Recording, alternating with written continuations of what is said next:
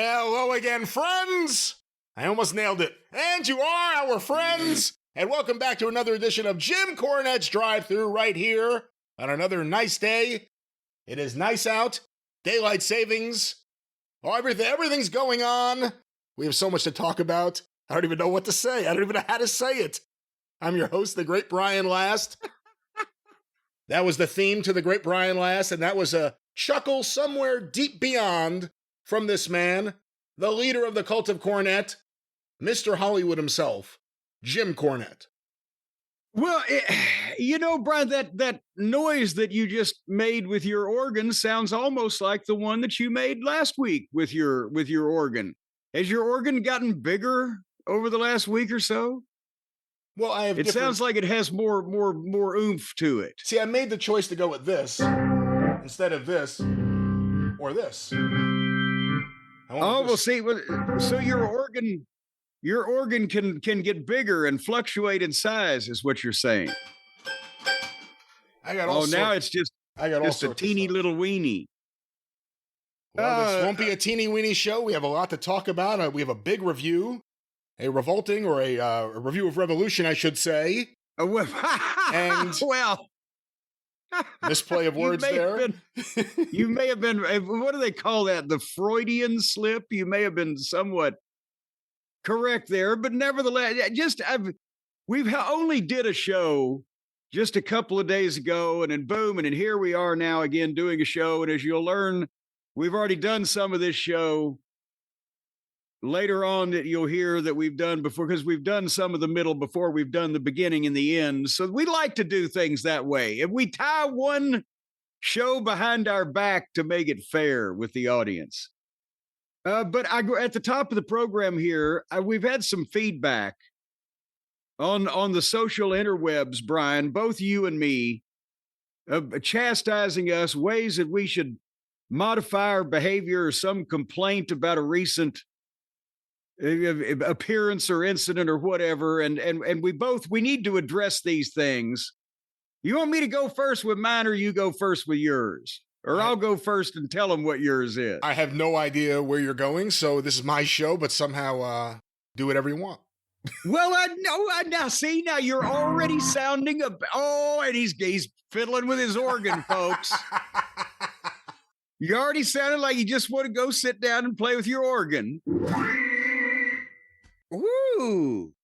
Some people apparently out there, some instigators, took exception to an offhand remark that you made on a recent program, I think, where we announced that the total package Lex Luger, good old package himself, one of my old compadres from the Crockett days, is going to go in the WWE Hall of Fame. And they filmed it at DDP's house, or DDP had a video out with Lex, or what. I can't remember even what the context was, but you said, yeah, something like another wrestler that DDP can film and exploit. And we went on with the thing. It was an offhand remark. It was during the Chris Cruz segment. That's what it was. That's what it was. Talking to Chris Cruz went on like a goddamn 10-minute social media tirade that Lex Luger should somehow be boiled in oil and have the fat sold for soap because of the horrible human being that he is. And everybody just went with that. But you say, yeah, DDP is going to film it and exploit it. There was an online crusade against you. You would have thought I kicked Mother Teresa in the dick based on the reaction you had from people. No, you would have thought DDP is Mother Teresa. Exactly. And secretly, he's lived a double life. No, look, I'm sorry some of you don't like when realities are pointed out. And then you'll hear from people, oh, you're so self-righteous. No, I'm not. I'm righteous. There's a difference. I have cosmic consciousness. Listen to me, people. God, he's the cosmic commander, ladies and gentlemen. That was someone else. That was Cosmo. He was a really good indie manager and a lead singer of a I don't know if I should say fine band, but a band. It was certainly a band. But he got over better when he was friends with Jerry Seinfeld. What I meant to say, where I was going is, if you think back to when they did that Jake the Snake Roberts, they called it a documentary. It was a fucking infomercial for DDP Yoga. Well, I'm sorry. Every single thing he does, if there's a camera there, you have a little bit of Rock syndrome. And look, And then people are like, how could you have a problem with him running? I don't have a problem with him doing it, whatever he needs to do with his business. He obviously is doing a great job. He's rebranded 3 times in 10 years. He's doing a great job. Wait a minute. Now, hold on. Now, I didn't want you to pile more abuse on yourself there, son. Well, no, here's the thing is, my jocularity from it became that not only was it an offhand comment that somebody lit a fire under somebody to maybe have organized a militia over it, but also with a bunch of other horrible things have been said about the subject of the clip we were talking about. It seemed an inordinate response. Oh, Jim should get rid of him. He said a bad thing about DDP. I know it was like, why did we trigger some kind of automatic? Wait a few minutes. I'll make fun of his facelift too. No, quit now. Fuck, some of you people. Hey. Oh, I like Alice better. Bring back Alice. Really? Now? Now? Everybody our age has had some work done. Nobody knows since I've been off. I've had my taint tucked. There was a bit of droopage going on. But no, in all honesty,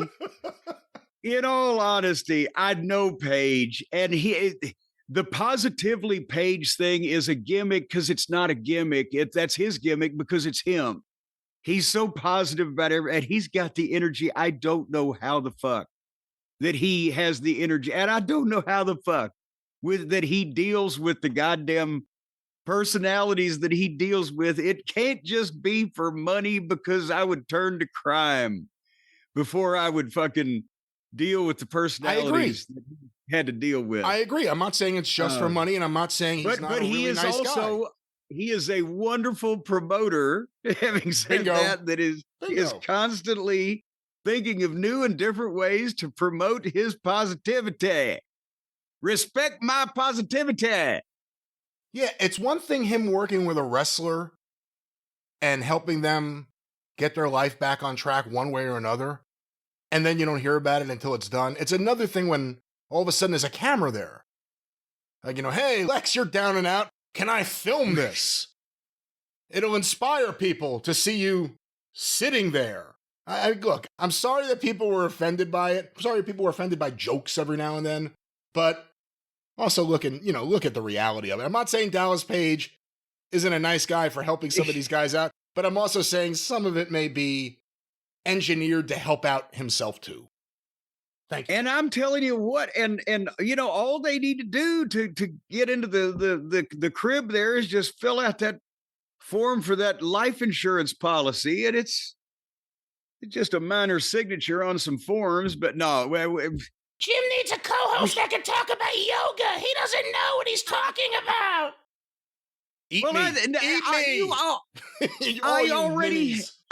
I already have a host that can talk. You're a big baseball fan. You know all about Yoga Berra. Yoga Berra. Isn't he the one who said, I never met a man I didn't like, but if I do, it's deja vu all over again? He said it's deja vu all over again. There's a lot of quotes that are attributed to Yogi Berra that he actually didn't say, but he kind of ran with it once the media said that he did. I mean, he was actually a really smart guy for someone whose reputation was he was kind of like this Neanderthal who just said funny things. He was a really bright guy. He had Yoo-Hoo, obviously is a business. He lost the lawsuit, I believe he sued Hanna-Barbera because of Yogi Bear, which is Yogi Bear, a clear ripoff of Yogi Berra. But I don't think he won because he didn't have a teammate named Boo Boo. So that hurt him in the case. Back to you, Jim.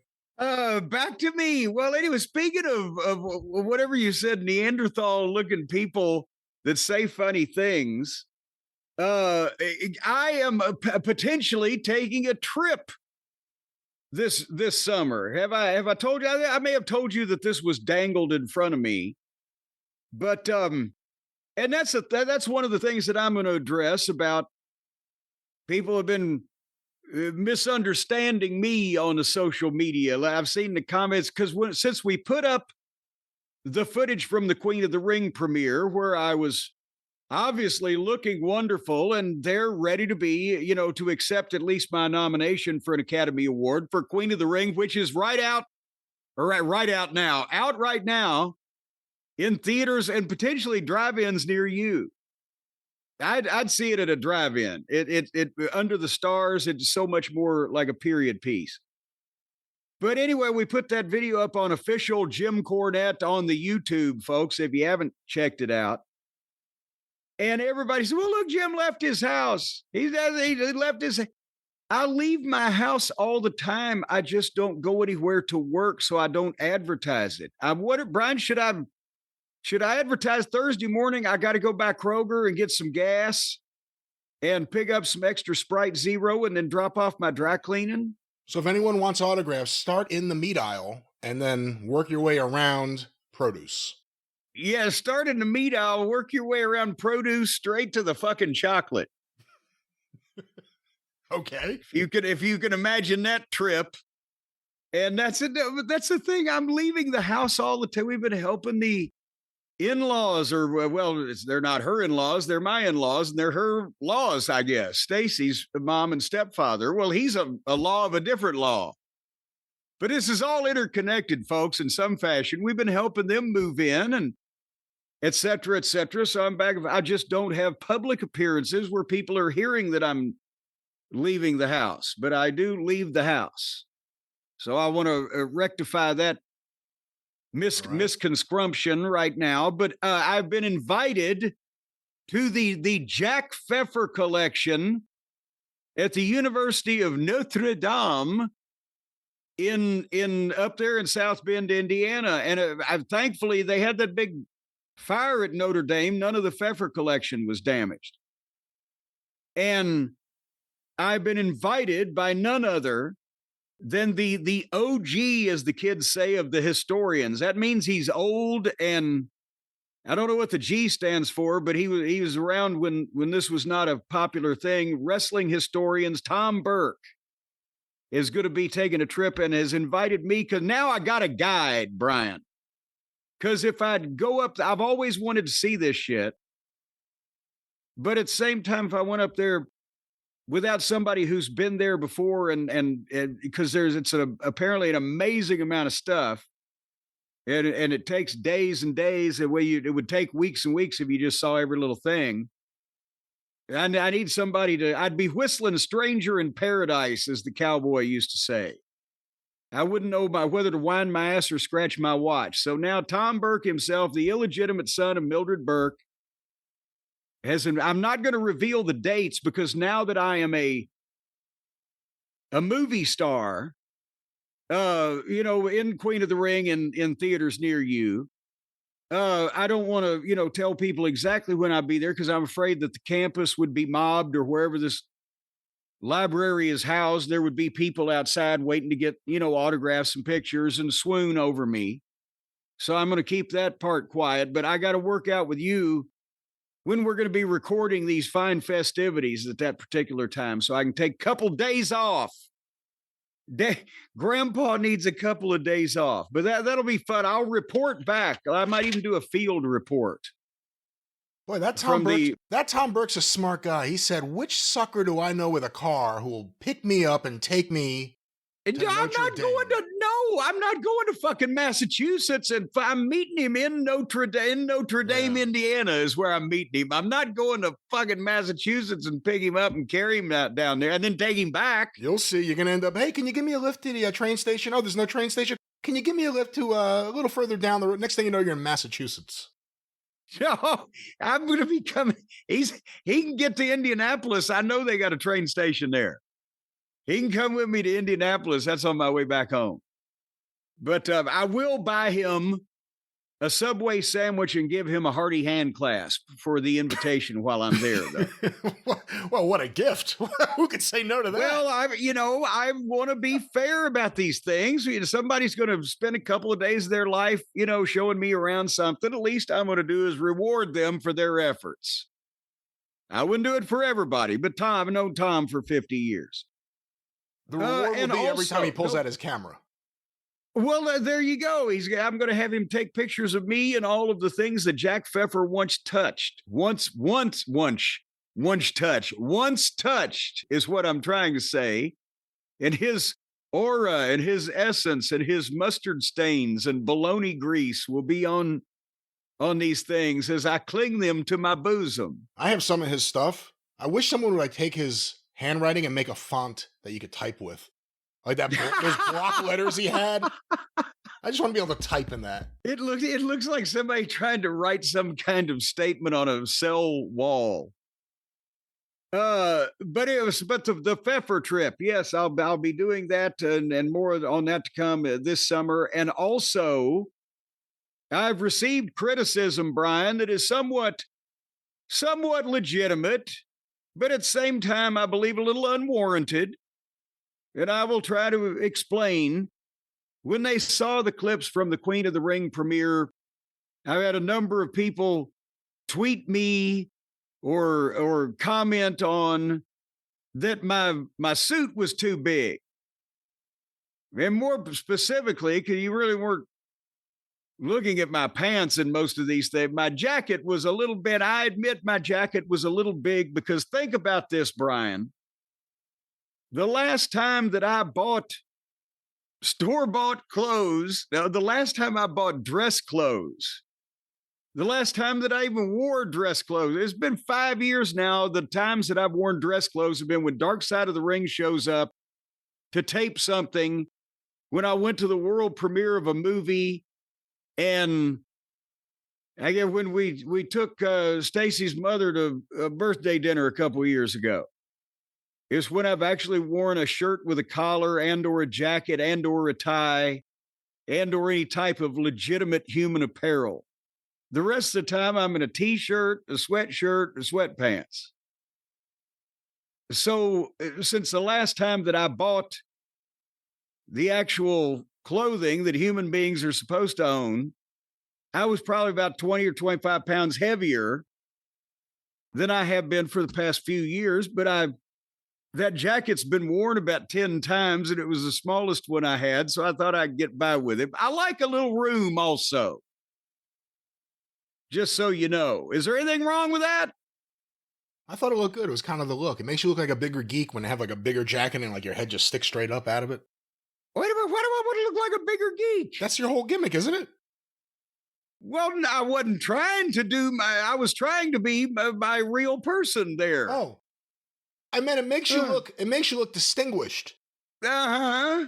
If you have like, you know, the distinguished geek. It was the gray. That should be a line of clothing. It was the color. It was the gray. It looked good on you. Well, I wanted it to match my hair.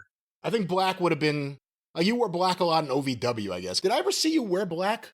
Maybe a few times in the 80s, but I don't remember any time in the 90s where you wore black. Well, no, I had like a black sports jacket that I would wear with a bright red shirt and the black tie with the black pants and the red shoes sometimes and the blah, blah. I mean, there was a way to work it in.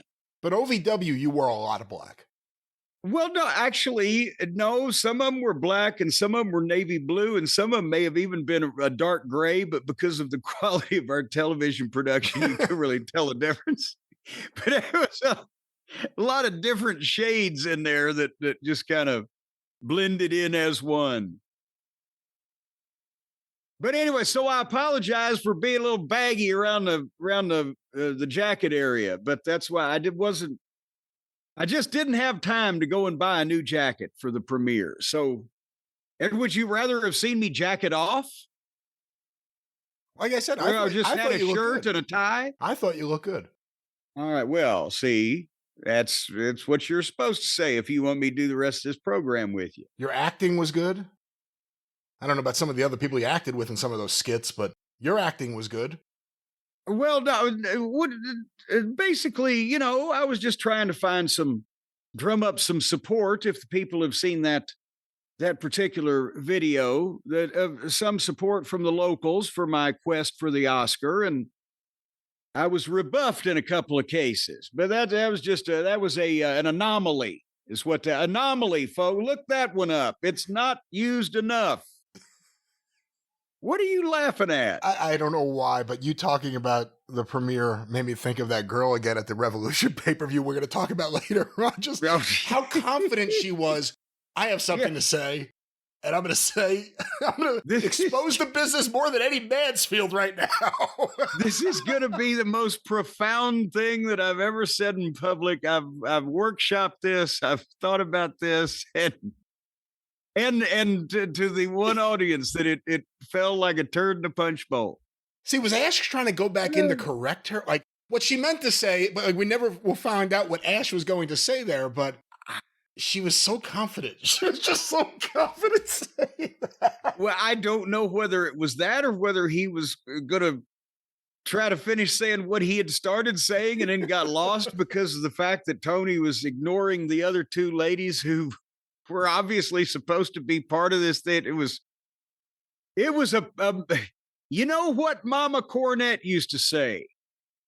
Poor pre-planning leads to piss poor performance. Did she really say that? That pretty much sums it up. Just clap your hands and dust them off and you're done.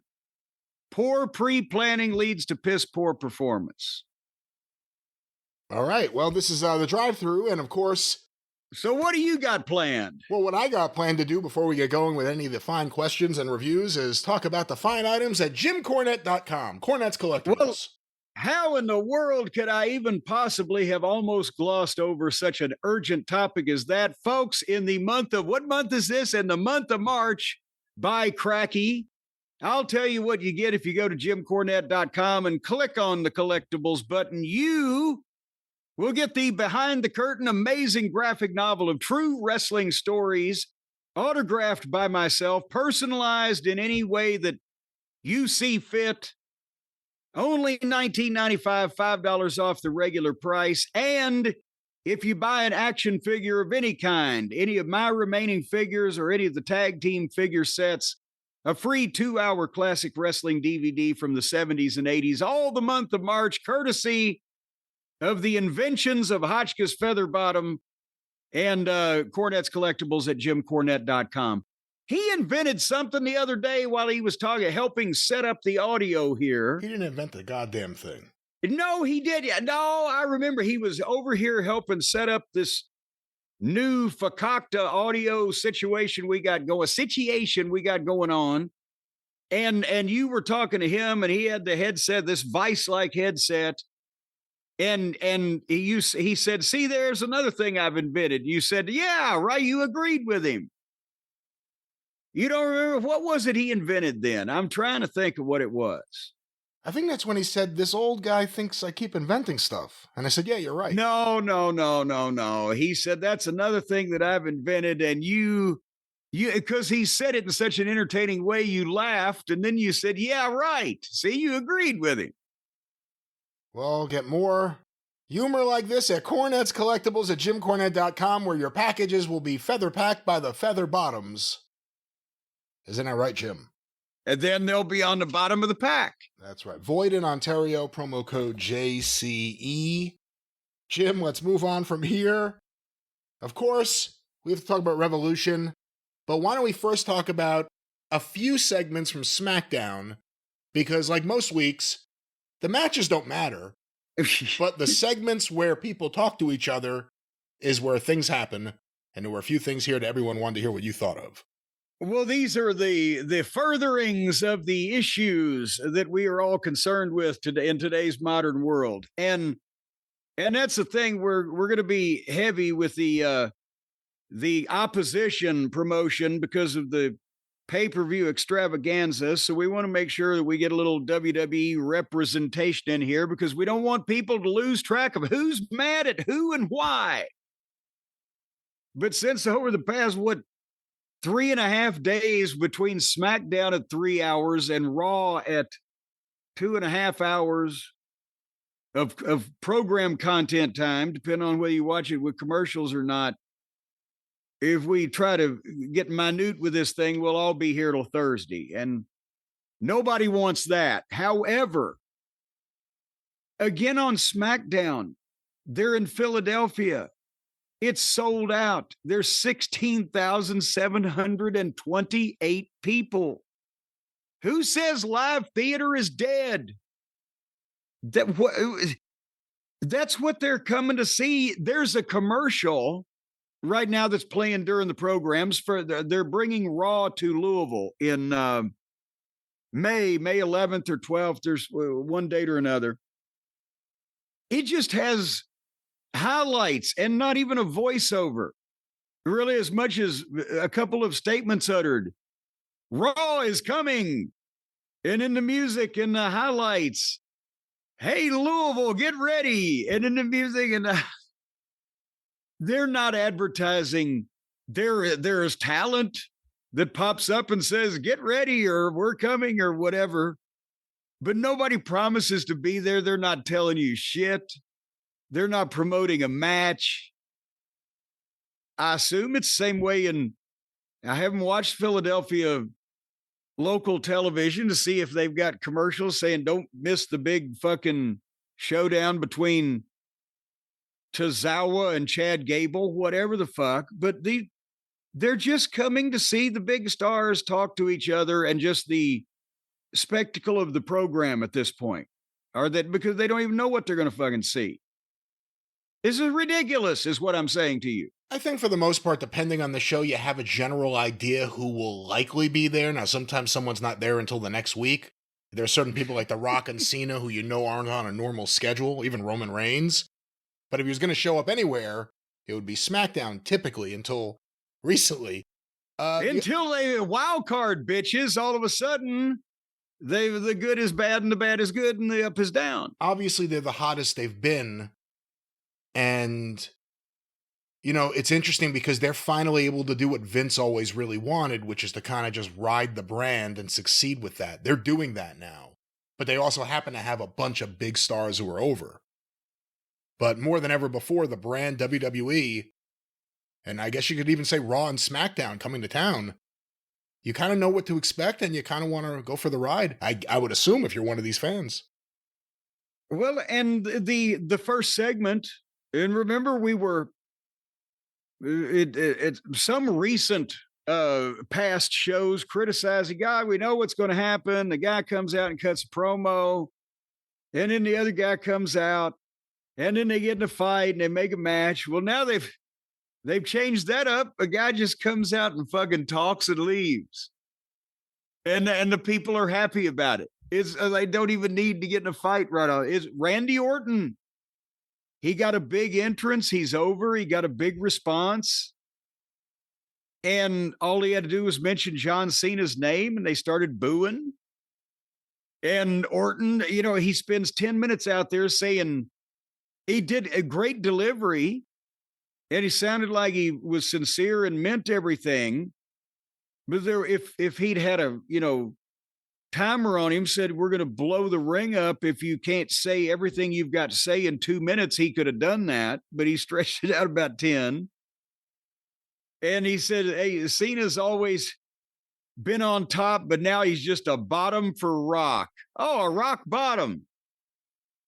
And then he knocked Owens. So we both done vile things, always in the name of business, but I respect you as a wrestler, but I got a problem with you as a man because you're filled with jealousy. And then he went into a lot of history with Owens and Zayn that could or could not have been said if you were short on time.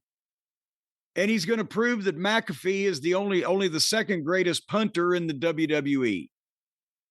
And they played his music and he left, and the people were happy. We got to see Randy talk to us.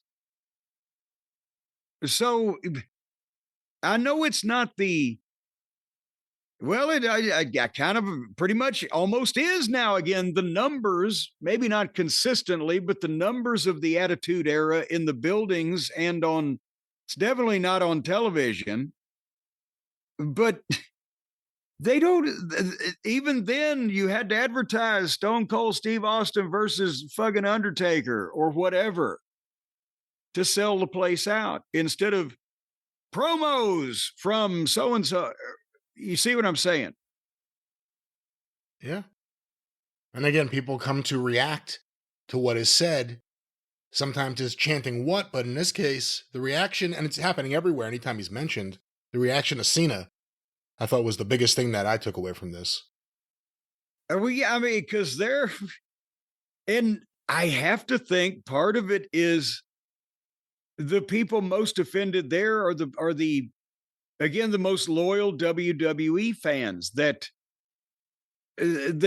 kind of sense that even if they're not smart and living on the internet in that respect, they kind of sense that Rock and Cena have come in and disrupted their fucking ride they were taking here, and they're not, what the fuck is going on? And so it wasn't as hard for them to turn John Cena heel as one would think. And man, a lot of it is it's a newer audience. It's because they got more of them than they did 10 years ago, so they got to be newer. You looking forward to Owens versus Randy? I think it's going to be good because Owens is not going to, we're not going to see the level of furniture and foolery with Owens and Orton that we did with Owens and Zayn.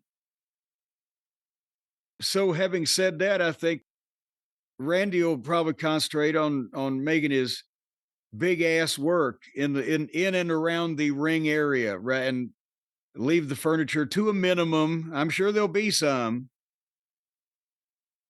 but hopefully they will go in that direction. I'd be surprised if they don't. Well, that was talking segment 1 on SmackDown. Well, then we came to the 9:00 hour and we got the emotional explanation, exposition, confrontation, competition between Bianca Belair. Well, Bianca Belair came out for an in-ring promo and obviously had to be all emotional and call her friend Naomi out, but she gave the preamble. Her friends are fighting, and I've formed a bond with both women, and I don't believe Naomi would do this. But neither one, Naomi nor Jade, either one is texting me back. So I need Naomi to come out and give her answers. And automatically, okay, she doesn't want to text you, but she'll walk out here on national fucking television and talk to you about it in public. At least in the old days, before these newfangled cell phones, you could believe that somebody wouldn't have talked to somebody else for a fucking week.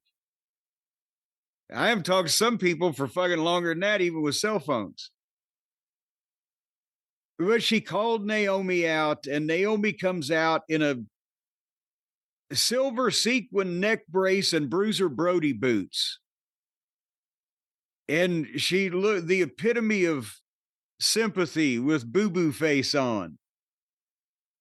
And so Bianca is, I've called you here, I've talked to you here. She's like, no, this isn't what it looks like. And Bianca says, did you attack Jade? And Naomi says, oh, this is a distraction. We got to focus on WrestleMania. And Bianca's like, did you attack Jade? And Naomi's like, Jade. Marsha. She's been piggybacking off your excellence or an experience. And I was left off to the side. And Naomi worked up some tears over this. This may have been their audition to the Strasbourg Institute, Brian. You think, with an emotional Queen of the Ring 2. There you go. An emotional performance like this, they're going to be, maybe I ought to start agenting them now that I have Hollywood connections.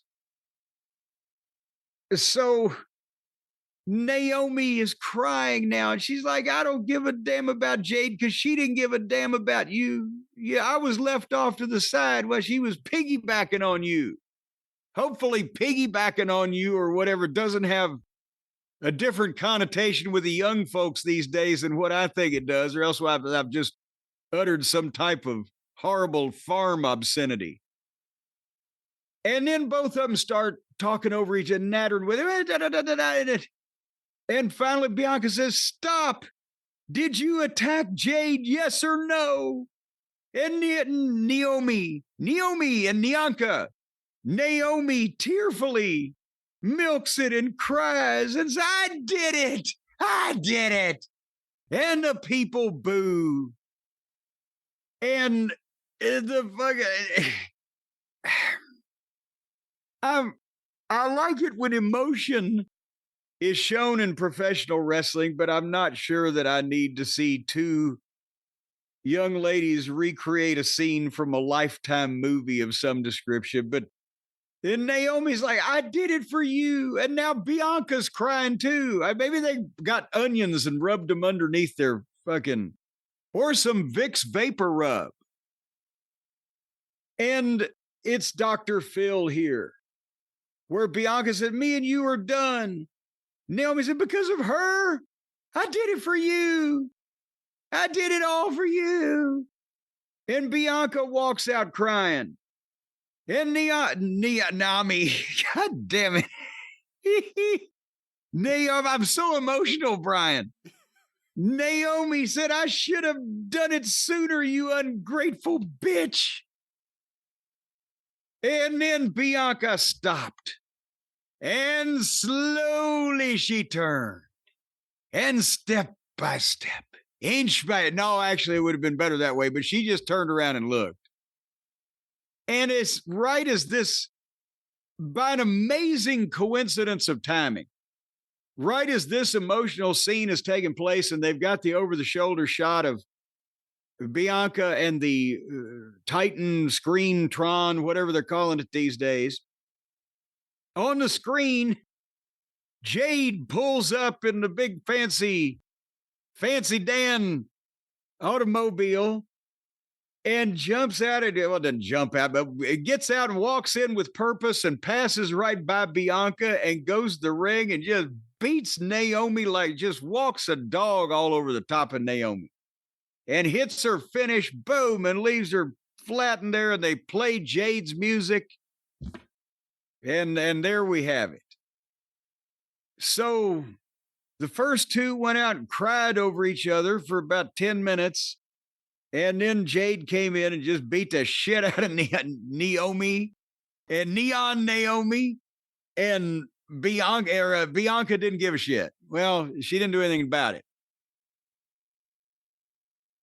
I hate it when these poor young ladies just become all sideways with each other. I thought a few times here, what if this ends up being like a double switch where, well, I don't know if that's even a proper term, where Bianca also turns. It was an idea to somehow get Jade. But they didn't even do that because Bianca and Naomi both wore black. Jade came out in white. I was trying to think, and Bianca was dressed like she was in mourning. Yeah, but you are trying to impart some kind. It's all coinkydink, Brian. It's all total coinkydink.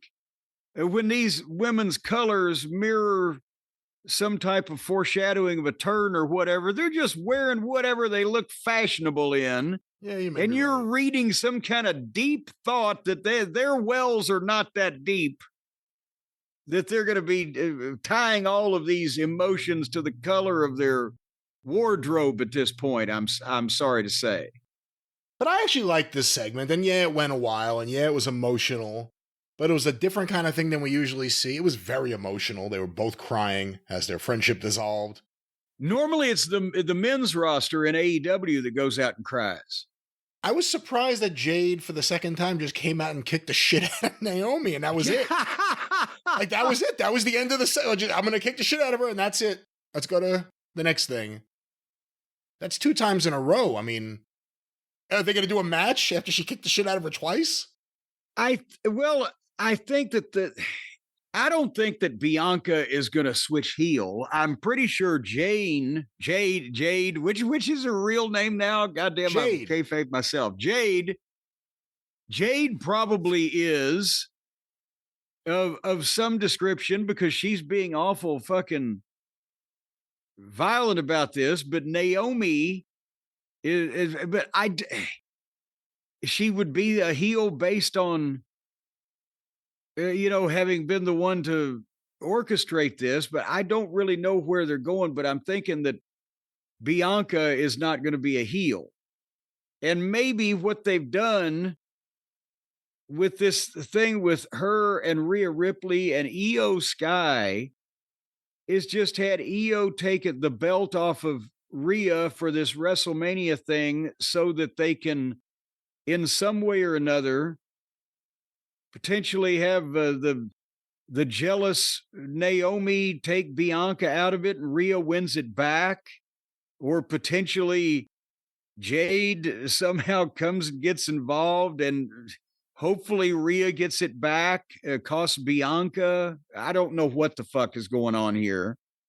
But when we get to Raw, you'll hear, when we talk about that, the reaction that Rhea gets compared to even Bianca, but definitely Rhea and Bianca compared to Io in Madison Square Garden was like, they're like, yeah, they liked her when she fired up, but I mean, the women's world title, they need to do something here with Bianca and Jade and Rhea.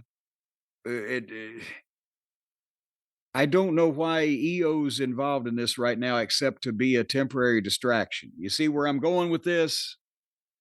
But am I getting ahead of us?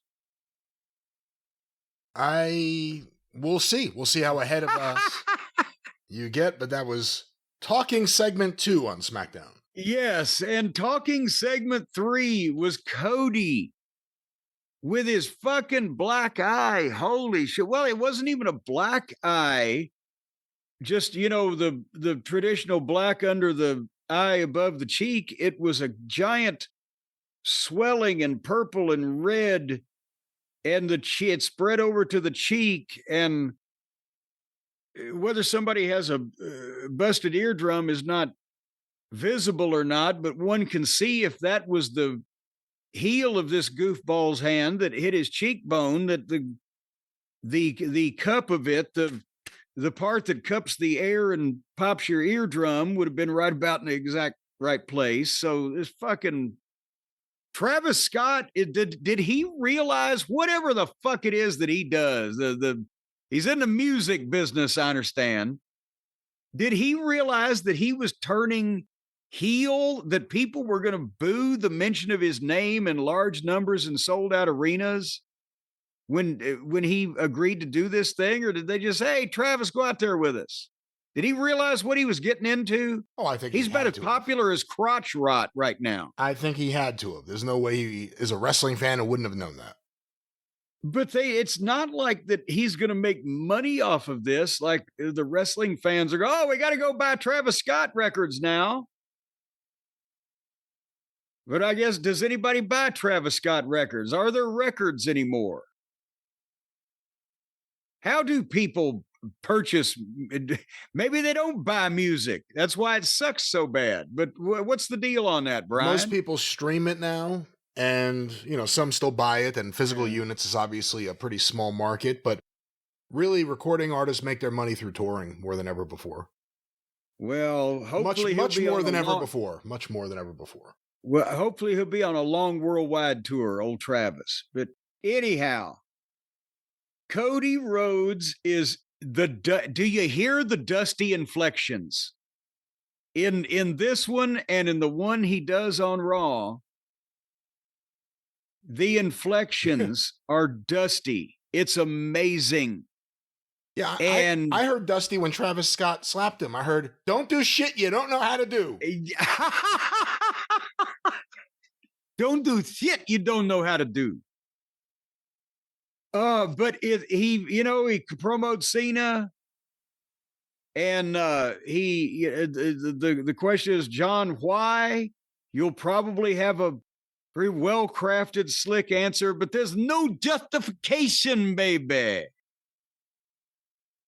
I'm just telling you, it's amazing. You can hear he's a well-spoken, articulate, Dusty in the ebb and flow and the cadence and the rising of the tempo and etc. And his dad was afraid to perform in Philadelphia because they were the first ones. He had to paint his face with the Road Warriors, so they knew he was cool. Because that's when Dusty started doing the fucking deal where him and the Road Warriors in Philadelphia to combat these smart fans heckling him. But then he said Philadelphia supported and cheered for Cody and they chose him. And he did a fired up promo about John Cena, and it made you want to fucking see this thing.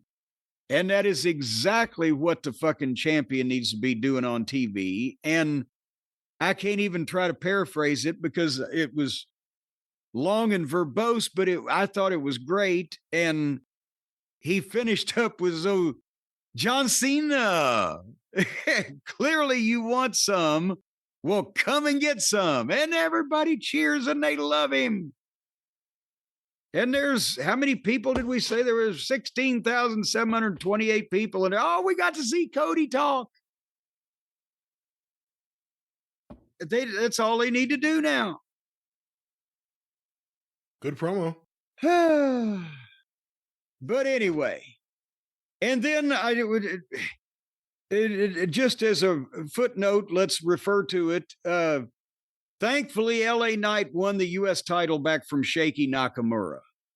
Were you going to say hey on something else? Yeah, just one other thing. I will say a positive about all this Rock stuff the last couple of years. On promos, I think it's helped Cody Rhodes finally really come into his own. He's had moments where he could do good promos and get fired up, but it seems like it's coming from a real place more now than ever before, and that helps. Yes, and the fire burneth within it. And you know what? And he was talking about, I guess he talking about Cody? What year would this have been? He was talking about Cody. When Dusty said, when I lay my baby down on my chest, do you know what he hears? The heartbeat of America. Would that have been Cody? That would have been a timing commercial. Is about 38, 39 years ago. Well, anyway. Yeah, it would have been Cody, I guess. And then I came out later on. I said, you know what the baby hears? the indigestion from the Taco Bell that you ate last night, you son of a But anyway, but yes, LA Knight won the U.S. title back from Shaky Nakamura, and the crowd was silent when Nakamura was kind of in charge of this thing, and they still like LA Knight, but it was a blasé match, and LA tried, but it wasn't good, and they were tired, and they didn't want to see old Shaggy. But otherwise than that, that was the smacketh of the down. It most certainly was. WWE Smackdown for the 7th of March, and of course, after a show like that with so much talking, big stars, everything's interesting, but you may be tired. It may be time to lay yourself down. Lay yourself down, lady. Lay yourself down for a good night's sleep on a fantastic mattress that's just for you. A fantastic mattress that's just for you, that has not been made for anybody else but you. It's just a mattress for you alone. Boop, boop, be-doo. And our friends at HelixSleep.com will put you onto one of those mattresses. They'll lay you right out on it. You won't be able to get up. As a matter of fact, when you lay your precious... when you lay your precious carcass down upon one of these mattresses, the thoughts of getting up will instantly disappear from your mind. You will just want to lay there in the cradle of luxury and sleep forever. Sleep the sleep of the angels. And sooner or later, you'll lose all willpower. And you'll slowly start sinking in and becoming one with the mattress. It will grow into your follicles and then into your upper epidermis until you're inextricably linked with the Helix mattress. Until you wake up from this nasty slumberland that obviously is taking place at Castle Cornette. But of course, most of us have pleasant dreams, and most of us need a pleasant mattress to have those wonderful dreams on. Spend your nights the right way, even some of your days, on a great mattress. Helix Sleep. Your schedule is up to you, ladies and gentlemen. But if you get up every 8 or 10 or even 12 hours, it'll just kill the process that I was talking about, and it'll take you that much longer to achieve oneness with your Helix Sleep mattress. But folks, it's designed just for you, because When you go to helixsleep.com, they're going to have you take a little quiz. Do you like hard mattresses or soft mattresses? Do you like enthusiastic, energetic mattresses, or do you like quiet, bookwormish mattresses? Just a little bit of thing. You know, if you're going to answer questions about an online date, then why wouldn't you? You don't know you're going to sleep with the online date, but you know you're going to sleep with the online mattress. I think, Brian, you can't argue with that. I have no idea what you're talking. Argue what? I don't know anything about this example. We're talking to Mr. and Mrs. listener out there, and of course, little baby listeners. Yes, little baby listeners that may be ordering one of the child's mattresses for their own self because mom and daddy just took their mattress and left them to sit in a corner with their individual with their credit card snackable. Well, no, they're again, snackable and a credit card. If you need anything, kid, just put it on this. But 18 if you or older, go to Helix Sleep, 18 or older to purchase. That's unless your parents' permission. You go to Helix Sleep and .com. And you take .com, helixsleep.com, and you take the quiz and what kind of mattress you like and how you like to sleep, and they'll match you up with the perfect thing that they make that you want, and then they will send it to you, and then you can have this child or whoever you're talking about that's sitting over in the corner with a Lunchable and a credit card help you unbox it, and it'll spring to life in your own bedroom, and you will lay down upon it and you'll be floating in the clouds because it's the perfect mattress designed just for. They've got a little cobbler at the Helix factory over there in Lincoln, Nebraska that makes these things. And the one at a time, it's amazing he keeps up with the orders. They send them out quickly. These are not statements of fact. Well, no, you don't get a statement. You have to pay for the thing and then they'll send it to you. It's not like they're going to. No, what you're saying. But if you don't like it, they'll send it back. But you don't get any statements. Once again, a great mattress. We love them here. We just love them. Hope you're listening. We love you. We love you. Great mattresses. I hump your mattress every night. I've probably loved on you. That's not what I'm saying. I'm saying we love the support and the comfort of a good Helix Sleep mattress. Boy, it stood up to a lot of humping. It's got tremendous support. Jesus Christ. But nobody has ejaculated on them more than I have. But folks, right now, no, I'm not going to do it right now. I'm just saying right now, if you want to. Oh, cool. Well, you can do it, or you can just go to Helix Sleep. That's HELIX. helixsleep.com/JCE. Ignore this hyena in the background. You're going to get 20% off side-wide and 2 free dream pillows with any mattress purchase if you use that /JCE. Just remember JCE. For God's sake, man, say it with me. JCE. When you go to helixsleep.com, you're going to get a big discount. You're going to get free stuff, and you're going to give us the credit for it. And we like credit. And we also like cash, but more importantly, we like credit. And we love Helix Sleep. And we love Helix Sleep mattresses. Well, and we love people who sleep on Helix Sleep mattresses because people who sleep on Helix are the most wonderful people in the world. And they're also easy to love on. Apparently, Helix is a real swinging mattress. Once again. Well, surveys have shown that women are looser if they sleep. No, there are no surveys. Here we are at the end, and you have to take it too far. I did an informal one. Ladies and gentlemen, Helix Sleep Mattress, the perfect mattress for you, the perfect mattress for your family. We love them here at Last Manor. Castle Cornette's got a few, but let's leave those out of it. Helix Sleep, one more time, what's that promo code, Jim? It's JCE for all of these things that we talked about. That's right, Helix Sleep. And with that, I know we just said it's always a good time to lay down, but let's get back up and let's travel to the future, or actually the past, for the review of AEW Revolution.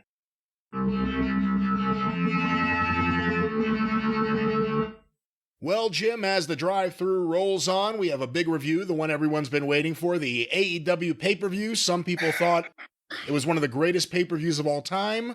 What? Other people thought the exact opposite. I'm not sure who was in the middle. It seems like everyone took one position or the other, but AEW Revolution. Oh, I know what position I took. On my hands and knees, got fucked out of time of my life I'll never get back. That's what position I took on the thing. This was AEW Revolution in Los Angeles. They've broken me. They've broken me to the point where I don't know that I can muster up enough outrageous indignation to fully express the various vehement thoughts that were flashing through my mind as I sat and was inflicted upon with this thing. What Uncle Dave said on paper, this is the strongest pay-per-view lineup ever in the history of pay-per-view. Well, they should have stuck with paper, because on video, it was fucking brutal. And I'm going to even expose a little bit of our own business here. We are doing this part of the drive-through episode that you folks may be listening to now, if you are indeed consuming the podcast instead of a clip on YouTube, one way or the other. The point is, I've just sat and watched this show. It's a Monday morning. The pay-per-view took place on a Sunday night and a Monday morning. It crossed midnight, the wee bitching hour. And then I got up and I watched the thing from 8 o'clock in the morning till fucking noon. And then we're recording this because I have a family commitment that we could not do the whole shebang of a program today. I'm helping the in-laws with some things this afternoon, so we're going to do the rest of the program tomorrow, because I said we don't have time, and there's no way after I watch 4 hours of this that I could be in a cheerful mood, Brian Last, in order to start the program and not just have people be suicidal listening to me by the time we get halfway through it. You said 4 hours. I'm guessing you didn't watch the pre-show? Well, that was a point I was going to make here shortly, but since you jumped right into it with both feet, I will follow along. I'm talking about the pay-per-view, ladies and gentlemen. That was past 4 hours. The pre-show was another hour and a half. I've been on fucking sold-out shows with six-figure houses that didn't have as many people on the card as they had on the pre-show. Would you like to hear what was on the pre-show, Brian? You didn't watch this, did you? I saw bits and pieces. I saw the end of the Jericho segment, and I saw a little bit of the Big Boom AJ thing, but that's all I saw. I don't know if there was much else other than that. Well, I jotted it down off the internet just in the interest of completionism, to let the people know what kind of show that the people in Los Angeles saw before the show that they came to see got started. That's a proper way to phrase it, isn't it? That's a way to phrase it. Hologram and Commander defeated Blake, Christian, and Lee Johnson. But you doesn't got to call him Johnson. Why, you could call him Lee, or you could call him LJ. Where's Bill Saluga when you need him? He's dead. Well, we need him. So then they had an 8-man tag team match. Playa, Danny Garcia and the unmitigated era. What is their goddamn name now? The Indomitable Spirit, the Undisputed Kingdom. Undisputed Kingdom. I was still going for era. Kyle O'Reilly, Adam Cole, and Roderick Strong with Danny Garcia defeated Shane Taylor, Lee Moriarty, Carly Bravo. She sounds like the traffic girl on local news.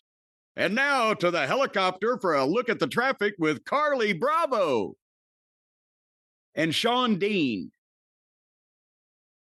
And then help me understand, since you saw a bit of this, I read the result as Chris Jericho went to a no contest with Gravity. Did he float away? Obviously, if you look at his waistline, he's been having a battle with Gravity for several years now.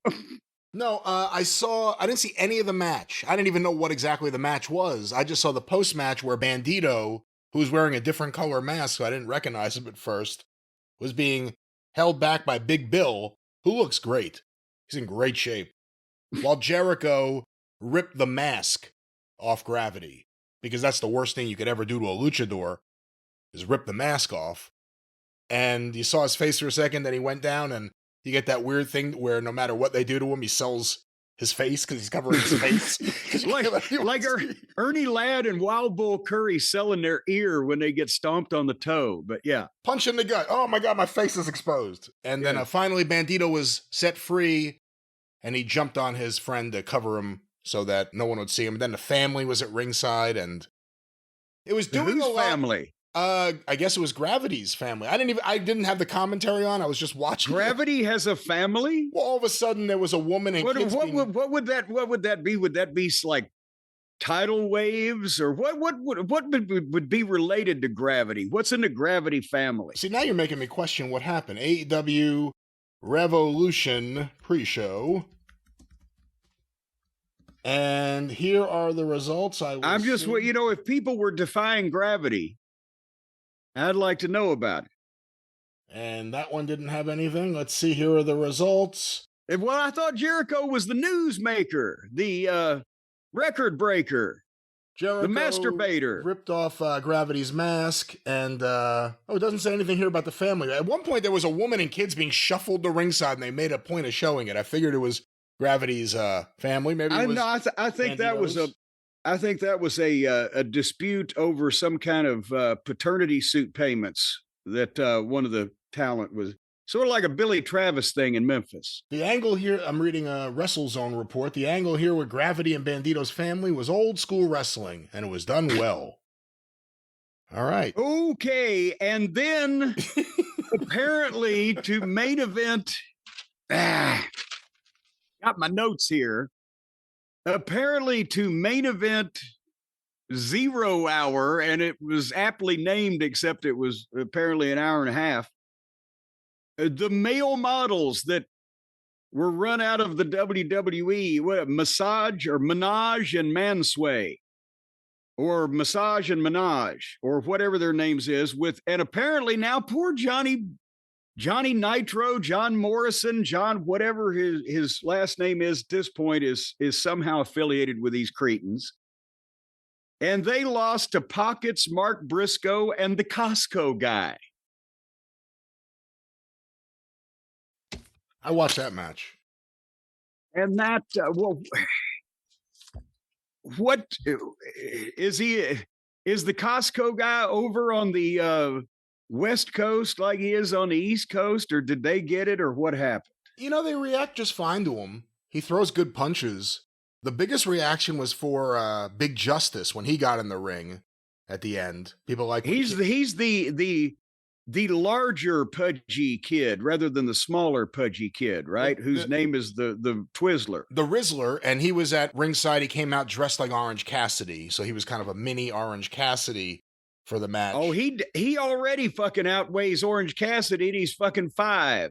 Johnny TV, there were some weird, not weird, but, you've seen people make out on wrestling shows, but this one, they made a point of him and Taya Valkyrie just tongues all over each other's faces. It was kind of gross, I have to say. Well, no, it's okay. That's been blessed by a preacher. They're married, right? But no one wants to see it. Is my point. I don't think anyone wants to see them. Well, no, it's okay in the eyes of the Lord as long as they're officially betrothed to each other. They can go ahead and fucking they can. Goddamn all kinds of Kama Sutra shit out there. Although no one wants to see it. My point is, no one wanted to see. It was disgusting. Well, nobody wanted to see any of the rest of this shit, but they had to. So why can't we watch Johnny fuck Taya? Because, again, you didn't watch this, you wouldn't have wanted to see. It was gross. It was gross. And that was... Hey, I'll tell you what. If Taya's involved, I always want to see it. Really? Anyway, we finally got to the point where I joined the festivities. AEW Revolution on pay-per-view and on... What are they on now? They're on Amazon. If they're on Amazon Prime, does that mean that every time one of those screwy little trucks, or now people just in their normal civilian motor cars pull up your house, they're going to hand you a box with, when you open it up, there's a goddamn tape of the fucking show? No, it just means you go to the website and you purchase the pay-per-view and stream it. Well, I can stream shit off my deck that I would rather watch than anyway. They were in Los Angeles, the city of the angels. It seemed like they had a decent crowd for them these days. You might want to. They didn't say how many was there, at least not that I heard. They didn't have any big graphic like the other guys do when they have big crowds. So it seemed like it might be something for them to brag over, but did you hear any bragging about it? According to WrestleTix, and this was yesterday as of 4 p.m. Eastern time, I believe, they had 11,322 tickets distributed, only 423 tickets available. And I have to say, it looked great. The house looked really, really good. It was the best. Dude. It was the best looking crowd from AEW we've seen in a very long time. Over a year. Or since, when was Greensboro? When they did the big house? That was like a year Sting ago, right? Wasn't that like last March? That was last March. Beware the tides of March. Okay, 11,300. Even if those are distributed, they're not all paid, and they have set up for a little under. They could have said we have 12,000 people sold out. Graphic drone shots. The other guys are. They finally do it. If they said anything, I didn't hear it. And they started the show off, and thank God for this. MJF is the smartest man in wrestling. Because he always, I think he goes to, well, I was about to say, I think he goes to production meeting. They don't have them. I think he hides behind equipment cases and listens to what stupid shit is going to be done in the course of a show. It either goes on first, second, or maybe sometimes third to get the fuck out of there and not to get any on him and to still have a crowd that will watch normal, logical, common sense wrestling and react to it instead of having seen 47 different attempted mayhems and vehicular homicides. And in this one, he went on first. If I would have MJF, I would have asked to be on the pre-show on this one. Him and Hangnail Page. But can you deny, Brian Last, that it's awfully odd that whenever MJF was going to have a classic match with somebody like Punk or Danielson, and they weren't going to literally try to behead and disembowel people on the undercard, he went on last because that was the money match. But now that they've taken their company into the Outlaw Mud Show gutter and negated much of MJF's appeal with their shoddy booking, he gets on first or second and gets the fuck out of there after having what makes a match that makes more sense than anything else you're going to see on the show. Am I lying? I don't know if you're lying, but I think he's always gone on early in the show with, a few exceptions like the Punk thing. But, think of him and Darby. That opened the show. That match I loved a few years ago. Yeah, but what else was on that fucking show? Why he wanted to get in and get it over with? Yeah, I mean, they always had nonsense, but even if there was no garbage on the show, I still think it's probably a smart move. And in terms of AEW, I think MJF, again, when he's not in the title match picture or in a big feud, he's kind of like the perfect guy to start out with because he does good stuff and he does enough and nothing goes too far. And it ends up being a great match. Now, I don't know about Adam Page's haircut. I feel like MJF got saddled with Cody coming out with that tattoo. He got saddled with he won the title and then Punk beat up the Bucks. And now he got saddled. He has to wrestle Adam Page. He comes out with it wasn't a perm, but it was a very pretty little haircut. I couldn't even come up with a cogent simile on what that haircut was about. But here's the thing. So it's Page and Hangnail. And again, MJF is the best in the company probably at putting smart matches together where shit gets a reaction and it makes sense in the context of what you're looking at. And MJF is also the smartest guy at working like a heel so you understand who the heel is and giving the babyface by proxy or process of elimination or whatever a little more oomph himself because the people are wanting him to foil the heel spots or to give the heel a taste of his own medicine, whatever. So you got that going for you. Hangnail, as we know, is a blood drinker. Or was he the drinky or the drinker? Who drank who there? Him and Swerve, they're blood brothers. He drank Swerve's blood, and I thought about that when he spit in MJF's face. I'm like, oh, anything with this guy and fucking bodily fluids is kind of disgusting.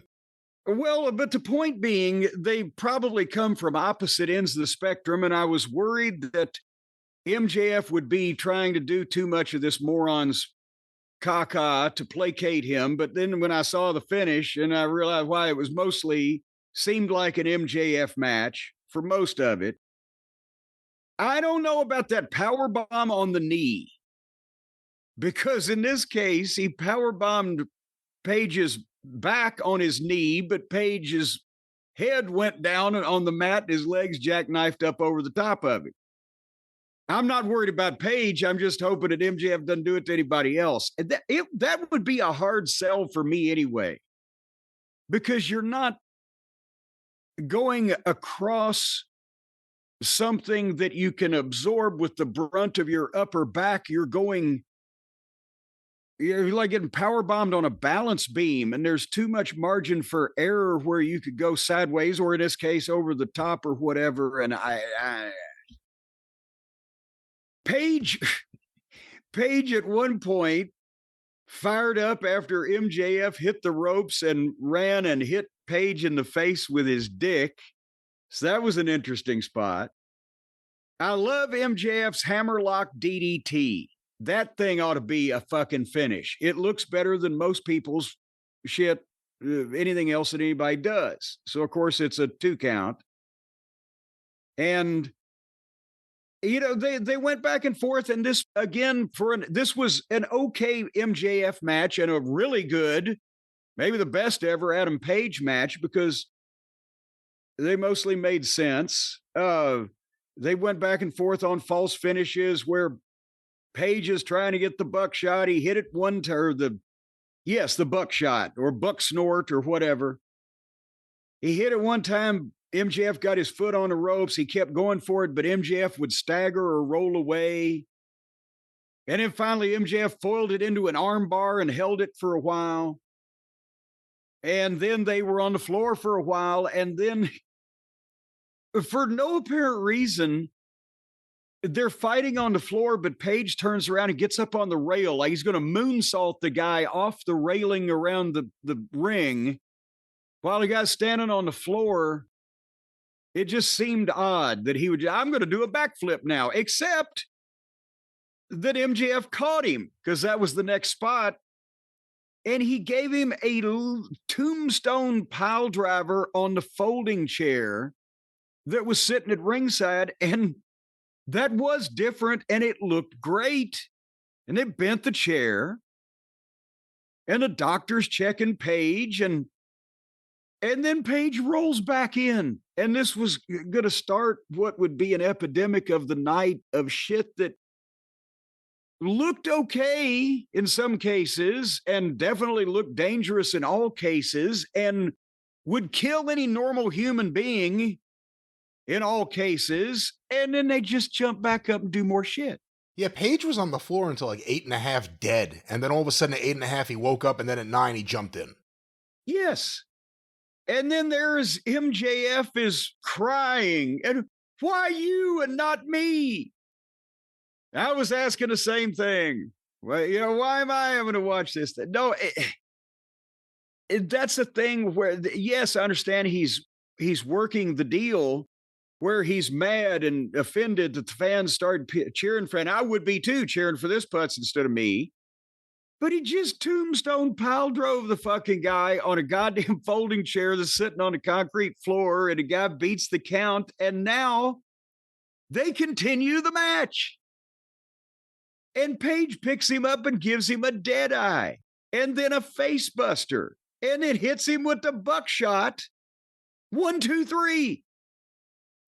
And I was like, what the fuck? He just tombstoned him on a chair on the floor, and the next 3 moves that happened, Page just got up and fucking beat him.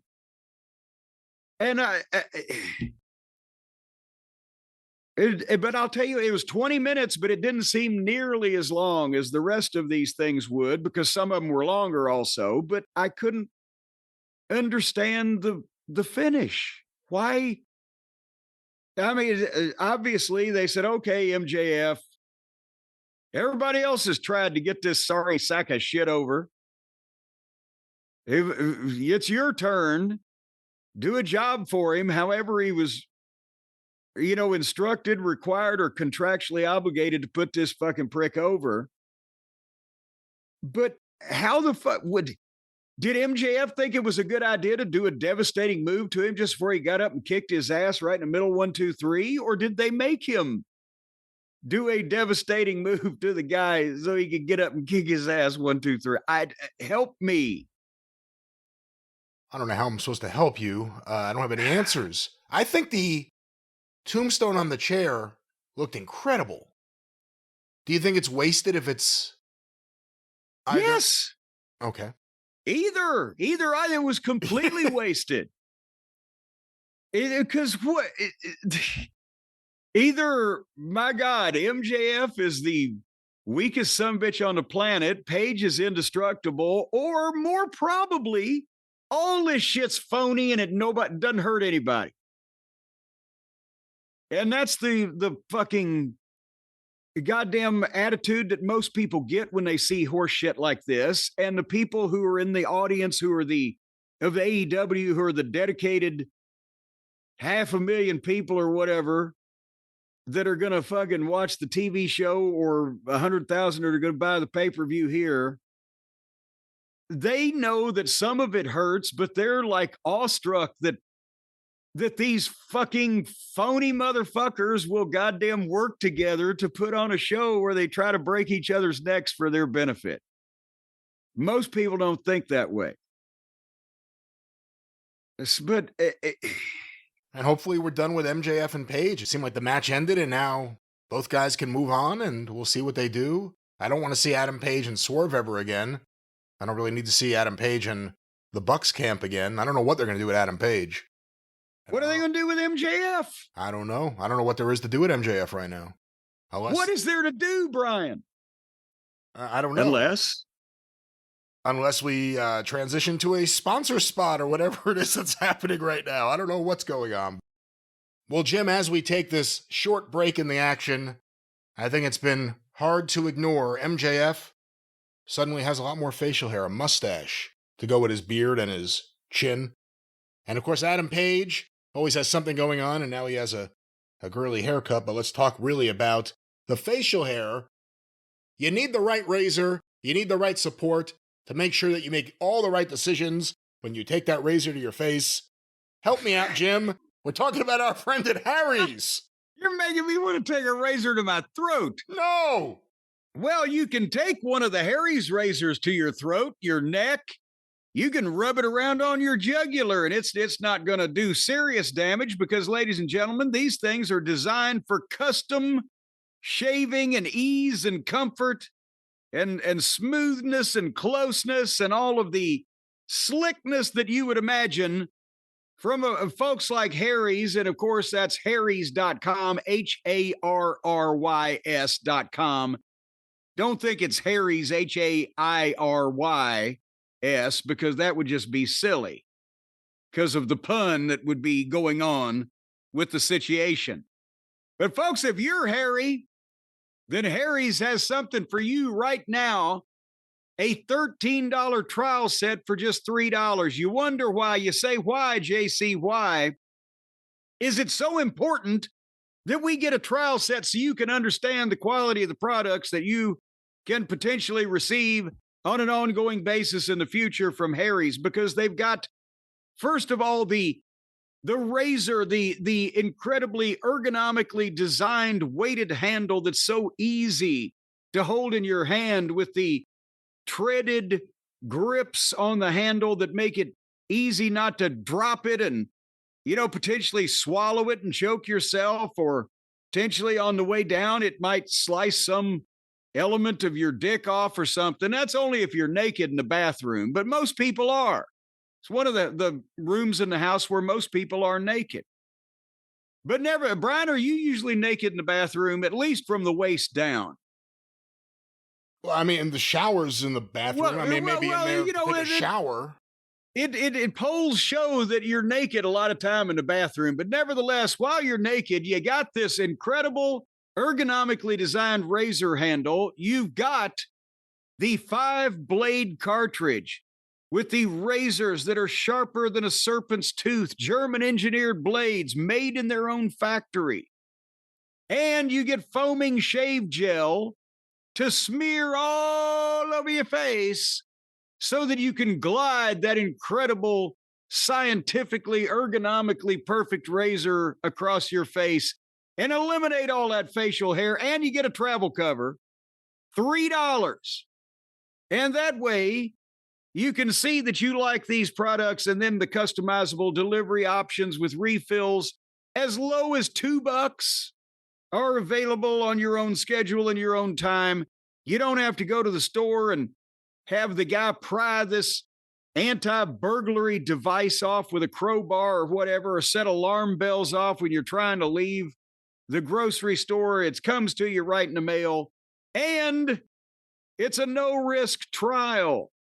You can cancel at any time, convenient subscription options, highest customer satisfaction in the shaving industry. If they can make you look good, and you meaning the royal you out there, you know who I'm talking to. I'm talking to you. If they can make you look good, you know they're good. So normally the trial set $13, but right, it's $3. So what the fuck? It's 75 cents a week. You can shave on this thing unless you're a werewolf for quite some time. Harrys.com/JCE. Brian, have you recently trimmed around your head and neckle area? I will tell you, I have made some adjustments recently, and I have to make a few more, and I'm very lucky that I have Harry's here in the house ready to go, because I'm going to need it, and I'm going to use it. I need a friend like Harry from Harry. Well, and Harry ain't going to let you down, I'll tell you. Ever since he's been coming over here to shave me, What the every Tuesday afternoon at 3:30. He comes, and that's why I mentioned being naked, because he's always wanting us to be naked when we go to the bathroom for the shave. Well, Jim, I could tell you someone who could use Harry. One more time, what's that promo code? JCE. That's right, and I could tell you someone who can use Harry's. That, of course, is Tony Khan, and let's go back to his wet dream, AEW Revolution 2025.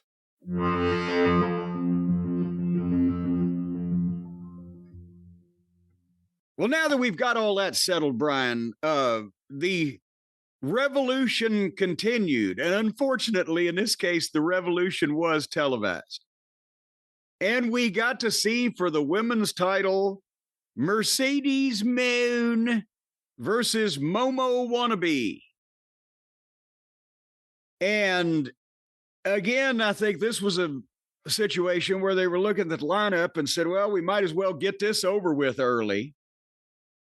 I mean, seriously, two girls doing too much that they can't do for too long, and nobody really gives a shit about either one of them in the overall scheme of things. And at right around 18 minutes into this exhibition, Momo came off the turnbuckle and landed bad and hurt her leg. The announcers were saying ankle. My suspicion might be the knee. I don't know if you've heard any update, but Mercedes grabbed her, gave her that shitty finish, and then got some kind of STF-like choke maneuver, and Momo tapped. And then I heard on Twitter they carried her out. So what? And again, all this crazy shit that these people do, and she jumped off, I think, the second turnbuckle and landed on her feet in the ring to do a rolling thing and just landed wrong. But did I miss any subtleties in this match as to how it would be the greatest women's match ever, or No. was I saving a good amount of time here? I don't think this was much of a match. I don't know about the injury or not, but they either didn't mesh well together or it just wasn't going to happen. I've never really watched Momo. If I've seen her before, I don't remember. Wasn't very impressed with her, and the fans didn't really seem too impressed with any of this. I mean, it's an AEW crowd where they're quiet a lot, and you kind of have to try to figure out, are they just paying attention? or do they not like this? And they didn't even really react at the finish or at the end. So I don't think they liked this very much. And it wasn't a good match.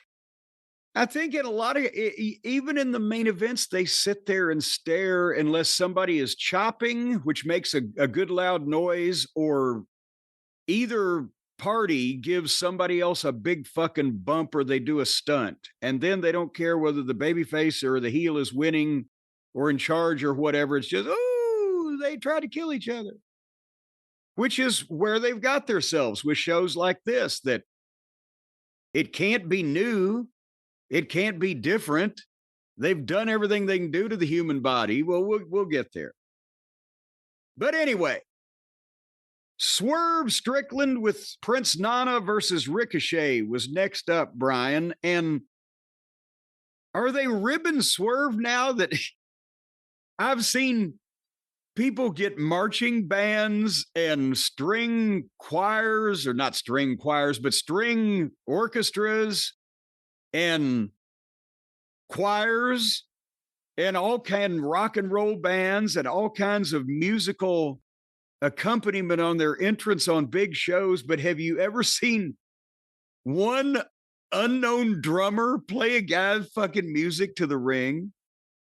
Here's a bigger question. If done right, that works well. Nothing like a great drummer. Imagine if they had Gene Krupa there. Nothing like a great drummer. Oh, Buddy Rich would like a word. Oh, yeah. Well, he'd like a fist, too. He's a tough guy, Buddy Rich. Did the drums work for the song? It didn't work. It didn't go with the song. So then, like, he's just banging away back there, and you can hear him, and then the song's going, and it just didn't seem like it worked or meshed well together. When you think of Swerve's music, Swerve when I drive, and it's kind of like it's the rapish, it's the urban, it's the hip hop, it's that. Do you think of drums? Exactly. Keith Moon couldn't play on that track. John Bonham would have said, "Are you fucking kidding me?" Like, it's not the right place for a drummer. Only Ringo Starr, I think, could have made that work. Did they identify the drummer? Was it even a famous drummer? I'm not even sure who it was. I don't know what he just did the drums, and then here came Swerve, and the guy was drumming the drums while Swerve was swerving. Missed opportunity to use one of the drums in a match? No, well, if it's a missed opportunity, it's the only one they missed.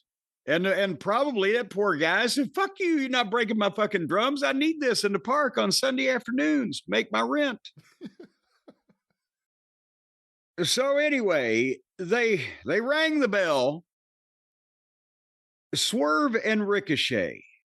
What have I said about guys' worst instincts? Where when you get one of the gymnasts in with a guy who can work, he'll be calmed down, and Osprey's a classic example. When you get him with MJF and he can't do all the double foolishness and his shit has to make sense, he's a heck of an athlete and you can apply it to wrestling. When you get two guys that their whole thing is they want to outdo each other with the hokey, kung fu movie scenes, they nailed all their cartwheels and their round-offs and their backflips and their leg slaps perfectly. That's all the shit that they have fun doing. But what looks like shit is their punches, their kicks, any basic wrestling move like a chin lock, and any timing and any sense of the flow of the match rather than getting in the video game moves against each other. That's what suffers with these guys. And also the overbookingness of Tony thing. I don't know whether it's them or whether it's Tony or what, but at this point, does Nana not look like the biggest prick ever? Does Swerve not look like he ought to just tell his fucking useless bastard to hit the bricks? They've made Nana almost ineffectual physically and not even trying most of the time, made him look like a pussy. But then he bows up and tells Swerve, "You better get my robe back. I've done a lot for you." What? You got your ass kicked for him because you would fight back. And then even in this match, Nana tries to pull him off the fucking guy on the floor so he can tell him to get back in the ring, and Swerve loses his temper and shoves Nana down. Well, okay, but then Nana walks off on him and leaves the guy and stays in the back for the rest of the match until he comes out and tries to fucking steal his robe back. Like the robe's more important than whether Swerve's getting his fucking head caved in. And then after Swerve wins and gets the fucking robe back, he gets on his knees and presents it to Nana like Nana's the king instead of the prince. This story is so, what the fuck? If friends like that, I don't need enemas. I actually thought, and I maybe still think it would have been the better option. Nana turned on him. I thought Nana was going to turn and go with Ricochet. Yeah. And all three of them were wearing white.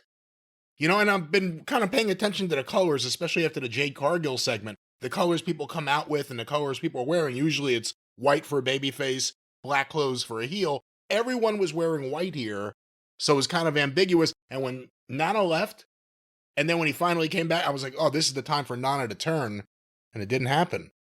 And that would have been the best thing for Nana, I think. Yeah. It would have given him something to do, and people would have given a shit. At the same time, it might have made fucking Ricochet interesting, which ain't going to ever happen. But anyway, that was the match, is that there was a long, awkward struggle on where they were balancing on the ropes, but then they jumped off without doing anything. So I think they lost it. And they tried they did a big move on the Spanish announce desk, and that table didn't budge. I thought it looked like they hit a frying pan. At one point, Ricochet did a 450 off the top and landed back first right on top of Swerve with every bit of his fucking weight. And then not only got a 2 count, but also, what the fuck?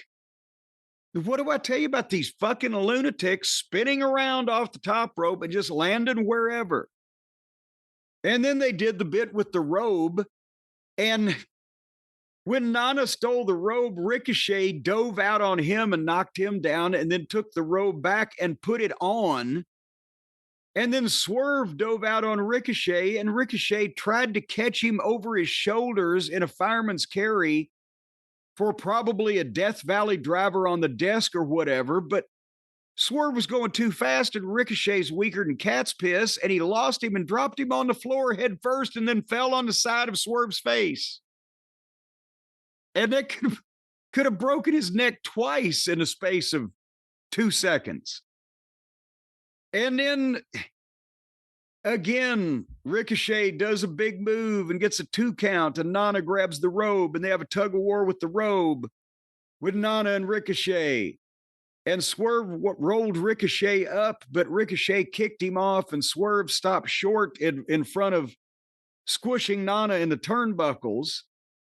And then Ricochet came up from behind with the roll up and pancaked Nana in the corner and rolled Swerve up, and Swerve kicked out and then gave him a kick to the head and then gave him the other kick to the head. Second kick to the head is whatever they call his kick to the head, and covered him and got a 2 count.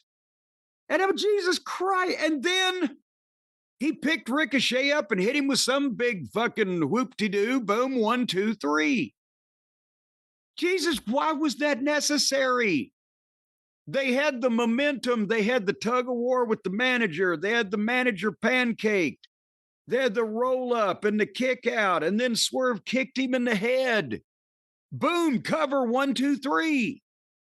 Don't kick him in the head again and then pick him up and hit him with something else. Now you've lost your fucking momentum. And also, you've just beat the guy flat when you didn't need to beat him flat, because they would have been happy to see him beaten with the little out of the fucking roll up and the pancake and the blah, blah, blah. They can't stop themselves from doing too much shit. And Ricochet's not smart enough to the wrestling business to realize that instead of being beaten on a fluke where the Swerve kicked out after the pancake of the manager and then kicks him in the head from behind, and he gets kicked in the head again, and then he gets picked up and just beat. So he's a fucking idiot. Have I made this point? Crystal clear. 20 minutes, bell to bell, again. And then Swerve got the robe and Nana came in the ring and Swerve knelt down and gave it to Nana and then they hugged. Because, I don't know what the fuck. Anything you'd like to add or? No, not really. Like I said, I thought it was the time for a Nana turn. It would have made sense. It would have made Nana, it would have refreshed Nana. Would have been good for Ricochet. I don't think Swerve needs a manager at this point. But they went in a different direction, and by the end of the night, they'll go in a new direction with Swerve. Well, the direction he came by the end of the night was down, plummeting faster than a stone. But we'll get there because next up was the Intercontinental title match between Brody King and Okada.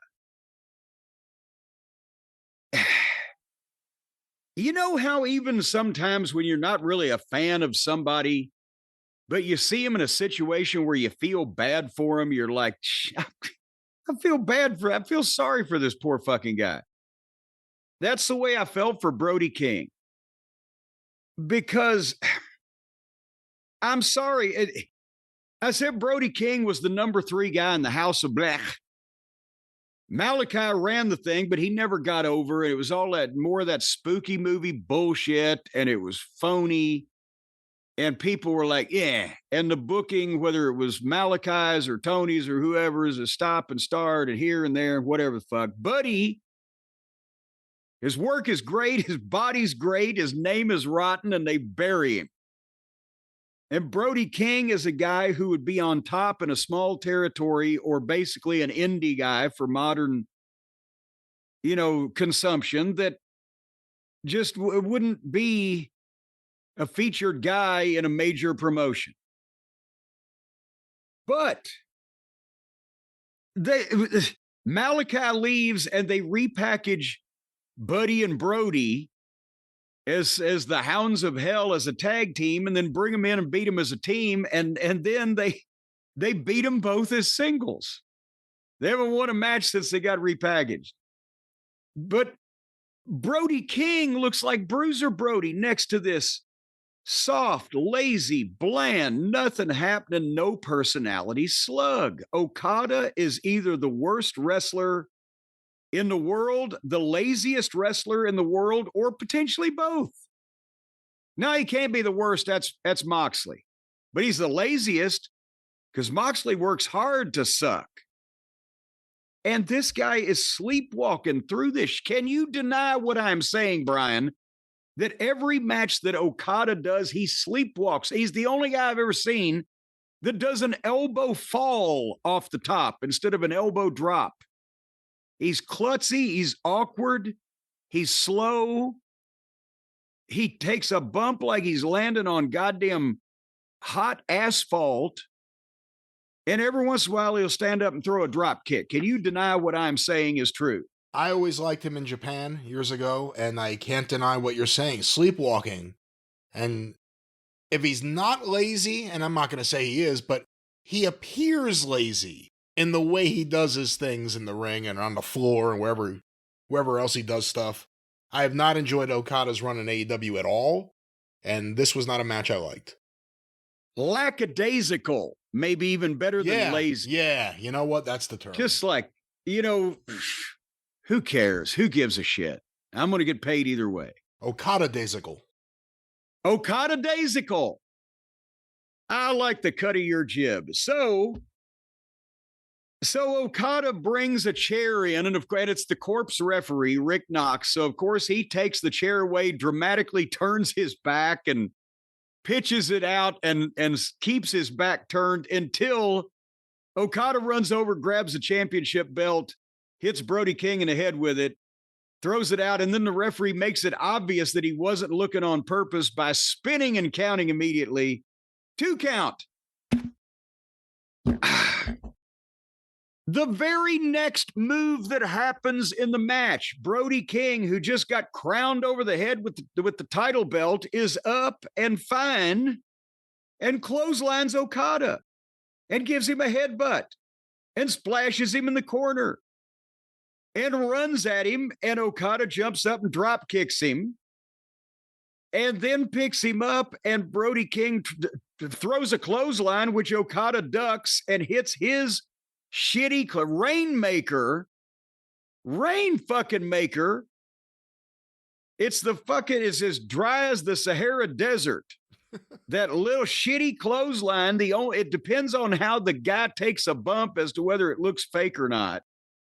As to whether he takes a decent looking bump, because otherwise it's the shits. And Drought maker. There you go. And he hit boy, you're just, I can't even snap my fingers today. I'm sober klimped. Thank you, sir. You're right there today. The drought maker, 1, 2, 3. So the belt shot didn't work. Brody King was fine seconds later, but a shitty clothesline beat him. And another way of looking at it is the heel fuck didn't work, so the heel just beat the babyface flat right in the middle of the ring, 1, 2, 3.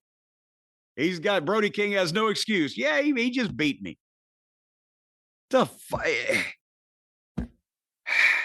At least it was only 12 minutes. And you brought up they're the Hounds of Hell, and we haven't seen them win, and they were repackaged. They got a video or two. And then Buddy lost to Okada. Buddy also got hurt. So we don't know when we're going to see Buddy again. If you're going to do anything with Brody King, you probably don't beat him right away. Again, it's a title match. I may not want to do a title switch, but why put him in the match? Why have the match then? Why put him in the match then? But we'll see what happens. I'm not as negative on Brody King as you are. Not to say this was a good match or anything. I didn't like this match, but there's something there. I think there is something there.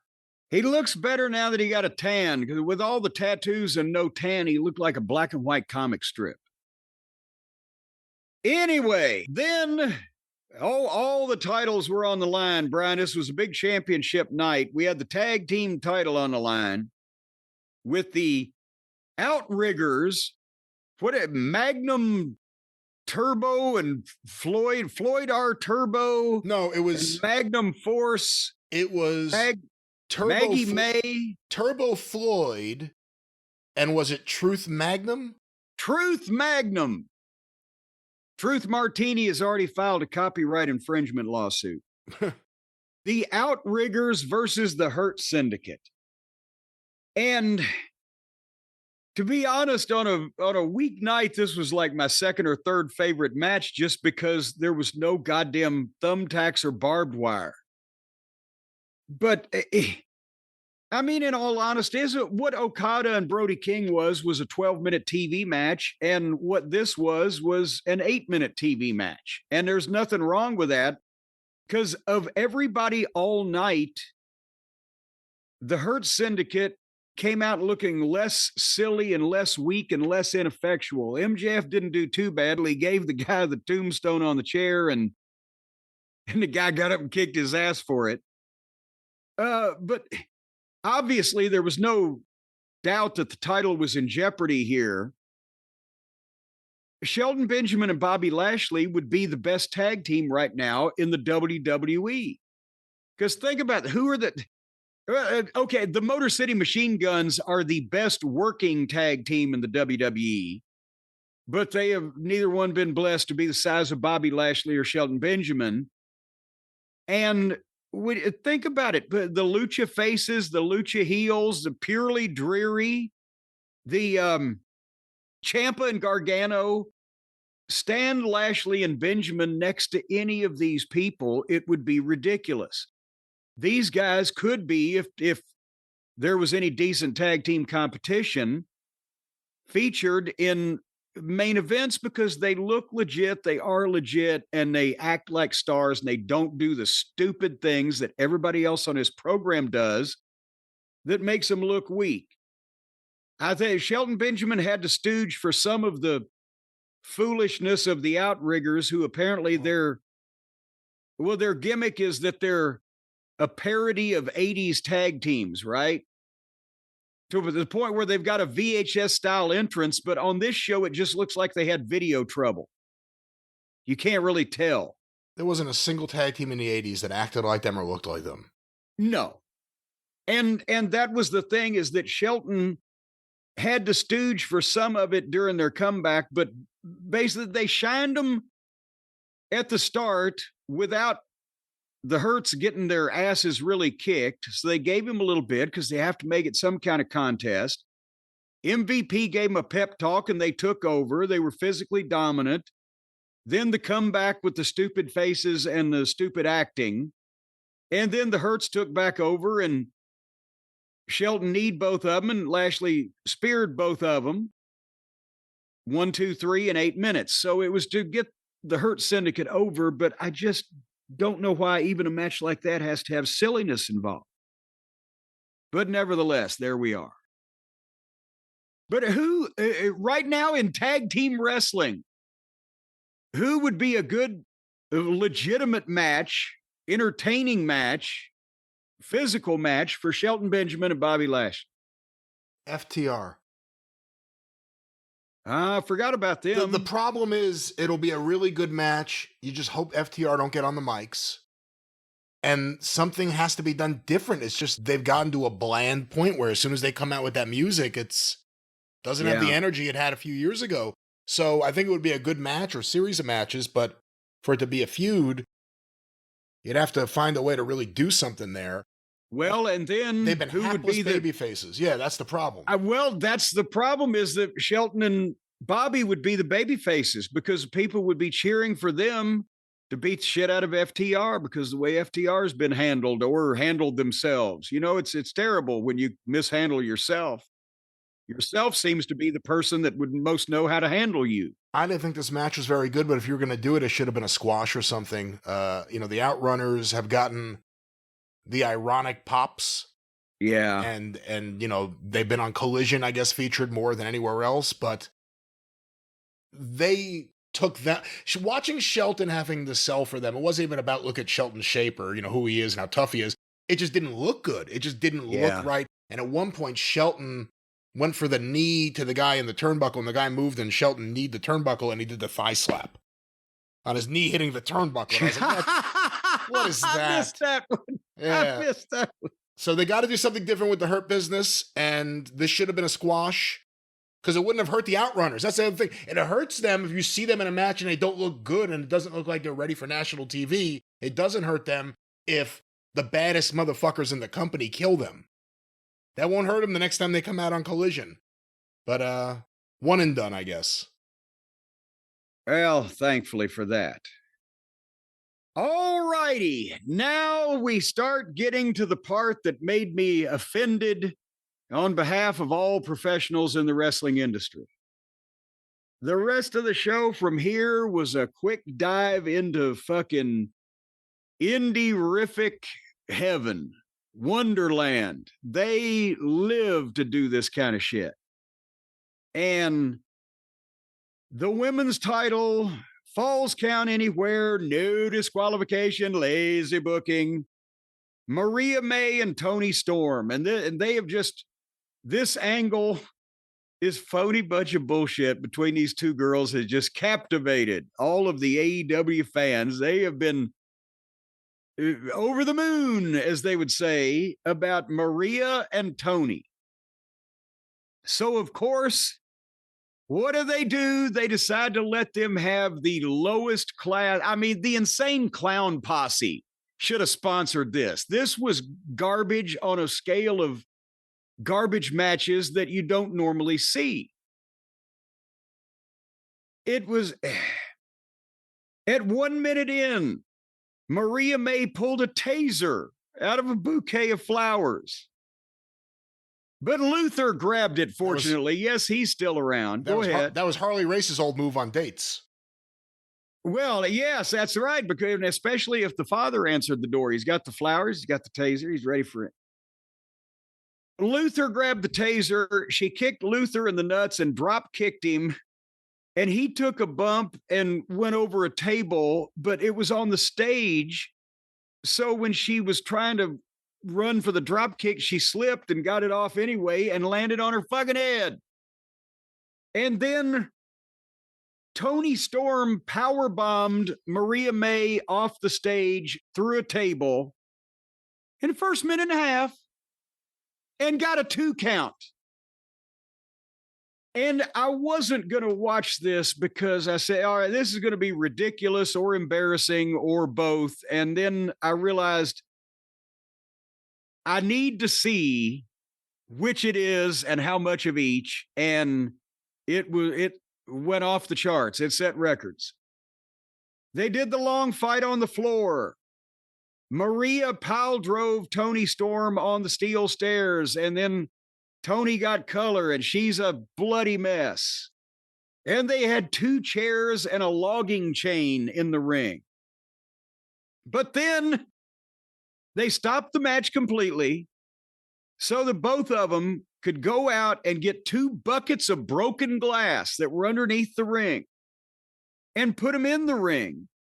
And then sit there and watch each other in opposite corners of the ring, wrapping tape around their fists outside in so that the sticky part is out, so they can dip their fists in the broken glass and start having a fake boxing match where they duck each other's punches until, oh boy, Toni Storm hits Maria with one of them and she takes a bump and rolls out. And of course, the announcers say, well, Toni Storm hit her right in the mouth. So when the camera stays off of her for a year or two while she gets her color on the floor, then Maria rolls back in and she got hit in the mouth and it busted the top of her head open. And then Toni Storm dumped the buckets of glass all over the ring and raked a broken fucking bottleneck over Maria's head. But fortunately, Maria saved herself from further injury by breaking a bottle over Toni Storm's pussy. Have those words ever been spoken before, Brian? Maybe. Breaking a bottle over Toni Storm's pussy. Maybe a cafe flesh. I'm not sure, but I've never heard those terms on a wrestling show. No. So they're taking bumps in the glass. They're both covered in blood now. And it wasn't as exciting as I'm making it sound, but it was as distasteful and low rent and fake and phony looking. There was a pile driver on the chair. Toni Storm got the shoe that was sitting on a silver platter at ringside that Maria had beaten her with the high heel shoe. So she got the shoe and chased Maria back up to the stage where she whipped her with the title belt. But Maria gave Toni a Death Valley driver on the stage and got a 2 count. And then there was a lot of milking and nothing happening. And then Toni Storm took off on Maria with the shoe, hitting her in the head, and then gave her a pile driver through a table on the stage. 1, 2, 3. And Jim Ross said, thank God it's over. And amen to that from Cornette. Yeah, why'd they bring Jim Ross out for this match?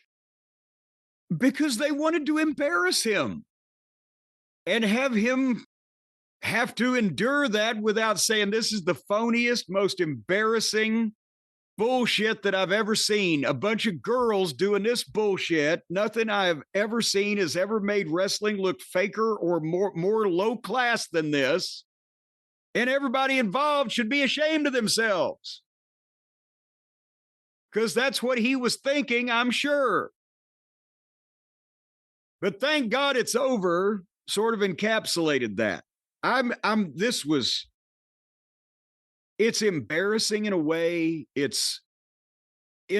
I can't feel bad for any of these people because they're willingly involved in it. I feel bad for some of the other people on the show that have to be on the same show as this kind of shit. But this is why that a lot of people don't watch wrestling anymore. It's fake. And wrestling used to be, they used to do bad taste and good taste. Now it's just fake and in bad taste. And it's silly and it's stupid. And anybody I can't believe there's as many people as this in Los Angeles, 11,000 of them that like this kind of thing. And there's 10 million people in Los Angeles. But goddamn. even if you want to see women fighting in barbed wire and whatever the fuck and bleeding all over themselves, it's fucking fake and it's an insult to the wrestling business. And I repeat, if they can go through all this shit and they're not fucking in intensive care, then why do the guys have anything to worry about? And what angle can you possibly do to the human body to make anybody care about anything ever again? Tell me what you think, Brian. This was a match that it seemed like it divided a lot of the people that watched the show, and I kind of had that myself. There were elements that I enjoyed for the wrong reasons, which may be a trend for me with some of the things on this show, because it was ridiculous. Like, I imagined I would sit here with friends if I asked anyone to come over for an AEW pay-per-view. If you had any friends. And laugh about what we were seeing. I wouldn't sit there really into a match. I'd be laughing about, how ridiculous it was. Maybe I'm in the minority. I don't know. I don't like seeing the women bleed. And this was maybe the most amount of blood I've ever seen in a women's match. And Toni Storm is as white as they get, and her whole face was covered in blood. Oh, she's translucent. So, again, the spectacle of it, and I think a lot of this is the whole ironic wrestling fan, the people who like Orange Cassidy, the people that were getting behind the Outrunners, they maybe more than anyone else have gotten into the Toni Storm shtick. And Mariah May. Mariah May does a good job with everything they give her.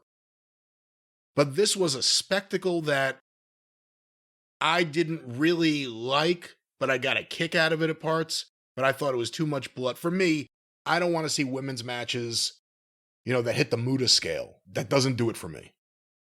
And more offensive to me is your first point, in that in days gone by, depending on how the people watched the matches, whether it was having to go live or then television came into being and then pay-per-view, if people went live together or watched TV or pay-per-view or what the big show together, they watched the matches to get excited and to say, oh, shit, and to see their guy fucking win.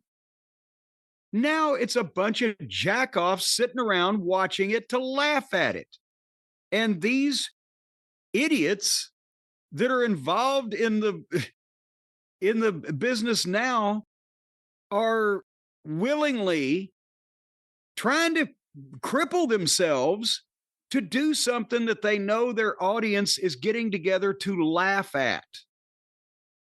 I mean, sure, people laughed at me when they thought someone had killed me because they wanted to see me dead. They went crazy over the fucking matches because we created an emotion in them where they desperately wanted to see their hero win and defeat us at all cost. And that was the emotional roller coaster they went on until finally they got what they came for. Yes, but nobody ever came just to fucking laugh at the silliness and the fakiness of it. And if they had, I think I would have been too embarrassed to be doing it. And we were legitimately doing everything we could not to really fucking paralyze each other. But these morons are doing almost everything they can to end up in intensive care for people to fucking laugh at the silliness of it all. I'm offended as a professional.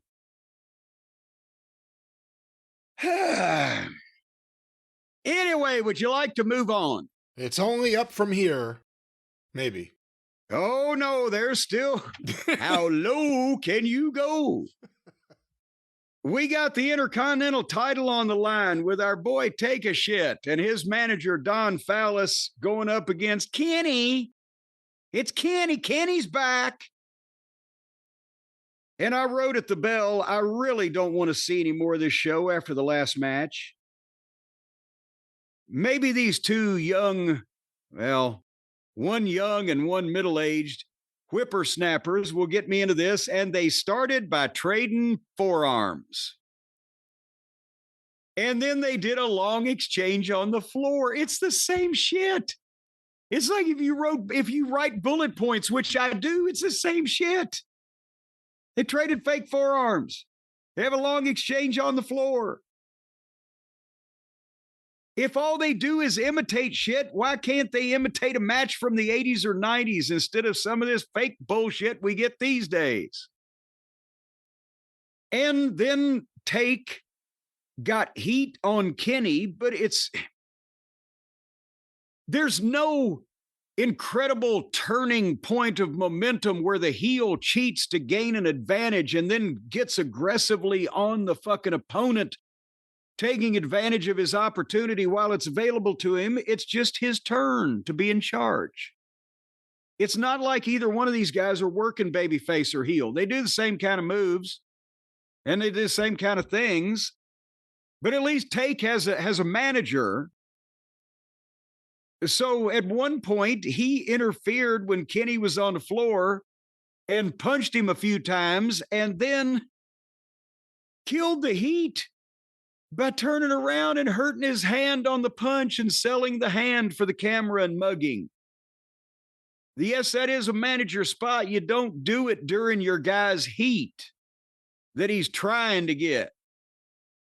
And it's the same, again, description that I give the other match earlier, or gave the other match earlier, fake strikes and rotten basics in between moves that nobody could ever kick out of.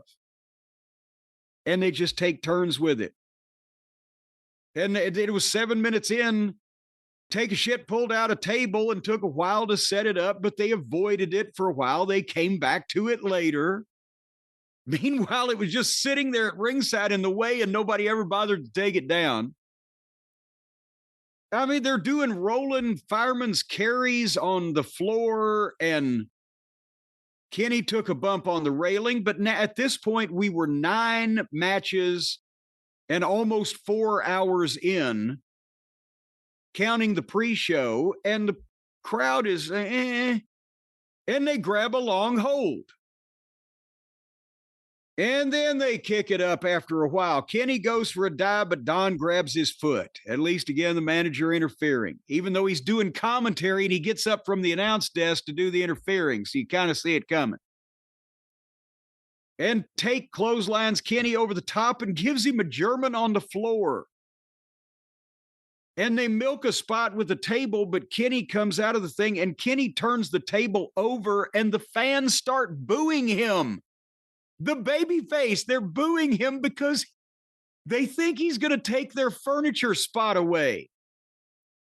That's where these idiots, the position they have put themselves in, where it doesn't matter whether you're one of the biggest babyfaces in the company or one of the biggest heels. If you do a spot with furniture, they're going to cheer you. And if they think you're going to take it away from them, they're going to boo you. Because they don't care about you. Yes, I'm talking about you, not the cult of Cornette, not the listeners out there. I'm talking about the AEW roster, many of whom are listeners. You dumb shits.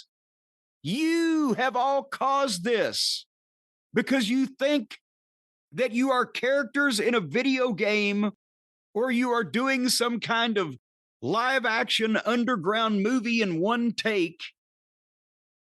I got news for you. Tarantino ain't going to pick you up. But you've created a situation for yourselves where you've made your jobs ridiculously harder than they already were because you can't fucking control yourselves. You do too much and you do too much shit that looks phony and you do too much shit that doesn't make sense. And that's why nobody cares about you and they just want to see the next stunt. And if you botch the stunt and it looks bad, they'll say you fucked up. But if you botch the stunt and it looks dangerous because it breaks your fucking leg, they'll go, holy shit. And your fucking broken leg won't feel any better. You blithering simpletons. So then, with the table upside down, Brian, and the legs sticking up, Now, bear in mind, Harley Race took so many table bumps, he finally took the bad one and it perforated his intestine and led to the end of his career, and he had to have surgery. But with the legs sticking up, Take a Shit goes to give Kenny a gourd buster onto the legs. Well, he tried for the legs and kind of missed, so he just dropped him on the table flat. So then he turned the table up sideways and dropped him ribs first on the edge of the table. But in between stunts, the pace was glacial, as they were trading forearms like they were almost dead and then going into the running spots where they're hitting the ropes. And then more moves. And then Take a Shit went up to the top rope and they're fighting on the top rope. And Take a Shit stood on a second rope, bent over, holding onto the top turnbuckle, staying stock still for 10 seconds until Kenny could jump up on the top and powerbomb him off of it. Then I wrote, "This will not end," just like this review. And then Take a Shit did a tombstone on him, but held on and stood up and gave him a leaping tombstone and got a 2 count. And then he hit him with a knee lift and got a 2 count. Then he hit him with another knee lift and he got a 1 count. And I got to say, for the people in the building, they loved this phony horse shit. And they went back and forth again until Kenny hit a shitty pile driver that he didn't fucking have his goddamn weight or have control of where he was going. I don't know what the fuck. He just grabbed him by the back end of the tights and hoped for the best. I don't know what was going on there. 2 count. And then more. And then Kenny went for a roll-up. But Don was holding Take's hand, so Kenny kicked Don's hand off and went for the one-winged fairy. But Take slipped out of that, and they jockeyed for position, back and forth until Kenny rolled Take up with a crucifix and got a 2 count, and then rolled through with the same exact thing without even getting to his feet and got a 3 count. A roll-up. Twice in a row, after every homicidal move known to man that had negligible effect on these cretins. 30 fucking minutes, and he wins this bogus belt with a fucking roll-up that he had to do twice.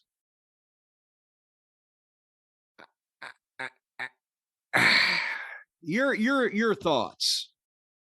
I'm sorry to tell you, I enjoyed the match.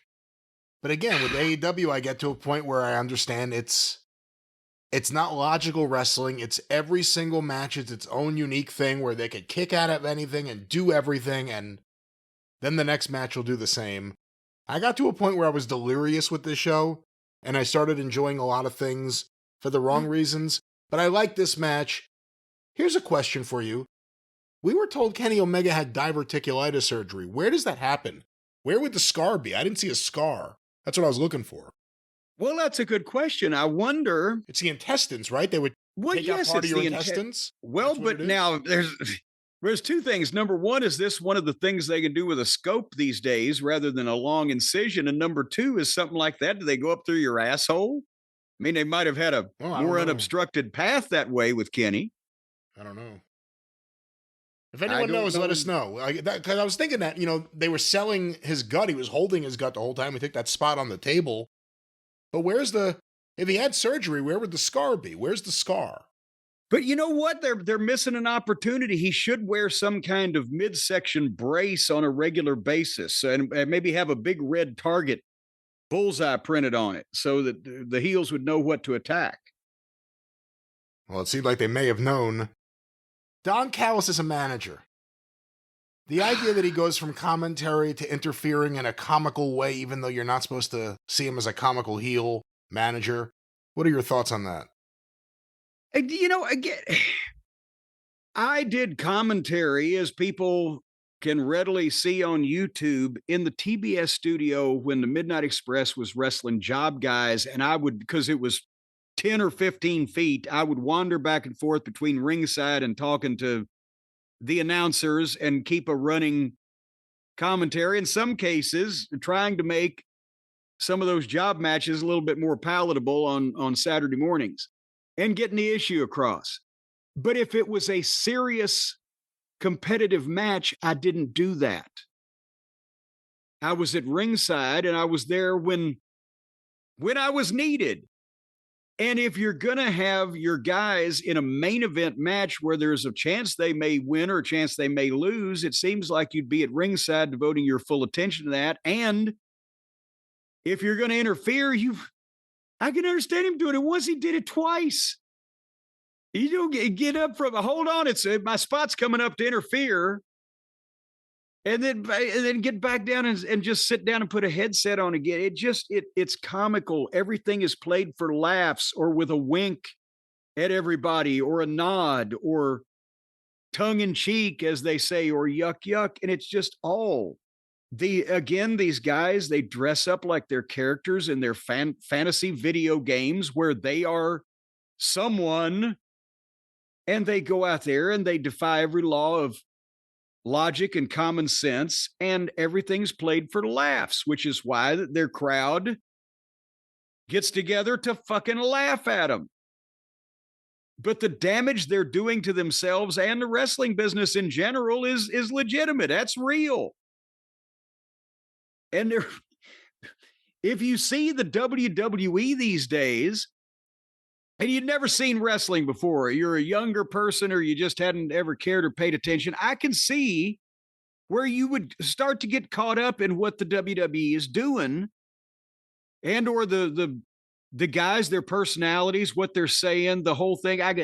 There's movie stars involved. I can see where, you would get involved in that as a fan. And with this stuff, I can see where you would watch it and say, well, that fucking wrestling, it's fake, it's silly, it's phony, it's in bad taste. And look at these fucking ragtag, scraggly looking fucking wrestlers. Half of them look like they ought to be in goddamn elementary school.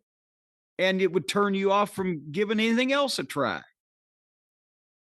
So I'm sorry. That's what I thought.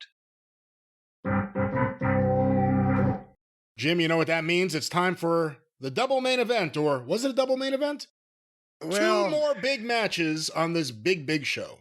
Yeah, there were two more big main events. Okay, I'm going to try to give some unbiased and honest criticism. And if people don't want to hear it, some people may not want to hear it. That's their problem. That's their fault. I'm just offering it without trying to charge for it or anything. Will Ospreay and old Kyle Felcher, there are good things about both these guys. And let's go with Kyle first. He is physically looking amazing. I mean, he has probably been doing calisthenics in his sleep since he got this spot. He's got the size. He's still so young. He needs some fucking hair. And I don't know if the Pippi Longstocking kind of thing he had before they shaved it off was the answer, but he needs some kind of hair because he's still a young guy and, he's still finding his personality. But he's a tremendous athlete and he can do a lot of these moves. I don't know whether he's trainable or coachable. He seems like a person who's working his ass off, so it would seem like he is. I think he's probably being trained and coached by the wrong people. Is the promos, the voice, the accent. If he grows up and gets a little older and gets a little bass in his voice and some more conviction and just oomph to him, have I said enough good things about Kyle? Is that an honest appraisal in your opinion? I think you're giving an honest appraisal here. You're not just ripping him for no reason or anything. Yeah. Will Ospreay. Again, he's the top babyface pretty much in a company that's, consistently appreciated by the people, and they haven't turned on him yet. He's very athletic. Same thing. It doesn't look as good as Kyle physically, but he's very athletic and he looks fine physically. And he may be getting older in wrestler years, but he still looks like a young guy. And he's got the curly hair. And he's got fire and enthusiasm. And he's a snazzy babyface when he works. The same thing I said about Ricochet and Swerve. When Ospreay works with somebody who's a worker, who's not going to compete with him in the fucking uneven parallel bars, then Ospreay becomes the snazzy young babyface using these wild, unorthodox moves and escapes and flips backwards to counter that you don't normally see as a part of the match to outdo the fucking guy who may be bigger or meaner or more powerful. Then it becomes a story of the thing instead of just flipping about because you can do it. You're in a video game. He's one of those guys. If he's got somebody like that, then he can use it to his advantage. And he's got the unfortunate speaking voice and the accent. But if he's trainable and coachable, not in the moves, but in the psychology of wrestling and in promos, a professional organization, AKA the WWE, would slow him down a little bit in some of the promos where people can fucking stand him, not have him drone on endlessly about shit that only the most diehard internet mark even knows what he's talking about, and make it part of his bubbly European personality. There's all things that could be tweaked, but both of them need somebody to fucking book them, because left to their own devices, which had to be what this was, it was every indie wrestler's fucking wet dream, combined with a part of this match that, if it was presented in any wrestling territory anywhere in wrestling, at one point in time, it would have led to a riot. Not a good riot like the fans are mad at the heel, but a bad riot like we want our fucking money back and this is bullshit, and it killed the town. But now, because in part, this is the audience we talked about that watches to laugh at bullshit. In part, because there's so much of that people just roll their eyes at it. People just overlook this type of thing. But the psychology is there for normal folks that they don't get it and they don't want to get it. This turns people to fuck off. Now that I've prefaced, I will start explaining in granular detail. Brian, are you with me?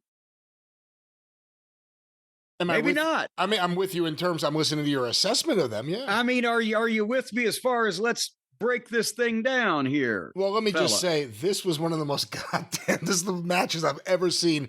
You know, we make fun of Owens and Zayn for always wanting to do their indie stuff.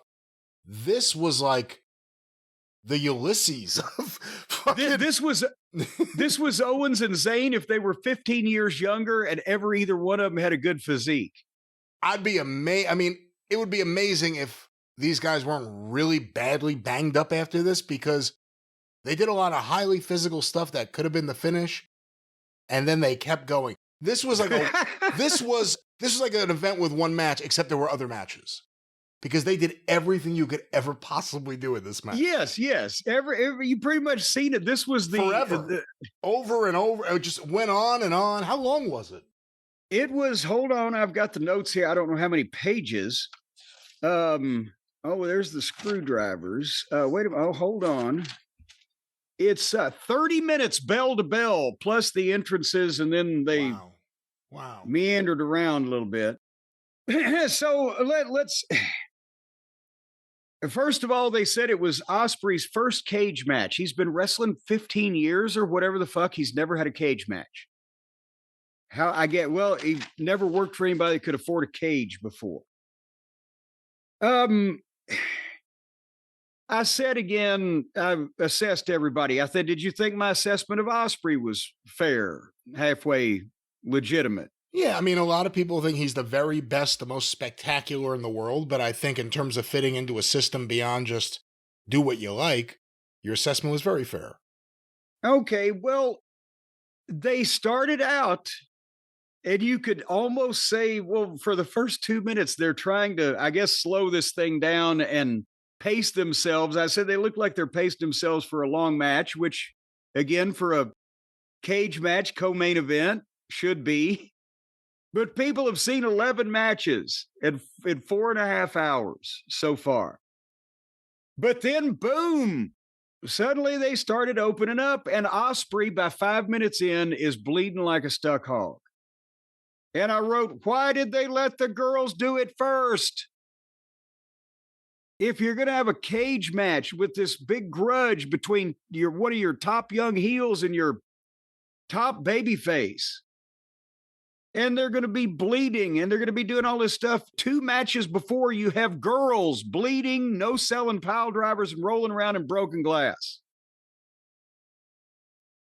So the Ospreay and Kyle, they worked hard. Their shit looks good when they do their things, but in between the chops or the stunts or anything that's a big bump or makes noise, the crowd was nodding, or just, I don't know if they were nodding or just sitting there staring at it, but everything had been done. And I think I wrote, even I would have liked this a lot better 2 hours ago, because they were at least somewhat athletic and nobody had jumped the shark yet. And then Kyle took one of the turnbuckle pads off, but Ospreay dropped him face first on it and then boomeranged him into the cage. And boy, that was nice. And then the camera was off Kyle forever while he got his color, which I understand now that they're so shell-shocked by what they've done with Moxley, where he just cuts himself in front of God and everybody. But there's people that have completed a gallbladder operation in less time than they keep the fucking camera off these guys. But then they go back and forth with the big moves, and in between, everybody will lay immobile. And then they exchanged kicks to the head deal where they grabbed the guy, Brian, by the back of the head and bend him over, and then rapid fire and very lightly kick at the area of the guy's head and say that they're kicking him in the head. What do they call that besides fake? Punt? Soccer kick? No. It's some Japanese guy. Oh. Did it. I assume maybe he did it better. That's why people have stolen it. Baragon? But it's Mothra? It's ridiculous. They're not only are they not kicking with any force, and they're doing it quick like that to the guy's forehead while he's bending over, not registering the kicks. And if somebody had me by one hand in my hair and had me bent over at the waist and was kicking me in the head, the first thing I'd think of to do, maybe try to block that fucking leg. Or maybe just sit down and get away from it completely. But they're just leaning there, and they're not. Kyle whiffed him, missed completely. And then Ospreay hit him with a forearm that actually looked good. That was one for the night. Looked like it was knocked his dick stiff.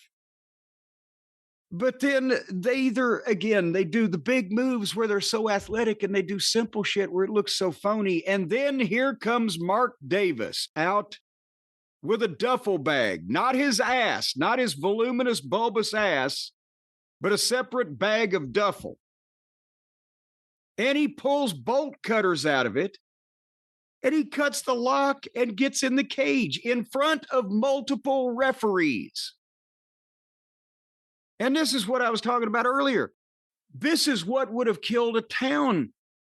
Yes, you've always seen a heel somehow get in a cage or come through the floor of the thing or slam the door behind him and lock it so that the referees can't get in or whatever, and do an angle at the end of a match where it's quick and it's chaos and people are trying to stop it. But they're saying, oh, it's no disqualification, so it's because it's a cage match, so we can't do anything. That is what people would have said, bullshit. The Heat would have, if the referees are standing there watching a guy cut the lock off the cage, get in the cage, start helping another guy. If the referees are not trying to do anything about it, then that means that they, by proxy, they approve of it. And by proxy, that means the promotion approves of it. And that's what would have caused people that wanted to see their fucking hero win. And as we've covered many times on this program, many of them were willing to get in the ring and help. They're sitting at just the average ticket buying fan. If they watched that, they would say, well, fuck this promotion. My guy is never going to get a fucking break. I'm not coming anymore. It would have killed a fucking town. You just can't do that. He gets in the ring, slides a chair in, he didn't get in the ring then. He slid the chair in and handed in the duffel bag, and then Ospreay slammed the door on his head. So he's down at the side. More on him in a minute. Then Ospreay gets out of the duffel bag a baseball bat wrapped in barbed wire and hits Kyle in the stomach and in the back, and then starts raking it across his face. Okay. You've got a baseball bat, much less wrapped in barbed wire, in a fucking fight with a guy. How is he going to come back from you just hit him twice? And why are you raking his face? Just hit him in the head. You've won right there. No problem. But no, Felcher begs off and Ospreay milks it. And Kyle puts his old armband on. They're the logo of their old tag team, the undisputed king of the eras of the generation. I don't know what the fuck they were. The empirical data. Kyle puts his old armband on, but Will gives him the finger and swings the bat, and Kyle hits Will in the balls, and Will drops the bat, and they go another 11 minutes. I don't want to spoil anything, but babyface had the fucking heel that's fucked him around down, bleeding, and had a barbed wire wrapped baseball bat in his hands, and it took him another 11 minutes to beat this motherfucker. What a goddamn feckless pussy they have drawn the picture to make this guy out to be. So Kyle then took the armband off, wiped his blood all over it, and stuck it in Ospreay's mouth. And then he picked the bat up and swung it and missed, and Ospreay hit the fucking elbow and another big move and covered him. And that's where Mark Davis came in the ring and made the save. And Davis, by the way, now is bleeding too. So why did they fucking let the girls do that horse shit? The torture porn segment of the program. So now all these stupid fuckers are all bleeding. They've all had possession of a baseball bat. None of them can win the fucking fight. And then what happened to the baseball bat after that, Brian? Do you remember seeing what happened to the baseball bat? I believe the referees took it in the back and checked it for cork. I think, maybe you might be right, because I don't see any other notes of use of the baseball. So they just decided to start having a fight without the bat now that they've had the bat. The bat was just a conduit to get the barbed wire in the ring. You're focusing too much on the bat. The bat was almost like a barbed wire holder to bring the barbed wire. The bat was the MacGuffin. That's right. So Davis made the save and got the sleeper on Ospreay and then just dropped him. And both heels, Davis and Kyle, went to double team Ospreay, but he came out of it and whacked Davis with the chair and then kicked him out of the cage and closed the door. But they'd cut the lock off, so I guess now we're on the honor system. And then Ospreay hit a Cody cutter on Kyle off the side of the cage and got a 2 count. And we continue. And Ospreay wraps barbed wire around his own arm. And for all you Southern boys out there who have had extensive experience with barbed wire, stringing barbed wire, trying to climb over barbed wire. Imagine what a stupid son of a bitch you'd have to be to wrap it around your own arm and hit somebody with it. But he did. If only he had that bat. See, that would have solved everything. He wraps the barbed wire around his own arm and he chases Kyle to the top of the cage, and they get set down on the top of the cage, but Kyle has pulled out a screwdriver, a bright fluorescent colored screwdriver, and Kyle stabs Ospreay in the head with the screwdriver. And then he gets down and he stabs him in the head with the screwdriver twice more. And then he gives him a brain buster. And then he gives him a brain buster on a steel chair. Cover. 2 count. What the Then Kyle gets back in the duffel bag, which now resembled like a magician's fucking thing where he's pulling a fucking goddamn battleship out of a hat. And he dumps out 10,000 thumbtacks in the ring. More fake kicks to the head in the manner and style in which I described earlier. And he whiffed those too. And then Ospreay rolled up and gave Kyle a Styles Clash into the thumbtacks. Face and chest first. Cover. 2 count. Then they climb to the top. And by the way, I'm going through this a lot fucking faster than it happened because it may sound exciting to you, but in between this ridiculous, childish fucking sideshow geek nonsense that they were perpetrating was a lot of fucking dead time. Then they climbed back to the top of the cage and fought over the screwdriver. And Will stabbed Kyle in the head. And then,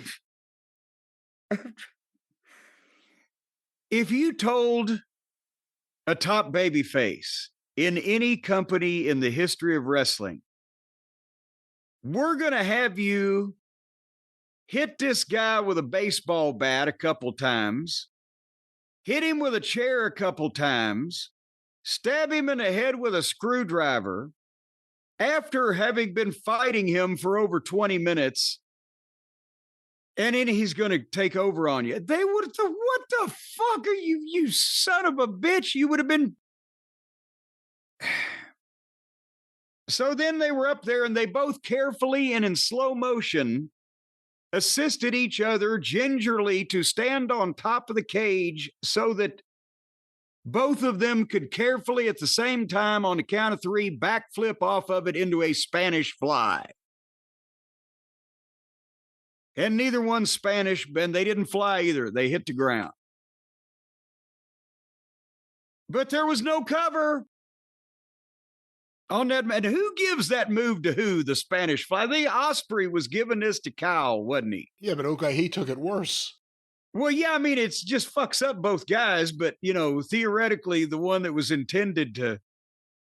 But there was no cover because Kyle just got up on his knees and screamed in a high-pitched squeal that sounded much like a police body cam video of a domestic disturbance, said, I fucking hate you, you son of a bitch. And so Ospreay hit him with that elbow that he couldn't get out of the way of because he was too busy screaming that he hated him.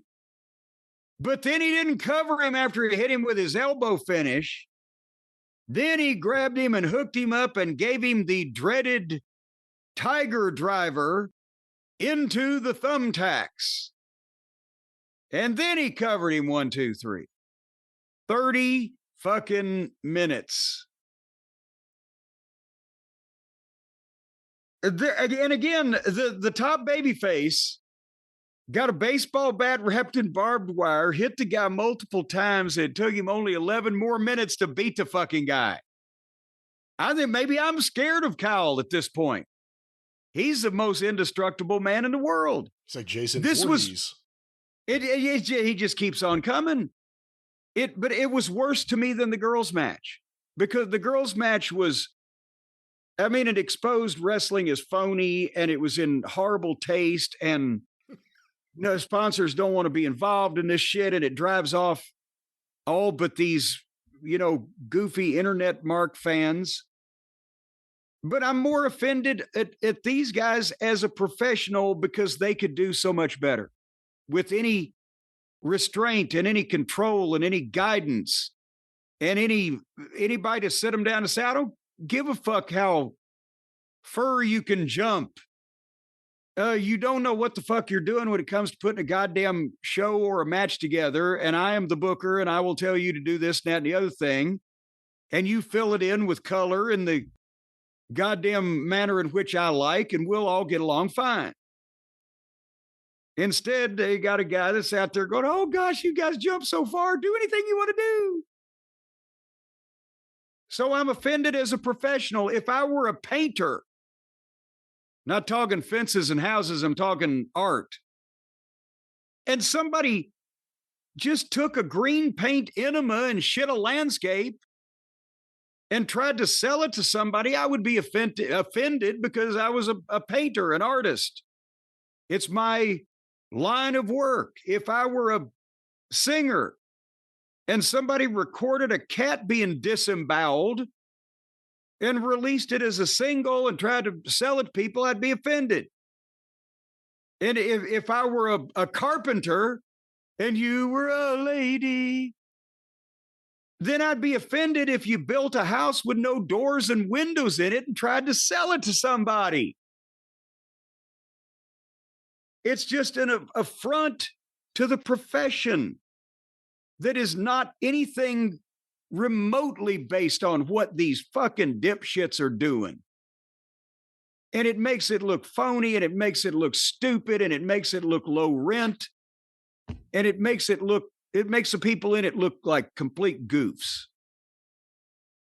And it doesn't say a lot for the people sitting there watching this shit.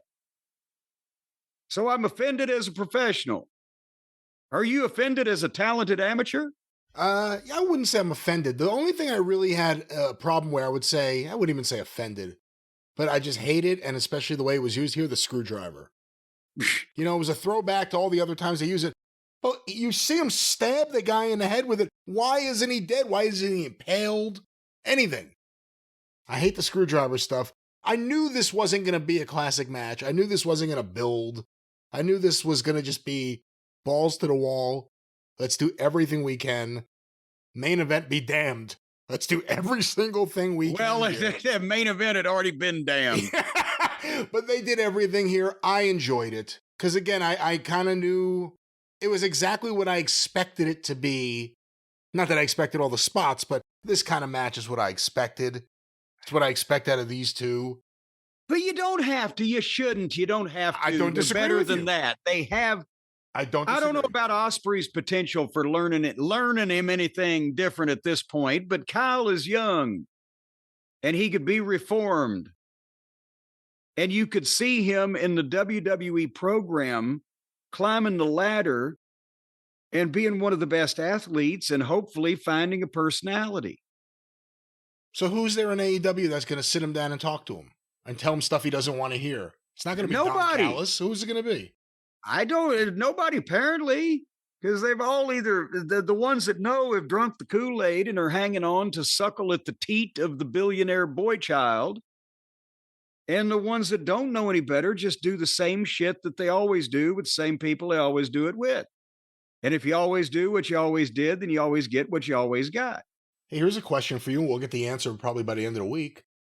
All kidding aside, actually, serious question. What do you think Dave Meltzer is going to give this match? How many stars over 5 will this get? You have to get an extra quarter star per stabbing, don't you? So how many that'd be like 7. All right. I'm going to say this is going to be between 6 and 7 stars. I think that's what he'll give it. Or it could be the first 8-star match. Who knows? This is the kind of thing that he loves because the young kids that he aspires to be one day when he's even older than he is now, and he's older than me, they love it. So he loves it because he has to love it because they have to love him. And love is somehow involved, and just if not love, then definitely somebody's jacking off. Well, I told you earlier, a lot of AEW fans love this pay-per-view event, although it seemed like the love ended at this point, even though there was more of the pay-per-view to go. Based on what I've seen, the feedback from the people who really enjoy AEW, the love fest ended with Ospreay versus Fletcher. Yes, because then they had the two segments of the night that got the most derision coming up immediately afterwards, one right after the other. And I felt bad for the first one, for part of it, because what have we been saying about production meetings? Apparently they didn't have one for this show, or at least they went ahead and improvised this next segment. Tony Schiavone was at ringside at the railing with our friend Ash Avildsen, who's been on this program and was more eloquent, to say the least, here. Maybe it's because Tony's a rotten interviewer. But this was one of the most awkward things I've ever seen, and I don't know why of some of it. Because they're promoting Queen of the Ring. They had a bunch of their talent at the premiere in Los Angeles. I'm sure Tony flew them all to LA. Should have flown some to Louisville. We had more fun. But they're promoting the movie Queen of the Ring in theaters near you, folks, starring Jim Cornette and others. And so obviously this wasn't like a goddamn, oh, hey, look, we didn't know they were here. Let's just grab this interview, and it fell apart. They had to kind of know. They had to tell Tony, you're going to go over, you're going to interview Ash Avildsen and Kelly Berglund and Damaris Lewis. Give these people some names. Tony was at ringside. There's the three of them standing there, Ash and the two young ladies. And Tony says, we're here with Ash Avildsen, the director of Queen of the Ring.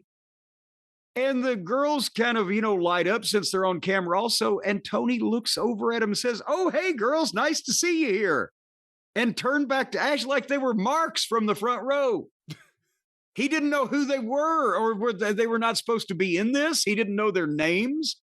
So then he goes to Ash, and Ash is trying to plug the movie, but clearly he wanted the girls to be able to say something. And it looked like he may be trying to save that. Maybe did Tony forget their names? He just blanked, so he didn't introduce them. So Ash introduces them. He knows their names, but he fumbles the pitch on asking them a question. And he's, oh, just take it, girls. And then, oh my God, the first thing, the young lady, God, and then these are actresses now. Take it, girls. And then she says the worst thing you can say. Take it, girls. Oh, she took it all right. She took it. Damaris Lewis, who plays Babs Wingo, is one of the three sisters, Babs Wingo, Ethel Johnson, and Marva Scott. I met, oh my gosh, they were three sisters. Oh, yeah. They were the pioneer African-American lady wrestlers. I just saw the video with Cosper. Yes, and I forget which one. One of their daughters was there. I forget it was which Marva. One of the sisters. I think it was Marva's daughter. Yeah. Well, anyway, Damaris Lewis plays Babs Wingo, but she says, one thing I've learned about pro wrestlers, y'all know you're going to win before anybody else does. So thanks for teaching me that. And Tony Schiavone was just frozen. Also, when Ash said, take it, girls, she had grabbed the microphone. Tony hadn't let go of it, but she grabbed it and pulled it in so she could go first. And you just know that she had rehearsed that and had thought, this is such a profound thing to say. Because in her head, she's thinking, y'all are the first ones to, you're going to win before anybody else does. Then you go out and you prove it to them. She's trying to be inspirational, right? You're the first ones to know you're going to win. But what she does is just take a goddamn diuretic shit all over kayfabe on a wrestling program. And the fans on Twitter and everybody else go, what? And she was proud of that. She didn't have any idea what she had done. And then before the main event, right before the main event, you get on the right before the main event, which, hey, if she hadn't exposed the business, then the main event would have. The first thing I learned from the wrestlers is that it's fake. Thank you. That's one of the first inside insults I learned when I got into business. It was from the boys in the Tennessee territory. You would go up to a fucking guy and you'd say, I learned to work by watching you wrestle. And that was a profound fucking insult. Your shit was so see-through, right? You had to be there. But anyway, then young Nell Stewart spoke. And then when she finished, and she was a bit more pleasant and controversial. And then Tony was ignoring them pretty much as they were talking, and then turned to pitch out. And you could see Ash hold his hand up and he said one more thing I want to say. And Tony completely pitched out, like, get the fuck out of this. And it was the most awkward thing on everybody's part. Ash talked for an hour and a half on this program and didn't fumble anything. He couldn't make it 20 seconds on this show. These girls looked like they were interlopers on a live interview that just wandered out of the crowd from the way the announcer treated them.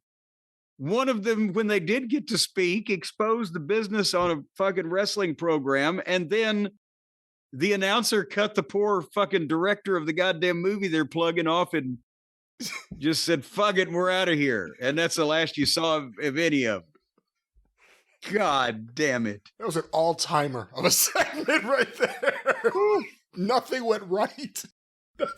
It should have been a layup. Hey, we got a few actresses and the director at ringside. Let's do something nice to promote this movie. They've all of a sudden been all over the movie, and then they go out there and the girl exposes. If you'd like to see something similar done with absolutely no conversation or pre-planning ahead of time or a production meeting, go to official Jim Cornette on YouTube, and I'll be with some of the same people going for several minutes without anybody embarrassing themselves.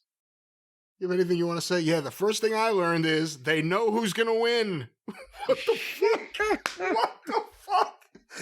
Oh, what was Ash? We need to get Ash back on the show now. Yeah. Ash, what was that other thing you wanted to say? Yeah, what was it, Ash? What were you going to tell Shivani? Were you going to say you're an idiot? What were you going to say? It's going to be the biggest cliffhanger since Baby Doll's envelope on Dusty. Is what did Ash Avildsen want to finally figure out to say when you cut him off? Babs Wingo says wrestling is fake. And if you can't trust Babs Wingo to be on the level, who can you trust? Oh, what a segment. Oh, my God. All righty then. Should we go there? Well, unfortunately, I think I know where you mean, because there's only one place left to go. So let's go there. The main event, the world champion, Jon Moxley. We take his word for it. We haven't seen this belt in a long time. Versus Adam the Cope, or Adam just Cope, Copeland. Adam the Cope Edgeland. He's a Adam legend. Cope. The legend with the EDGE in it. The illegible legend. Now, right there, that's got to be a nickname. The illegible legend. And that could be for one of these guys who just scribbles their autograph at FanFest. You know, I'll let you do the review, obviously, but this match was horrible. And I really started to enjoy it. When I told you I enjoyed things for the wrong reasons, by the end of this match, I was enjoying it for every reason that was wrong, because it was so bad. And every movement Moxley makes around the ring is ridiculous. Every movement, he like sticks his shoulders back and his chest up, but like he goes nowhere. Then he turns around and walks back to where he came from. So yes, he turns, and it's like one of those goddamn things that when it bumps into something, it changes direction. But my question was going to be, this match was awful, and the fans didn't like it, and AEW's fans didn't like it, and AEW's fans are sick of Moxley and the Death Rider stuff. But how much of it was that, and how much of it is nothing should have followed that cage match, let alone the Tony Storm match? How could you follow that cage match? Well, it's a combination of everything, because if you look at it in fairness to these individuals, let's look at it from their side before we switch over to the right side. One guy's 40 years old and facially looks 60, even though he's gotten in better shape physically. I guess being stretched by all those Home Depot clerks, got him in shape. But one guy's 40 and one guy's in his early 50s, and they're going on the 13th match after, let's see, the bell rang at 3.5 hours into the pay-per-view. So 5 hours into the overall presentation here in this arena. And they've seen 12 matches and everything in the world has been done. So even the best talent under the best of circumstances would have had trouble having these people on the edge of their seats unless they were about to fall off because they had gone to sleep and their legs had gone numb. But having said that, on the other side of things, the combined age in this main event is fucking 90-something. And while Edge has been a top-level talent, he's in his early 50s and seen his better days. Dick the Boozer, his work, as we've many times mentioned, is fucking rotten. And his matches are never any good because he has this personality in mind that he just doesn't look like, and it's just goofy. And then the entire issue has been garbage because the Death Riders thing has been the Boar Horseman. It's bored everybody. Nobody cares. It's tanked the ratings. Nobody understands it. He's a raving idiot. Pac pops in every now and then. Claudio just does what he's told like a lurch. And there's old Wheeler popping up looking like a goddamn store clerk every now and then to get his ass kicked. It's just nobody cared. I don't think they would have cared if this is the first thing they'd seen because, did I mention, Moxley's matches are garbage. And then they ring the bell. And as the fans are sitting there and staring at them, they traded forearms. You know how many forearms they traded, Brian? No. Do you know how many forearms they traded? I don't know, no. 70 forearms. And sometimes they were the quick ones, and sometimes they were the drawback and throw ones, and sometimes they sold them, and sometimes they didn't, and sometimes they looked stiff, and sometimes they were phony as a football bat. But there were 70 of them, and then one bump. And I mean, like you said, I zoned out because this Moxley is spastic. But the things he does, most of them don't look good. And the ones that might look good don't make any sense. And his psychology, if you can even apply that word, doesn't count. And poor Edge is trying to do these modern type of matches that the indie crowd likes. And they did about 20 minutes of that. And then finally, well, not finally, but to start telling you how this weirdness unfolded, Moxley brings in a chair and the referee takes it away. And Edge rolls Moxley up, but Moxley kicks him off and Edge nails the referee and the referee takes a nice bump to the floor. Now, of course, haven't we just seen that goddamn spot? The kick, they kicked over, the pancaked Nana in the corner 3 matches ago, right? Same roll up, kick out, roll up, kick out, ref gone. Okay. What did you think about how physical and verbal Bryce Remsburg all of a sudden was? Well, they probably told him to be that way. And that's why he decided to take the opportunity to actually stand up and look like an official. But again, in this company, you can't be a referee and have any integrity whatsoever because they're going to bury you deeper than Long John Silver's pirate treasure every match. It's just, it's unavoidable. But anyway, the referee's down. He's going to be down for about 3 minutes from being hit from behind and falling through the ropes. So at that time, both Edge and Dick the Boozer are selling. Moxley crawls over to Edge next to him, covers his mouth and talks to him for a second, and then gets up and rolls out and gets a couple of chairs. Yeah, what was that? I swear to God that happened. Yeah. He crawled over next to him and put his hand up over his mouth like a stage whisper, like. He didn't even try to hide it. It was right in front of the camera. No, he didn't try to hide it by trying to hide it. He obviously was trying to hide it. That's how it wasn't hidden. So he needed Harley Cameron and her ventriloquism or her cunning linguism or whatever it may be. So then he goes out and gets the 2 chairs and goes to set up a concerto on Edge, but Edge kicks the chair in Moxley's face and they do a double clothesline. Both of them are down. The crowd is sitting in enraptured silence. And here comes Wheeler out to a small smattering of groan type boos, like ah.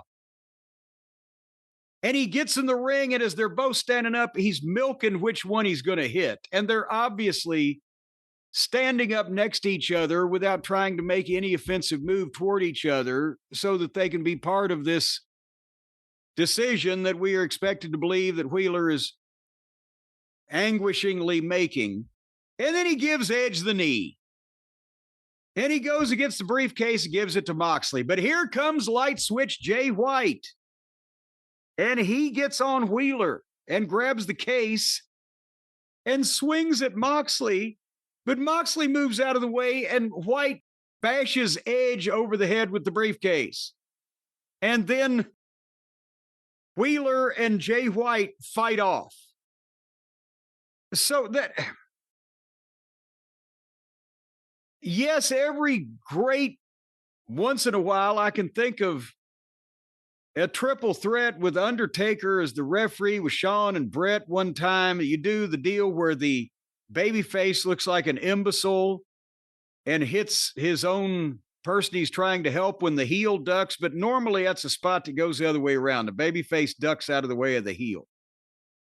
But since White looks like a goddamn blithering idiot most of the time anyway, who gives a shit?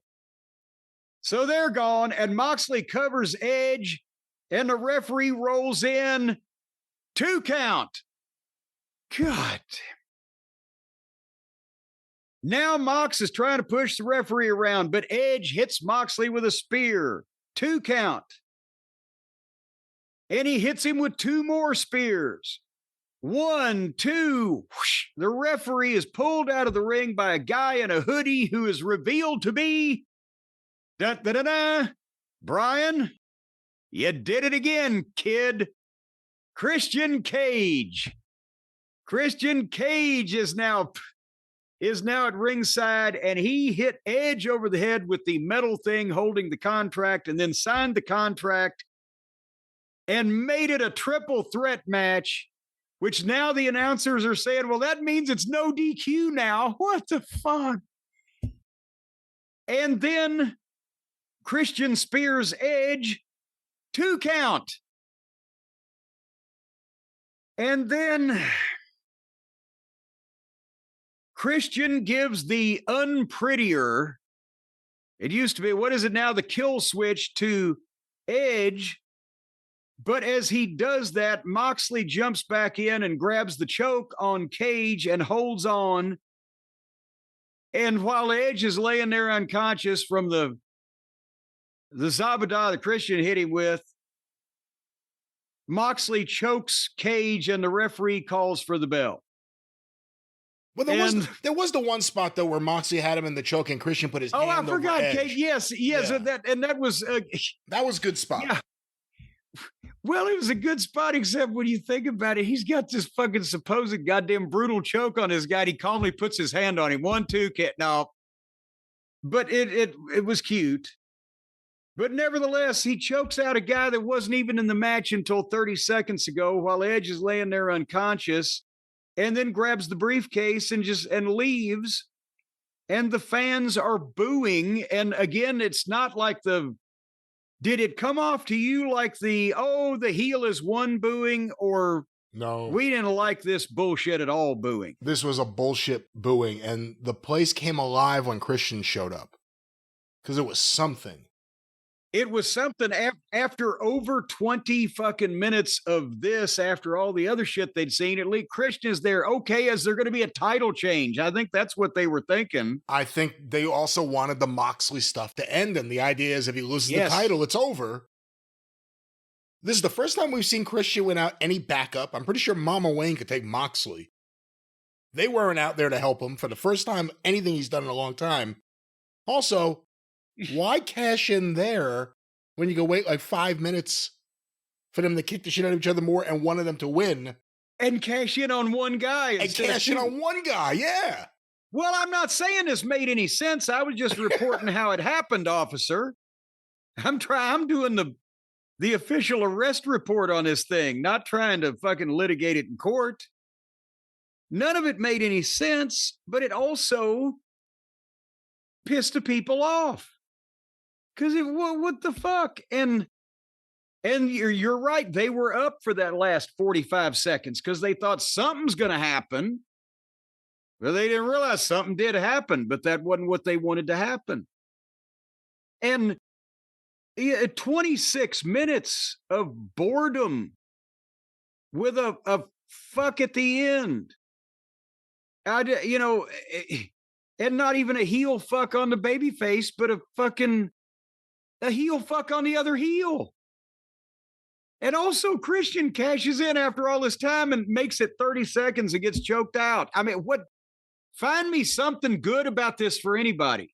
And now I guess we're going to get more Edge versus Christian, which I don't know if anyone else wanted that right now. Has Edge put over anyone? Like I saw this brought up the other day. Since he returned to wrestling, is there a younger wrestler that he has actually put over? I mean, he's let Danny Garcia and the likes beat on him for 20 minutes before he beats them. But in all honesty, you can say that two ways. Edge has not put over any younger wrestler, and Edge hasn't been in the ring yet with anybody that he should have put over. Maybe. Think about it. Maybe. But now if another case of there you are. Well, there we are. We'll get him against Christian again. And that's the thing. That's the way they're going, because Edge was flat of his back, didn't know what the fuck was going on, but he'll find out later that Christian cost him his chance at the title. He had Moxley covered. So Christian and Edge have heat with each other again. Yeah. Cage has lost his chance at the title as long as Moxley holds it. And as Moxley was leaving, they were careful to keep the camera on him as he went through the crowd and back into one of the breezeways long enough that you knew that there's more shit going to go on. And then up walks Prince Nana to confront Moxley in a breezeway, and suddenly a dozen security guards appear. Now, bear in mind, there were all kinds of goddamn people getting in fights that weren't involved in this match a minute ago. There wasn't a security guy to be seen, but now that two guys are staring at each other in a mean fashion, there's a dozen of them there. And right at that point, the camera backs up and you see Swerve in the balcony, and he jumps off the balcony with a double stomp on Moxley, with the 12 security guards as spotters. Yeah. And that's when we went off the air. So that's what I guess we have to look forward to now. Moxley versus Swerve. Oh, boy. Which one will drink the blood and which one will eat the bones? And then we got Christian versus Edge, the Ontario Sammy versus Kevin. That will be a combined age of 106 in the new youthful promotion. You know, like I said before, AEW hardcore fans loved this pay-per-view event, and even they got to the point where they were fed up with this main event and the finish. It's two different things. They didn't like the match, and then the finish pissed them off. It's almost like a slap in the face. Some people think Tony's just waiting for Darby to come back. Some people think it'll be something else. Is he really going to climb that fucking mountain? Because I don't know. I might be taking an office pool on whether Darby comes back or not if he's going to climb that stupid fucking mountain. And here's another goddamn thing. With business the way it is right now, Why don't Tony Khan put his big boy pants on, tell Darby, the world adventurer, hey, I got a contract on you and I'm paying you money. Get off the fucking mountain and come back here and fucking help me draw some. The fuck? Oh, sure, you could have 6 months off with pay to go climb Mount fucking Everest. Good God. We will see what happens. That was AEW Revolution. And the revolution will continue right after this break.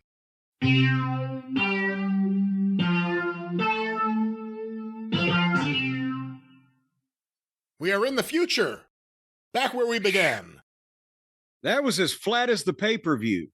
Hey. And Brad, I would like to, before we go any further now, I know we got the new audio set up. We got all the equipment. We got the programs, the applications, the fucking, I don't know what the fuck we're running on these days.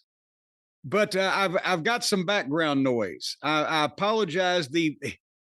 It's the first of the season. It's still only mid-March, but it's a nice day, and they have come to do my fertilization. They are fertilizing the trees on the castle grounds, and there's a motor running out there. So don't freak out, Brian, if you hear some humming or buzzing or whatever. It's there, and it's unavoidable. I need greenery around here, because I got to keep the castle looking good. Because now that I'm a movie star, I'm going to be on the tour of the movie stars' homes. People are going to be coming by taking pictures, and it's it's Louisville, so the tour of the movie stars' homes is me. Well, the last time a fan showed up, you chased him off your property, screaming at him. So I don't know if that's a good idea to promote that. I didn't say that. I didn't say they could come by and stop by and take pictures on the property. As they're going to be going by on the tour, they're going to get a bus and they're going to hit that hill, just kind of drive it by. Yeah. And they'll go up over the hill and they take pictures on the way by. Click, click, click. But then that's pretty much the tour. Because like I said, a tour of the movie stars' homes. We're in Louisville. So they're going to start down at the stop sign and they're going to go down to the fire department and let everybody off. Real quick, what do you think of the idea that Kentucky's all of a sudden making a big push into films? They're trying to have more productions take place in Kentucky. There was just something before the legislature. Yes. Last week. And obviously you making this movie in Louisville is, I guess, a part of that. Yeah, well, they're giving incentives all because, see, that's the thing. You heard Ash Avildsen say it was kismet that I was here. That's why he decided to make the movie here in Louisville. There were a few other minor reasons, but I was here. And that's why they had the premiere here. There were a few other minor reasons, but I was here. And now they're trying to get all kinds of movies to come to Louisville, and they're giving incentives and all that stuff because I'm here. I'm taking over. Are you open to more film roles in the Louisville area? Well, of course, as long as they require pants, only non-gratuitous nudity.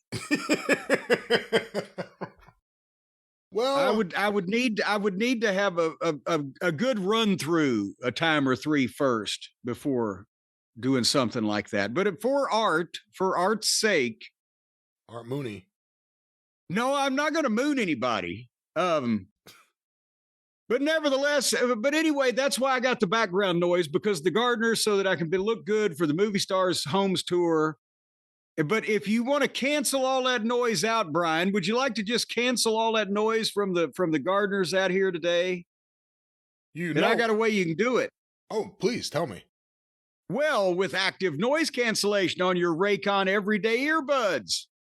They don't even call them everyday wireless earbuds anymore, because now people know that Raycon earbuds are not wired.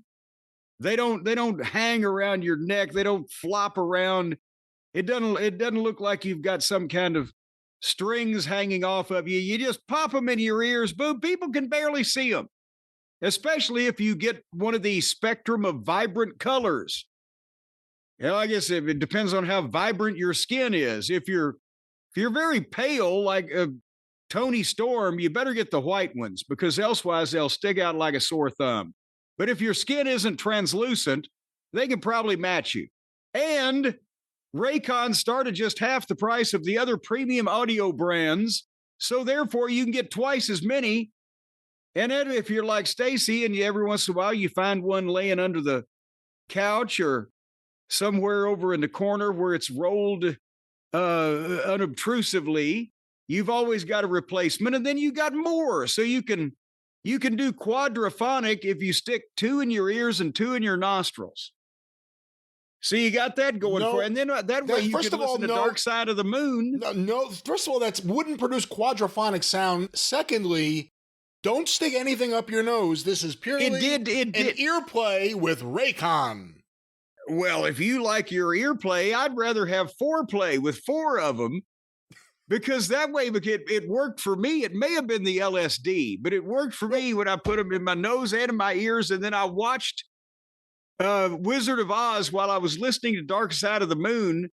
And some way or another, I imagined I was having sex with Judy Garland. But folks, their latest model of the everydays, it's better than ever with a 32-hour battery life and the multi-point connectivity that you can pair up with 2 devices at once, wink, wink, over a few drinks.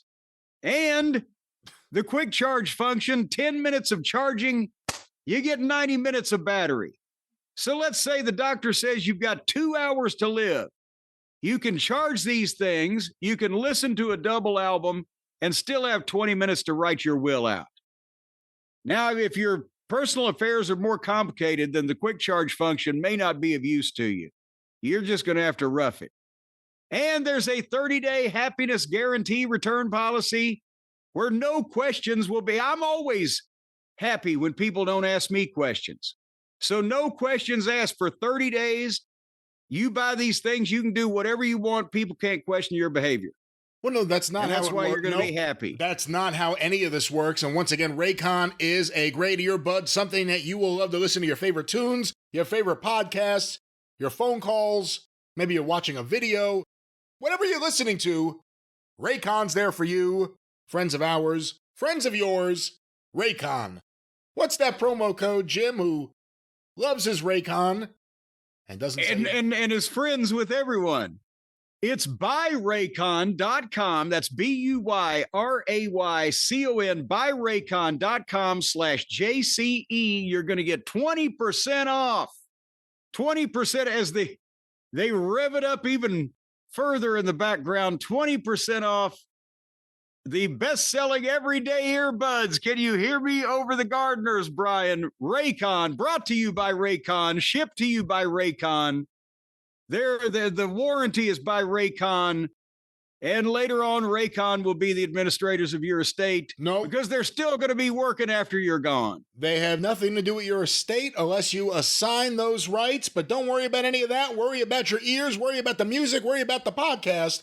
Raycon, nothing to worry about there. You know, if you're buried with your Raycons, then when the mad scientist speaks over the speaker, your corpse will hear it in the coffin and you will rise from the grave. It's all part of the plan. You're going to be a part of a zombie assemblage of humans from all over the world that are eating brains and wearing Raycons. It's going to be incredible. But you got a long time to live yet, folks, before you have to worry about it. You won't become a zombie. You will be your normal self. No one would call you a zombie. Of course not. But Raycon, there for you. What's that promo code? But Jim? you can listen to the zombies. Yes. She's not there. Tell you about the way she moves, way she acts, and the color of her hair. God was listening. And by to me. Raycon. It cut out right when you were singing. Beautiful. You told me this audio would work. Buyraycon.com/JCE. I didn't say your voice would. Oof. Well, I guess we go back That's to... a deep subject, as Mama Cornette used to say. Of course, Jim. WWE had a wrestler named the Zombie in ECW. Had a very notable debut against the Sandman. One of my favorite moments ever on the mic. And WWE is still there, and they were there. What night is day? What day is today? I can't even speak. What night is day? What night is day? What day is today? This is today is Tuesday morning. Raw was last night. Wow, it was just last night. It was just last night in Madison Square Garden, the Mecca of professional wrestling is what they're now calling it. But they couldn't say professional wrestling on their television show without getting a stern look from the chairman a few years ago. And now they can call Madison Square Garden its rightful name, the Mecca of professional wrestling. And they were sold out. They said 20,142.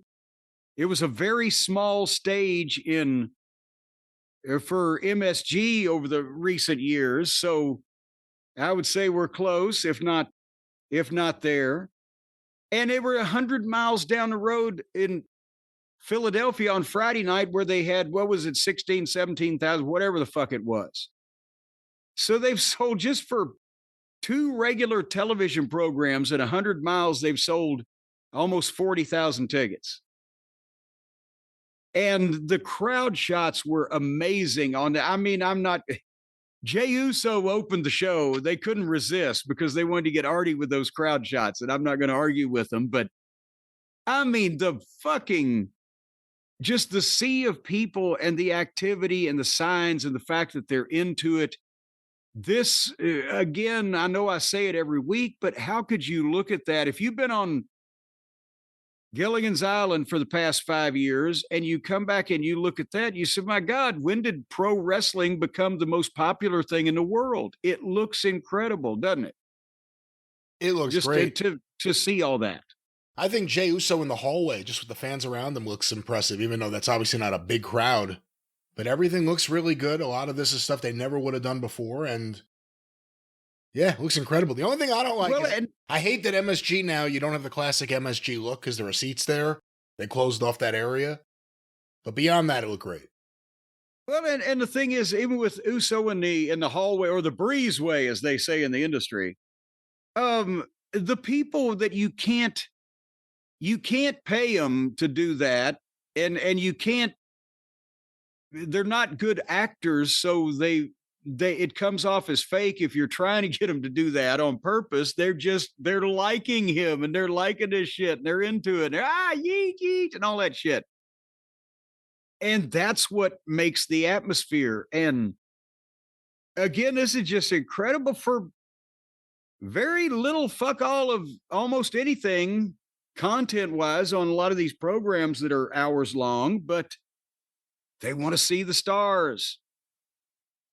And there was a couple of segments that I thought, it deserved some discussion. And the first one was the Cody entrance again, or the Cody promo, where he had the entrance was the great visuals and the Cody chants, and his eye still looks rotten, but somewhat better than a few days ago. And he cut the promo. He got Travis Scott booed. He got The Rock booed. He got Cena booed. Cena's not here tonight. Boo. He'll be, by the way, John Cena will be in Brussels next week, Belgium. He can't make New York City, but oh yeah, I'll drop by Belgium. What the? But I guess it's all part of the Cena retirement tour, right? But anyway, if he again, retires. If he retired, see, you gotta suspectify everything. It's like with the thing with DDP, where you gotta see the ill intent in somebody, or you don't trust anybody. See, I'm the trusting one. I'm the calm one. I'm the fair one. Oh yeah, the one that tries to see the good in everybody. And you're the one who just sees the bad in everybody. And then we meet in the middle and we balance each other out. I can think of at least 24 people that I've heard you wish would burst into flames. But with love. So, but anyway, this is what with Cody. This is what I was talking about earlier, the dusty cadence. And he cut another hell of a promo. And that's the thing. When your champion is over as Cody is, and he can talk like Cody does, that's all he needs to come out and do most of the time. They see him and they hear him and this thing that's been done to him, and he tells them what he's going to do to get even about it. But he cut a hell of a promo, and it's the dusty cadences there with the ebbs and the flows and the peaks and the valleys. And at one point, they got, because it's the Garden, and there are some malcontents there. They got the dueling chants of, let's go Cena, Cena sucks. But they're listening to all this stuff and they're reacting to everything. And finally, Cody wrapped up with, and he said, John, sit down, you goddamn moron, is basically what people want to tell him. 17 is the number of title wins. 17 is one man's delusion and one man's fantasy. But I get the privilege of beating my hero at his last chance. But John, remember, I'm the captain now. I'm the captain now, baby. But a great promo, and you want to see this thing. That's the definition of talking them into the building. And Cody does it at this point, like you said earlier. All of this conflict around him has really fired him up to cut him and put even more workshopping into his promos. You think? And he's gotten to do it now on 2 different shows, so now it's time for something different. Cena on Raw next week. What would you do with him? How physical would he or should he get? And how long a promo should he do if he does a promo? I don't know that they need a lot of physicality coming off of what they just did and this far away from WrestleMania, but I'm pretty sure he's going to think about it now. Would you rather see John Cena wrestle, or would you rather hear him talk? I mean, he is going to have, and that's what Cody referred to, he's going to have an incredibly, well-crafted and emotional and fucking promo of some description. They're going to explain his side of things. And that's what Cena's noted for, is his ability to talk. So it'll be interesting how he can, when he was in OVW, he was a heel. That was in 2001. And that's the last time he cut heel promos for the public, at least. So he could do it then like crazy, but now he's a completely different person. And it'll be interesting to see if his heel promos can hang with Cody's babyface promos. And, but I don't know they need to be physical right now, because it's kind of in betwixt and between. You know what do you smell what I'm cooking, Brian? I smell what you're cooking. I hate to use that phrase, but yes, I agree with what you said. Well, and do you smell the smell of my farts? I don't know what else to say there. I don't want to just invent catchphrases, then nobody will understand what I'm talking about. It's just going to be weird seeing Cena come out there. Like, we've seen him come out one way for 15 years or so. Does he come out the same way as a heel? Now that he's a heel, does everything change and he comes out slowly and angrily? I mean, it's going to be very interesting to see this version of John Cena at this age, how he does this. Do you think The Rock is going to Brussels? If any of the other corporate heads will be at ringside, maybe. Yeah, he wouldn't just go for the Sprouts? Well, what else did you watch on Raw? Well, then there was the segment where Michael Cole had the women's champion and challenger get in the ring together, Io Sky and Bianca Belair. And Io was first. If she is some type of cog in the deal to get Bianca and Rhea against each other, or somehow, as we said earlier, the thing between Bianca and Jade and Naomi, but a short-term champ, Rhea wins the thing back at WrestleMania. I don't know what's going on here, but she's shorter than the kids by the entranceway when she's making her entrance. She's barely taller than the guardrail.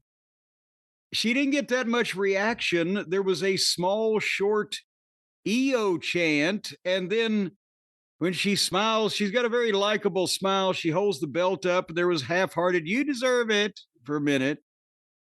She can't cut a promo. It's a strong accent. English is a second language.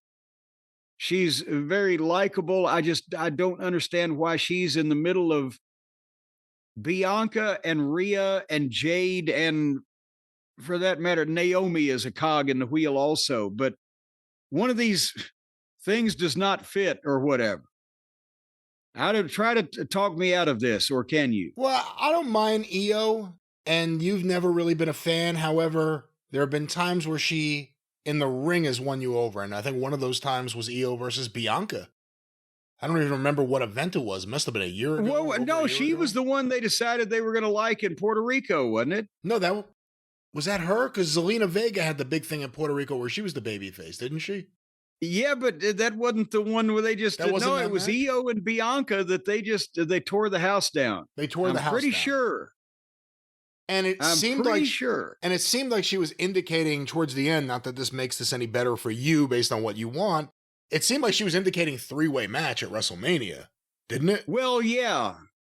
And unfortunately, but that's why I'm saying hopefully there's a cog in the wheel here somewhere where Naomi either costs Bianca, Rhea wins the title, or Jade, does something, or somebody does something. But when Bianca came out, she got a little bit of reaction.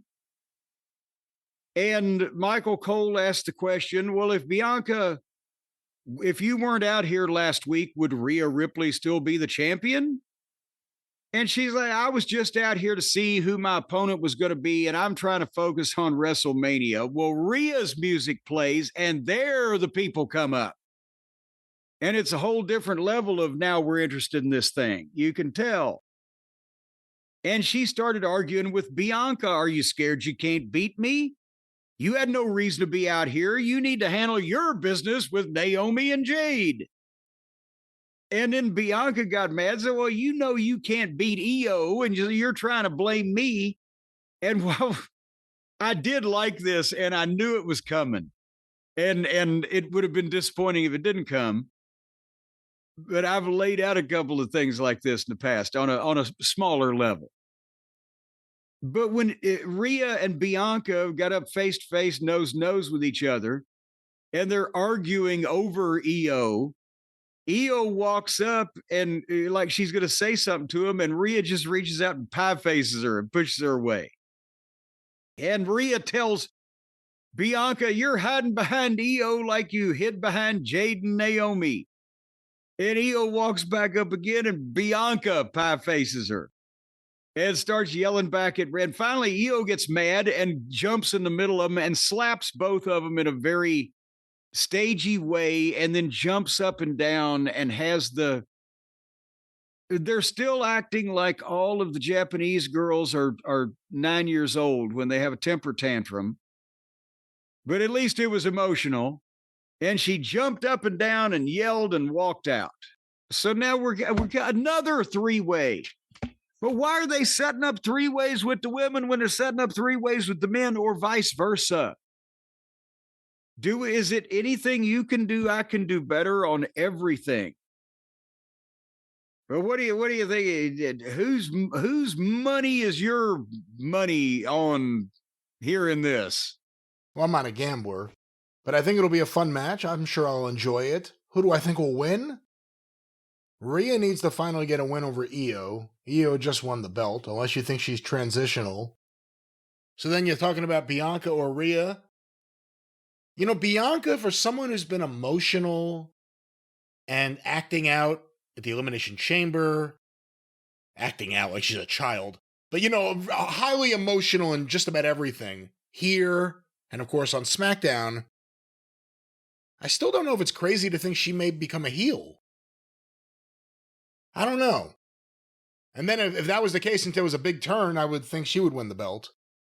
But again, Rhea needs to get a win back. You would think, traditional booking thinking. What do you think?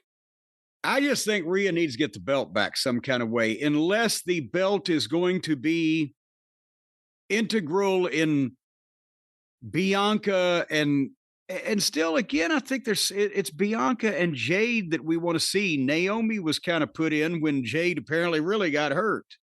So I think that Bianca needs to step off of Naomi, and we'll get to Jade. And if they want the title involved in that, I can see what's going on. Rhea's still over, but otherwise I think she needs to win it back. But that's just me.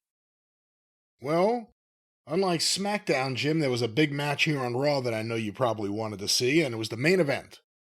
Well, no, there wasn't anything else after the girls that I wanted to make sure that we knew what was going on with them. And then I pretty much turned in for the cage match. You're talking about the cage match, Brian, now. And that's what I'm saying. Three ways. I never thought in my younger days I'd be so upset about all these three ways. But it's like a mirror image. And this one, the story is there again. And I think I said that about one recently in the WWE that they had. The story is there. And, you kind of get intrigued with what's going to happen, but I digress. We're getting to the finish before we've started it. The best match that I've seen on television, I don't know how long, and this was better than anything on that 13 match, 5.5 hour extravaganza pay-per-view that we just saw from AEW, and better than anything at the Elimination Chamber. I could go on, but two guys that know what they're doing with a fucking issue, trying to be serious about their business in a sold-out Madison Square Garden, now you're talking. I know that everybody can't do this all the time. Even if they could perform it, everybody shouldn't do a match like this all the time, or this would become commonplace and meaningless. But when you got, again, two guys that are over, CM Punk and Seth Franklin Rollins, and a stipulation like a cage, they don't need furniture. And they don't need goddamn flamethrowers. And you don't need special effects and chambers and clocks and lights and horns. Two guys are working a fucking fight. It was refreshing to see a match on a wrestling show that looked like they were trying to have a fight, wasn't it, Brian? After all this time where we just get used to they're just going to break out into running the ropes and, flippy doing, that they just had a fight. They had a fight, yes. That was a weird question to throw at me. Well, I mean, isn't it refreshing? Can you think, when is the last time it looked like they were watching some of that Ric Flair, Ronnie Garvin shit that they used to do on TBS, where they just were trying to fucking maul each other's face and straight punch to the fucking nose or whatever. But it was more aggression. But before you review it, do you think the finish took away anything from the match? No, actually, because I was wondering how they were going to get out of this, because that's why I couldn't believe they were giving it to us. And I say giving it. They're getting paid for everything. They get paid when they take a breath of fucking air in the morning. But traditionally, this would be a pay-per-view match. This would be a pay-per-view match. But now it's a stepping stone to another pay-per-view match that is even more WrestleMania worthy in their eyes, because you throw Roman in, and the dynamic with Punk and Seth and Roman both, and with Punk and Heyman and all these different interpersonal relationships. But it starts with the cage match. Let me tell you what I liked about it. And New York is a Punk town. Seth made his entrance. He gets a response, but then they already started chanting CM Punk before the music. And then, like Mussolini in MSG. And the fans sang the song. And they got with It's Clobbering Time. And Punk's got the game face on, and they got the crowd shots again. This is a Bruno fucking level crowd in Madison Square Garden. And it's the main event. And I thought they were supposed to be uncensored on Netflix. They bleeped it when Punk called him a motherfucker. When the screen went black, did the screen go black for you a few times during the match? Yes, they were bleeping fingers also. That's what I thought. Yeah, okay, that's why I wanted to ask you. Well, they weren't bleeping. They were blacking out the finger. Yeah. Censoring, and they were audio muting the motherfucker. But maybe you can say fuck, but you can't fuck your own mother on Netflix. Is that in the bylaws? It makes you wonder if this is what they're doing on Raw on Netflix. Did they sit down WWE and say, listen, about that Cody Rhodes go fuck yourself moment, let's not have that happen again. Well, but again, it's like when I was with Sinclair for Ring of Honor, where you could say the word ass, but you couldn't stick something in someone's ass. See, there's delineations of this. So I'm wondering if you were a motherfucker, it wouldn't be that you're fucking your own mother. You could be fucking someone else's mother. You know the old saying, motherfucker I may be, but the mother I fuck belongs to thee. That was a Bobby Eaton. So maybe it's just the combination of fucking and the fact that the woman who's doing the fucking is the mother of someone. You think? I have no earthly idea how you ended up with that, but there's definitely some level of censorship going on, and middle fingers are a part of it. Yes, and Punk is 4-0 in Madison Square Garden. That's the way you use statistics to your advantage in wrestling.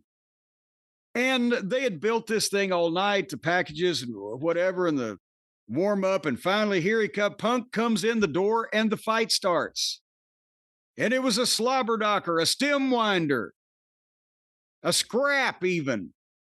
And the people just started chanting CM Punk. So they are taking Punk's side in this, and Seth is a heel, even though he's not really a heel, but he's not the sympathetic favorite. And they were working a fight where the stiff slaps and punches that stood a better chance of being a potato than normal. And it was like they sat down and agreed to apologize beforehand and say, we gotta make this look a little bit more legitimate than usual. And they got exhausted having the fight and got rubber legged, did a yay boo with aggression. And they had the body language going with it. And then Seth, for the first break spot, Seth gave him a buckle bomb into the cage, and it was a momentum changer.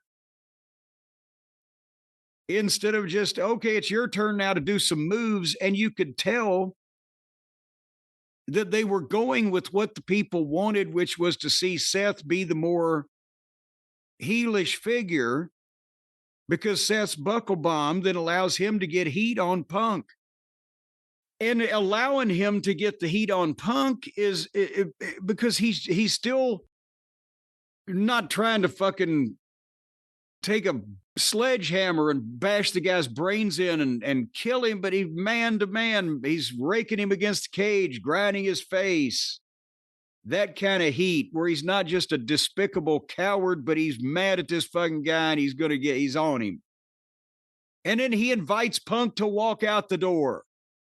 Because they got the leave the cage rule up there, and the door is open. And that insults Punk, and he fires up and foils another buckle bomb attempt and hits a go to sleep and collapses. And then Punk gets up and starts getting on fucking Seth and opens the door and invites him to leave. And that's where the fingers got censored, Brian, or at least one of the spots. And then Punk worked on Seth and gave him the elbow off the top, and then a double finger that they missed because it was quick, and another elbow. And then the fans chanted one more time, and he got a third elbow drop off the top. And I mean, again, you've got guys in this business in various places that are setting fucking furniture stacks up on top of one another and taking bumps off balconies through this shit with the chairs involved in the middle and risking their lives, and people are just standing there staring at it. Or you got a guy and another guy that are working and have built a situation where the people are chanting over an elbow drop off top rope. This shouldn't be that hard to figure out. And he gives them the one more time and cover and 1, 2 kick. Ah, God damn it. And then Punk said, well, I'll take care of this. And he goes up to the top of the cage because he's going to come off the top of which is a big ass fucking cage, by the way. But Seth sees that and he climbs up to the top. And they sit on the top and they have a fight. And Seth almost falls off, but he gets the ropes underneath him and grabs Punk's head and superplexes Punk off top rope. And boom, and cover 1, 2, and kick. And that's when the people chant, "This is awesome." And then they start fighting on their knees, but they get to the feet and they're trading punches. Boom, boom. And again, sorry you moved, And then Punk hit another go to sleep. Cover 1, 2, kick, big pop on the kick out. And then Punk went for another one, but Seth rolled into the STF. And he milked that, but Punk turned it into the Anaconda Vice. And Seth had to gouge the eyes to break it. But then he hit the curb stomp. Oh, my God. And cover 1, 2, kick out, big pop, and a CM Punk chant. And the best part about this is, besides the fact they're building this thing and going back and forth, the selling and the registering and the reaction time and the timing of in between the facials, the body language, the paint on the face. They got something going here. And then Punk foiled another stomp attempt and hit the go to sleep again. 1, 2, kick out. Huge pop, and Punk is gobsmacked now. What the fuck? And then the fans start singing Seth's "Whoa, whoa," or whatever the fuck. And then Punk curb stomped him and got a 2 count. And again, the selling and the facials in between. And now Punk is by the open door. And the announcers again say he could walk out. But Seth is screaming, "If you want this, take it from me." So Punk rushes him and goes for the GTS again, and Seth slips it and gives Punk a GTS. And then a curb stomp and cover, and they know this is it. 1, 2, kick out. Holy shit, big pop. And then Seth is like, God damn it, he goes to the open door. But he won't leave. He gets up and comes off the second rope with a curb stomp.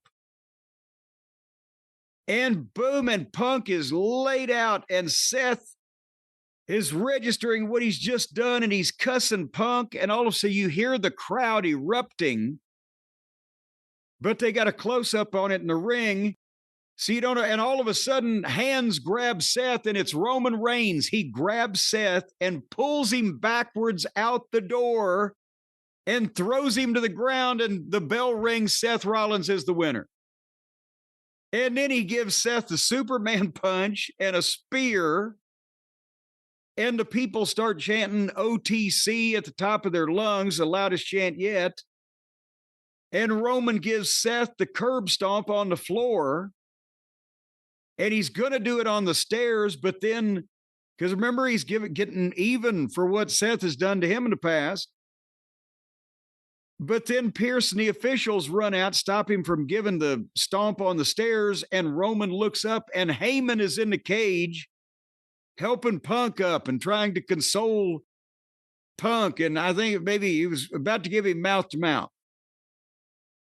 And Roman sees that, and he gets into the cage and grabs Punk and runs him into the fucking side of the wire, and boom, and the other side, and hits the ropes and spear. And Heyman is mortified in the corner. Oh my God, his hands almost covering the jowls on his face. And we go off the air. Now that was 30 minutes of fucking wrestling television, folks. Brian, am I just too easily pleased these days because nothing is ever any good? Well, there's good stuff, and this was very good, and it was a great match, and they had the big angle afterwards. I guess I'm not as enthused because I'm not looking for another 3-way match. It was the kind of what you started with, talking about this review, and that's what this is all about. Oh, yeah, I don't want a 3-way, but I loved how I loved the match and the finish and everything. Do you think they kicked out of too much stuff? No, because of Again, there's no rule of thumb. And once again, nobody had a baseball bat. It was every time that they had a logical reason. Either one time, boom, the guy gave the other guy the fucking big move and he's thinking, should I walk out? No, I don't. I want to fucking stay here. And it made sense and it was logical because blah, blah, blah. Or another time, a guy gives the guy a big move, but he's so worn out that he falls over and he can't capitalize. Or another time, he does give him the big move, and by the time he crawls over there 1-2, and it's barely a kick or whatever, but it didn't slap you in the face, insult your intelligence. It looked like these people were absorbing this shit and their body language and their level of selling of exhaustion and etc. didn't just wave it under your nose. Oh, this is all bullshit. And when you think about it, you know, a superplex now, you got superplexes where the guy that just got superplexed bounces up and to his feet and picks the other guy up and suplexes him. In this one, a superplex was holy shit and struggling for a cover and oh my gosh, just barely. These moves are, there's something a human being should be able to endure, one would think, even if they're wrestling finishes. It's not the concerto. If it was real, it wouldn't be automatic brain damage to suffer the go to sleep, right? So I can see this because of the way they told the story. There's no rule of thumb, but some things are just preposterous on the face of it. Neither one of these guys stabbed each other in the head with a screwdriver. Either. Correct. I didn't like, because it took so long when they stayed with the shot on Rollins, even though clearly the fans were popping like someone was coming out. Yeah. It lasted for too long. He took him too long to get to the ring, or they because it was all the way from the back rather than from the side, like you just talked about, the short entrance. Yeah, that's my biggest criticism. Tip you. Well, it did tip you that something was about to happen, but at the same point, I think they kind of blocked it out good because he was on the other side of the ring from the announcers. So if the camera wasn't shooting it, they couldn't see him coming down the aisle. So at least they got that part. But that was another exciting episode of Raw in front of 20,000 people in Madison Square Garden. Who would have ever thunk it a few years ago? Indeed it was, and that was WWE Raw on Netflix. And of course, if you were expecting a 3-hour wrestling extravaganza, like the good old days on the USA Network, you may feel ripped off, you may want to sue. Well, but if you did, then the opposing counsel would remind you that you're not watching the commercials. If you watch it the next day, you can get rid of all of that, and then it's only 2.5 hours, because the opposing counsel, in this case, would be the man, the myth, and the legend himself, this man. Call Stephen P. News.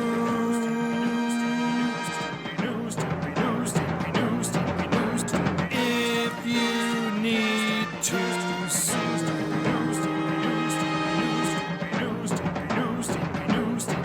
An outlaw mud show or two. He'll sue the rest. That's right, ladies and gentlemen. Stephen P. New at newlawoffice.com, 877-50-STEVE. If you tried to engage in frivolous legal conduct, he would be offended, much like that I'm offended when people engage in frivolous wrestling conduct, and he would take the opposing side to shut you down. But if you have a legitimate case, if you've been wronged or stolen from or harmed in some type of way by a big corporation or some heartless individual or entity, Stephen P. New is the man that represents justice for the underdog. He takes up for the little guy. And even if you're a big fat fuck, you're really small in the overall scheme of things. Imagine what you look like, you 600-pound fat fuck, from a shot from the sky taken from one of these space satellites. You don't look like nothing. So Stephen will take your case too, because you're minute and microscopic. Stephen P. New, newlawoffice.com, 877-50-STEVE if you're a little guy or just an unimportant son of a bitch. That's right. Stephen P. New, the man for you. newlawoffice.com, 877-50-STEVE. Jim, let's get some questions, and we'll have more next week because we won't have a giant pay-per-view review. Yeah, boy. Thank you. We don't have a pay-per-view for another month now, right? WrestleMania, and then AEW Roll the Dice, AEW Blackjack. They already did. Whatever the pay-per-view is coming up. Jim, let's get some questions here. This one was sent to CornyDriveThru@gmail.com from Mac. Just wanted your thoughts on Ric Flair saying that John Cena getting his 17th title isn't breaking his record because he claims to have 20-plus world titles. I've heard it's because some title changes weren't recognized, or the NWA would sometimes just strip Rick of the title and give it back. Any truth to this? Thank you, big fan. Well, I don't remember him stripping him of the title and then just giving it back a bunch. But no, and I don't have the list, the progression of the title changes in front of me. And back in the simpler times when I was a young man, you could do the dates and the title changes. You could do, Buddy Rogers to fucking Lou Thez to Gene Kiniski to so on, and it was easy. But Rick legitimately, the word legitimately depends on, there is an asterisk besides what, Brian, about 5 or 6 of his runs at least, that he would technically top out at 20 something.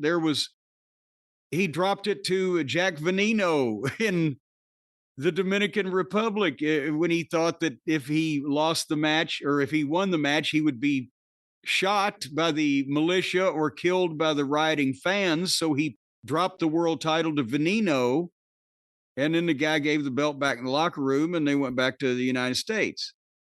They did a switch in Singapore with him and Harley back and forth on a tour one week that wasn't okayed, or where they just worked it out amongst themselves, and they were in Singapore and a lot of people didn't hear about it for quite some time. And Paul Bosch was on that trip and decided to take photos of it and send them back. That's how people. Well, yeah, because Paul was just on vacation, I think, wasn't he? Just happened to be there. There was, what's another one of the switches that he did? Well, there was one of them in Japan with Baba.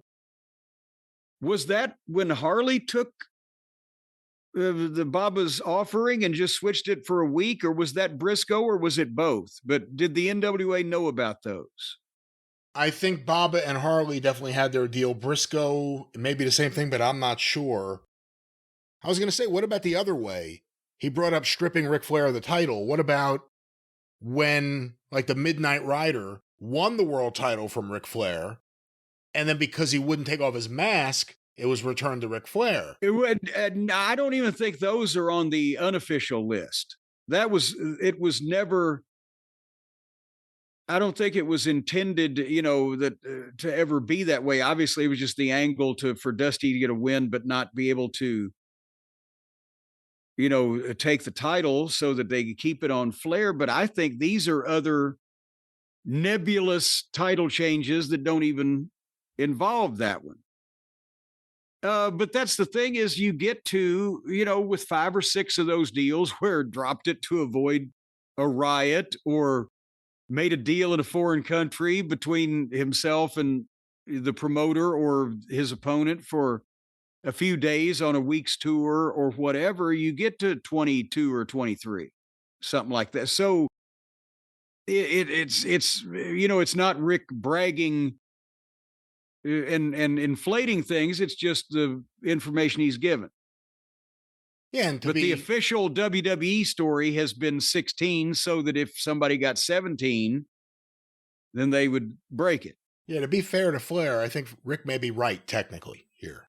Yeah. He's not making anything up. It's just what you recognize as, and I don't even know if officially sanctioned. You could make a case that maybe a couple of the 16 they recognize might be a little on the shady side.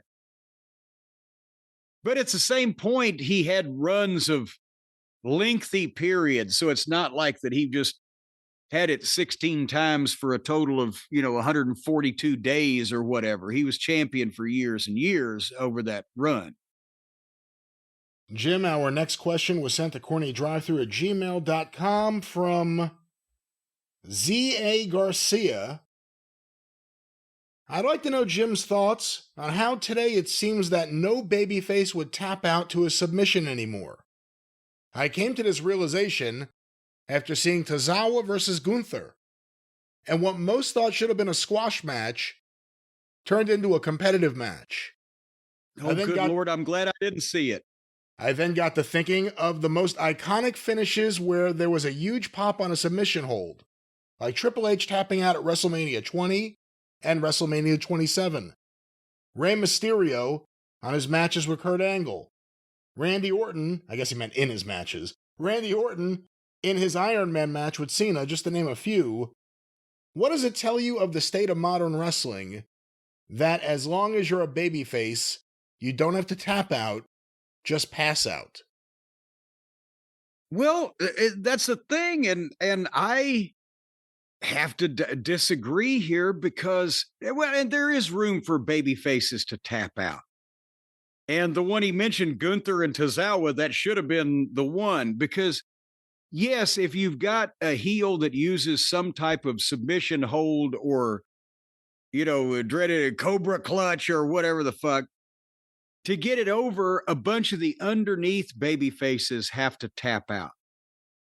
And I got no problem with that. But you've also, your 2 or 3, or maybe as deep as the WWE is now, your top 4 or 5 baby faces, I don't see any need for them to tap out. Then they pass out because they ain't going to quit, but they're fucked, but they're going to take it like a man. It's some, it used to be something that baby faces never wanted to do was give up before tapping out was a thing, before MMA and the UFC. When an I quit match, I'll never quit. I'll never give up. And whether it was the figure 4 or the fucking abdominal stretch or whatever the submission hold of the era was, the babyface would never give up. He would, either pass out or the referee would stop it to avoid permanent damage. So the guy left with his honor. He still got to heel over. It was even more dangerous that he wouldn't let go of these fucking holds, blah, blah, blah. So yes, some baby faces need to tap out for the overall scheme of things, but your top guys, I don't see it.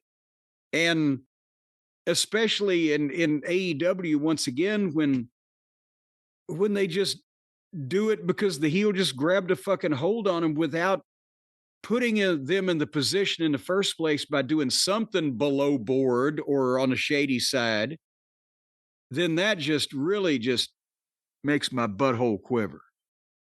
Would you even say that you're a fan of tapping out? I mean, obviously it's something that was incorporated into wrestling after the popularity of UFC and MMA, but did you prefer it before there was a tap out when people would just have to wait for the referee to signal that he heard someone say, "I give up"? Well, it was easier to commit Montreal screw jobs back then.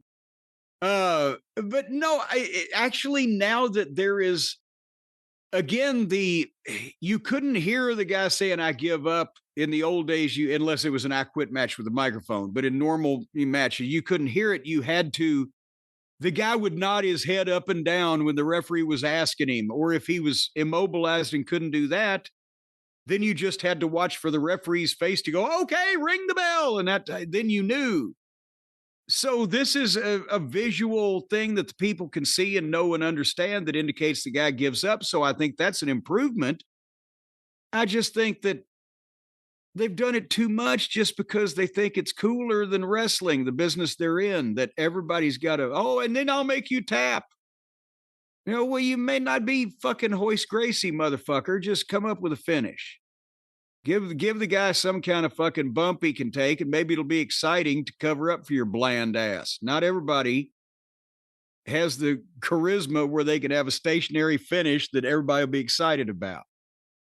Just think about things like that. All right, Jim, our next question, sent to CornyDriveThru@gmail.com, was sent by John O. on Long Island. Oh, John. It was Oh Yoko, the song that, well, based on your vocal stylings, I thought you were singing, but let's go to this. From your history of wrestling knowledge.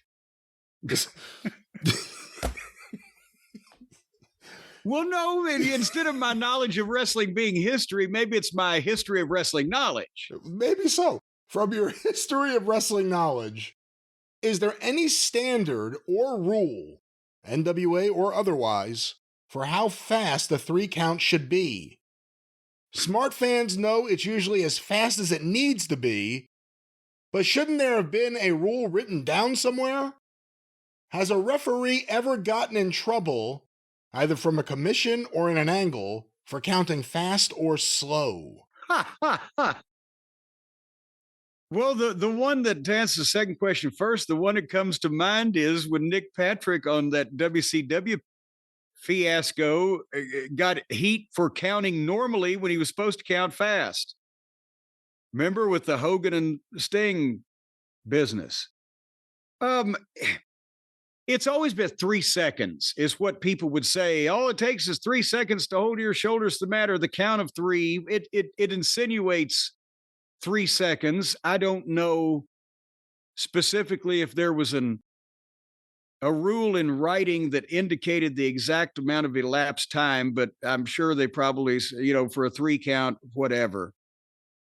And the cadence, as the questioner mentioned, a lot of times when it's the big finish and the guys just got the big pop for the baby faces, hit the crossbody off the top, and the referee goes down to count, it might be a little quicker than normal because it's the emphatic with an exclamation point on it. 1, 2, 3, yay! Whereas if it's the heel that's about to unseat the baby face and they don't see how he can possibly come back, and the heel hits some big thing and covers, the referee might want to be more dramatic. 1, 2, and a kick out at the last possible moment, whatever. But generally the thought is it's 3 seconds. And that again, it was embarrassing. And I'll tell you that he was a wonderful fellow, loved him to death. But Thomas Marlin, when I was a young fan growing up watching television and later on as a photographer going to the matches, Thomas Marlin was Eddie Marlin's brother, and he was a referee, and he loved to be a babyface. And he wanted to be a babyface so much that you can see it in matches where he refereed, even though he almost never went to Memphis. He went to Memphis when Lawler had a world title match with Harley Race, so he could referee in his red suspenders and bow tie. But he would count slow when the heel was on top because he didn't want the fans to get mad, and he'd count a little faster when that kind of stuff. It hurts your credibility. But a lot of times, some referees, want to do that to make sure that they don't get buried and they didn't get unpopular. It doesn't happen anymore because nobody gives a shit. They hardly even call the referees by name. But in the day, sometimes there was heat on some referees for that. My thing that drives me crazy is the slow 10 count, where like you see a lot in AEW where the referee will go 1 and then take 5 steps back and then come up again 2. Yeah. It gets the fans to count along slowly, but it takes 2 minutes to count to 10. Well, they can't even do that anymore in AEW because even if they're taking a 2-minute 10 count, if they get the fans to start counting with them, then the fans will know when they should have been counted out because the wrestler still won't get back in the fucking ring. So they don't even do that anymore. They just leave the ring and the referee just stands there and just waves his arms because what else can he do? If a stern booker gave the referee instruction to count the motherfuckers out if they abuse of a somewhat generous count, which ought to take 20 or 30 seconds tops, then count them the fuck out and it's their fault. Then that shit would cease, but it won't until someone does. Jim, our next question sent via the Cult of Cornette Facebook group by Richard Ives. Is he Saint Richard Ives? Does Jim have any thoughts or memories on the Raw Bowl from January 1st, 1996? Oh, good Lord. That was the Super Bowl. Was it the Monday before or the Monday after Super Bowl? And that was right before. It may have been well before that. If it was January 1st, I don't think the Super Bowl's ever been that early in January or close to it. Well, no, that was when it was going to air. That was back when they taped like 4 weeks of Raw maybe it's just the bowl games because it's New Year's, right? Okay, I apologize. The point is, it probably wasn't live. But I was thinking Super Bowl, but it's just the New Year's, the bowl games. This was before I joined the creative team. I can take no blame for this. And it was a football-oriented deal where, God damn it, this was even before Shit Stain. So it was Bruce and Vince on this thing.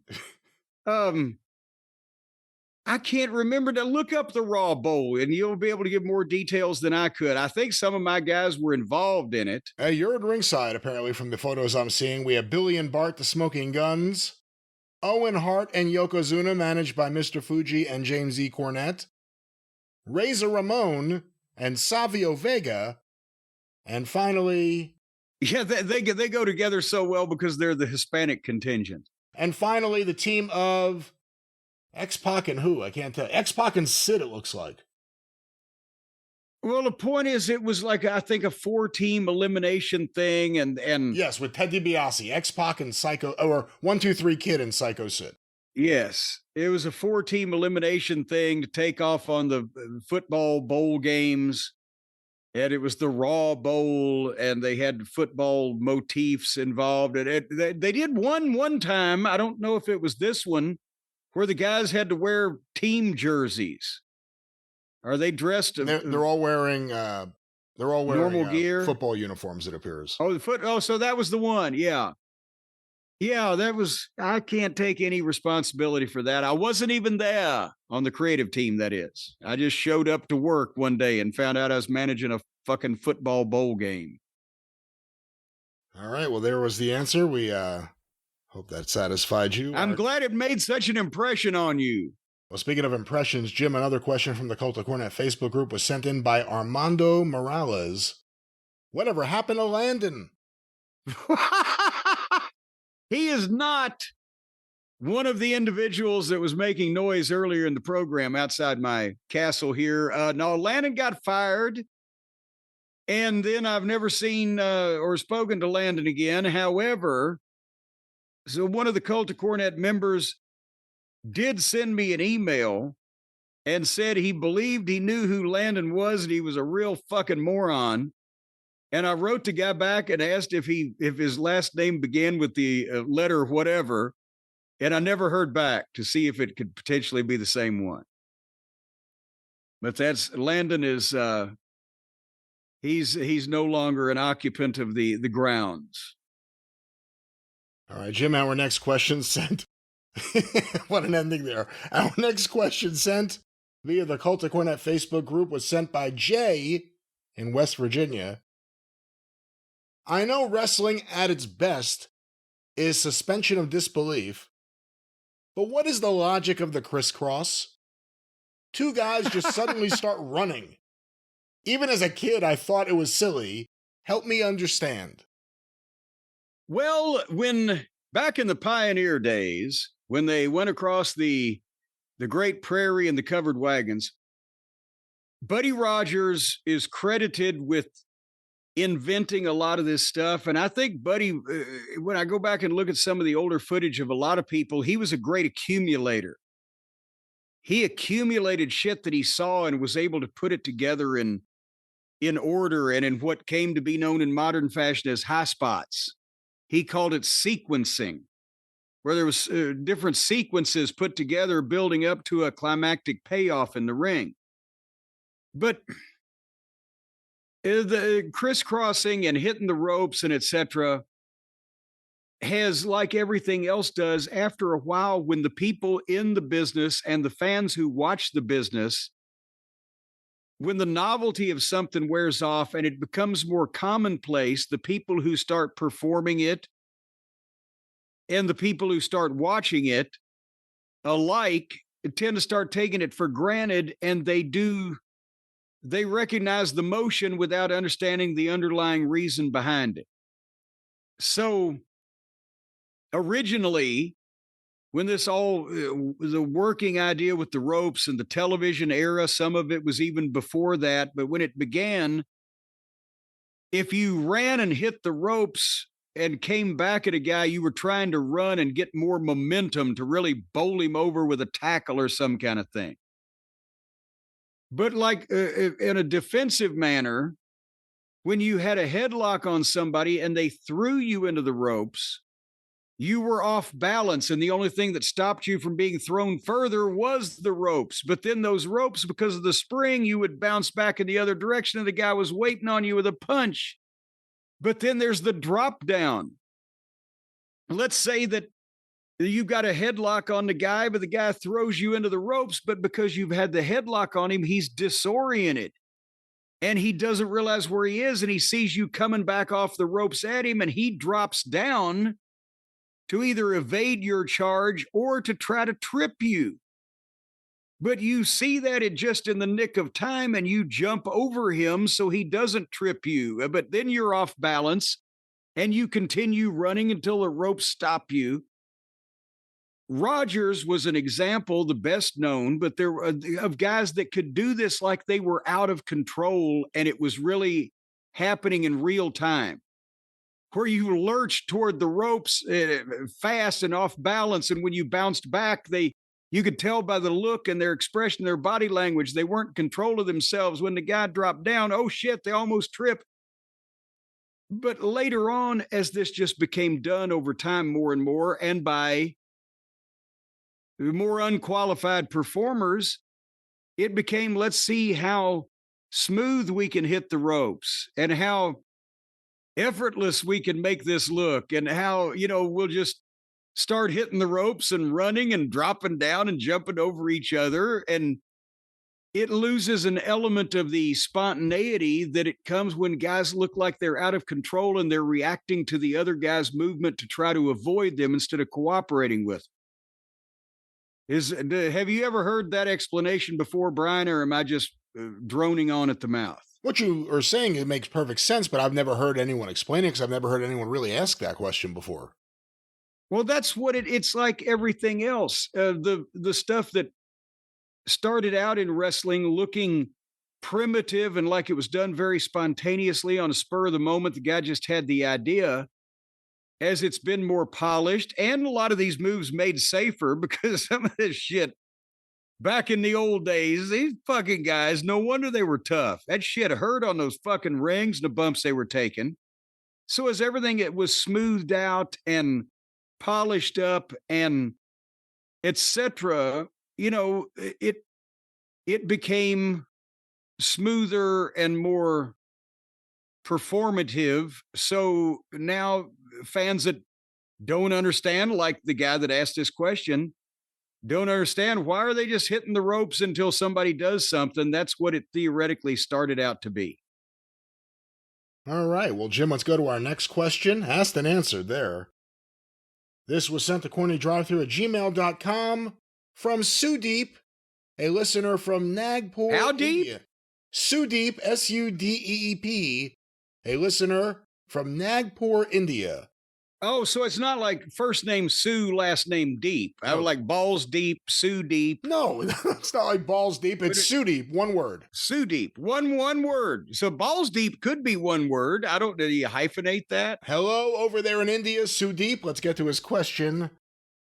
I was wondering if there's anything that Jim thinks modern wrestling does better, or if it was objectively better in the old days. So anything you think they do better now? Oh God. Well, I mean, in modern wrestling, does that encompass every aspect of the promotion and the company? Production has never been better.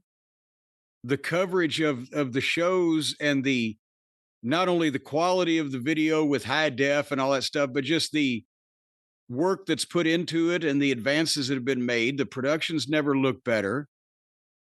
And honestly, the guys that are the top orators now, the very top speakers in the business, they may be the all-time best because they can go out there and do 20 minutes and have people captivated without, a lot of the great promos from even the territory days after anybody but Lawler or Bockwinkel or some really articulate son of a bitch, after the 3 minutes of doing their gimmick and cutting their promo, it would have gotten brutal if they were out there for much longer. So it's sad in a way that the guys that really could talk as themselves spontaneously off the top of their heads with no pre-planned shit,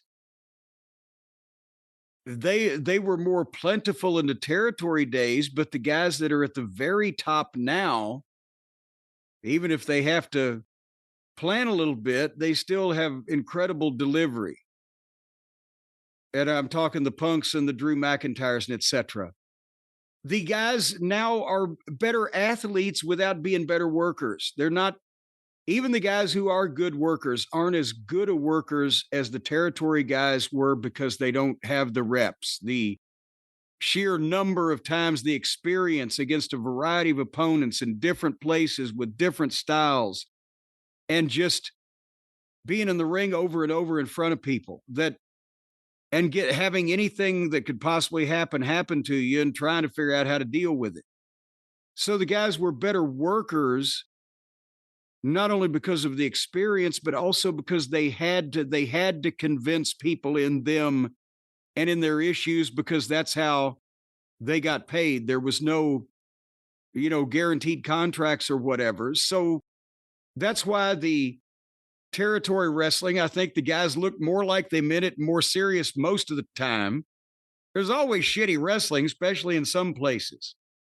I've mentioned, don't try to go back and look at Kansas City's greatest hits. But the pace was quicker in the territories. Guys, look at somebody tweeted Duggan and Gordy, I believe it was, in Mid-South with just a fucking no deal. Maybe it was Duggan and Dr. Death. Duggan and DiBiase. Duggan and DiBiase. Well, no, I think mine was Duggan and Dr. Death. But nevertheless, they look like they're killing each other and they're fucking hitting each other. And people, that physical level of aggression today has slowed down into pre-planned, choreography to some degree. Catch me. Catch me. So there are more positive things or things that are better and have improved, but the root of the performance of the business is just, that's the problem. It doesn't look like the same thing because it's not, and that's what's not superior to the old days. All right, Jim, let's get one or two more and then get the hell out of here. This is an example. Why do you always say it like that? I'm going to start thinking you don't like me no more. I like you. But, sometimes we hear from the listeners, hey, I emailed my question. It didn't get on the air. Why are you ignoring me? Now, first of all, I want to point out we get thousands of emails. And, of course, we have Twitter and Facebook. We do our best. A lot of you also some of them ain't really exciting now. Well, some ask questions that have already been asked. I mean, could Jim talk about managing Yokozuna? That's a pretty broad question, but there are plenty of videos on that. Here's an example of one that I'm sure the person will be. I'm not even going to use their name. I'm a proud Tiffany fan, having just discovered her last year. I was born the same year as Jim, so I was unaware of her in the late 1980s. In reading up on her career, she was mocked cruelly and incessantly about not writing her hit songs. She had 2 number 1s and 2 more top 10s. She was often compared unfavorably to Debbie Gibson, who did write, but didn't have nearly as strong a voice. In discussing the death of Roberta Flack, Jim talked about how the performer need not have written a song if they can't interpret it.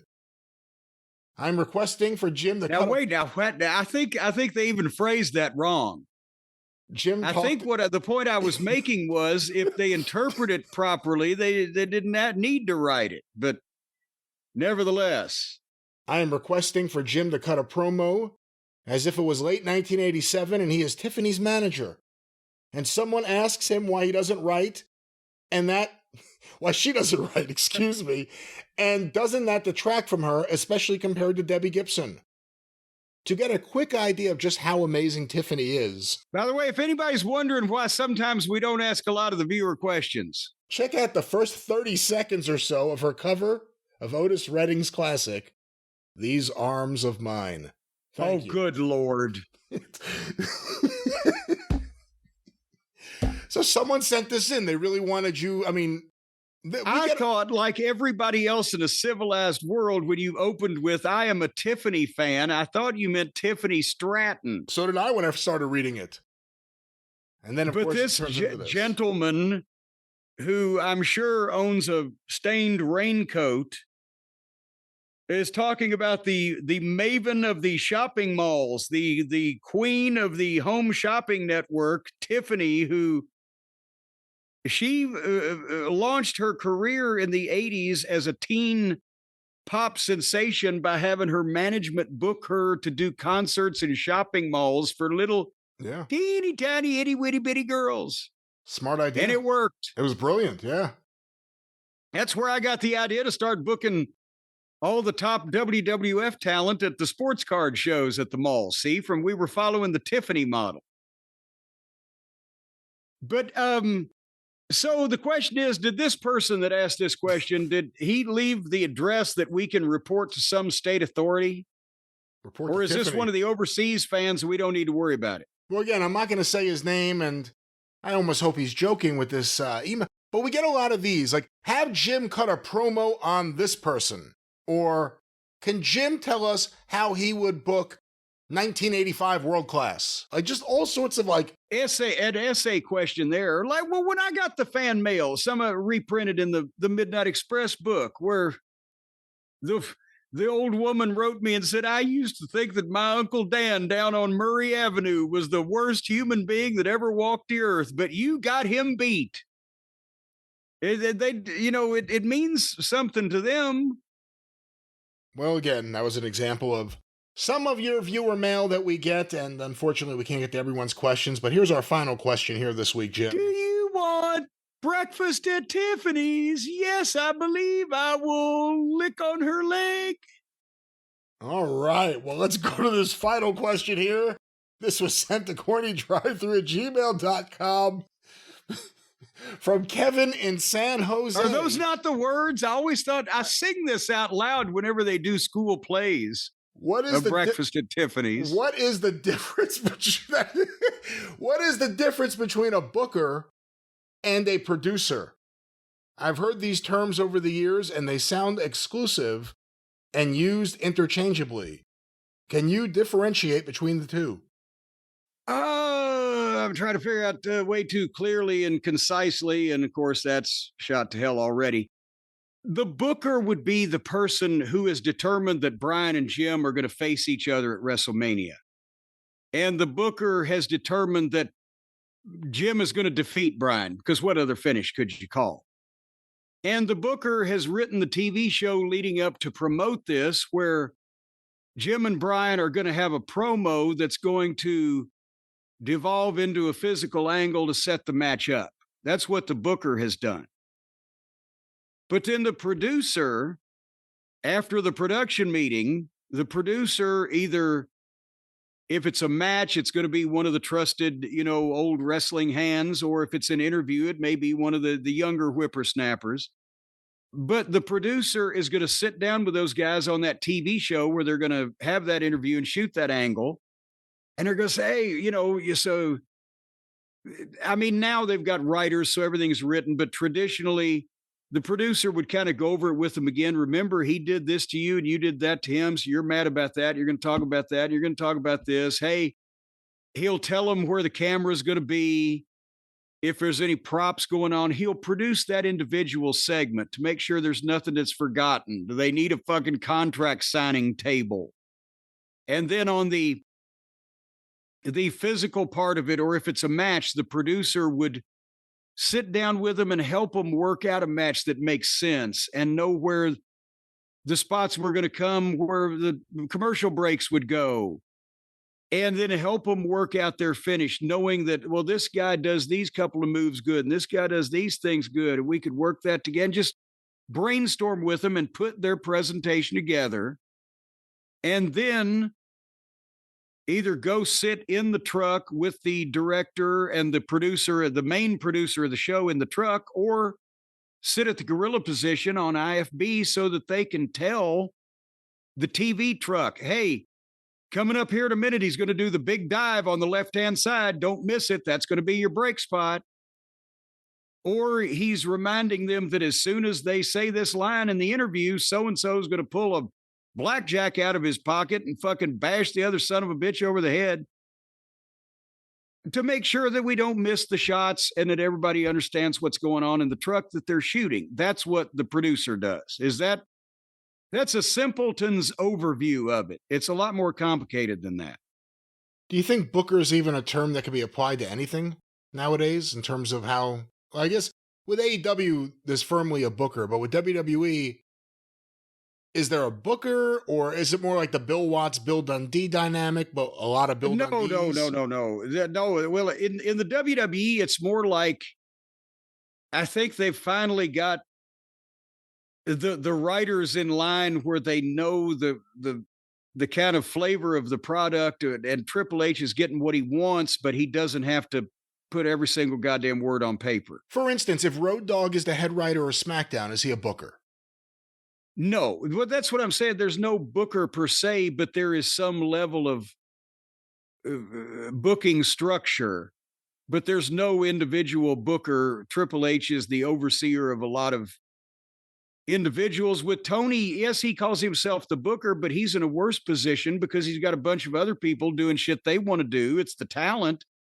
It's just that he doesn't have a structure where there's clear control over them. And even if you're letting John Cena and Cody Rhodes do mostly what they want in the ring, you would still have one of your trusted producers, because that's a money match, sit in and make sure that he knows what they're going to do and that you know what they're going to do before it gets done. And that doesn't have, so in the smaller companies, I'm sure there's bookers still, but very few in the traditional sense where the booker was in charge of the wrestlers, who was hired and who was fired, the house shows, what the cards were and who went over, and the TVs, who was featured, who was pushed, and how and who went over. And there's nobody with that level of control over that many things anymore, probably, in this business. And that's why the promoter had to worry about running the business and paying everybody and making a profit. He had to worry about renting the buildings, getting the TVs and the TV stations and the newspaper and his publicity and his local promoters all pulling the same rope, and then sit back and his booker ran the talent. And that was all you needed. Now you need a lot more shit than that. Well, that was all the shit you're going to get here this week. With that, the drive-thru is closed.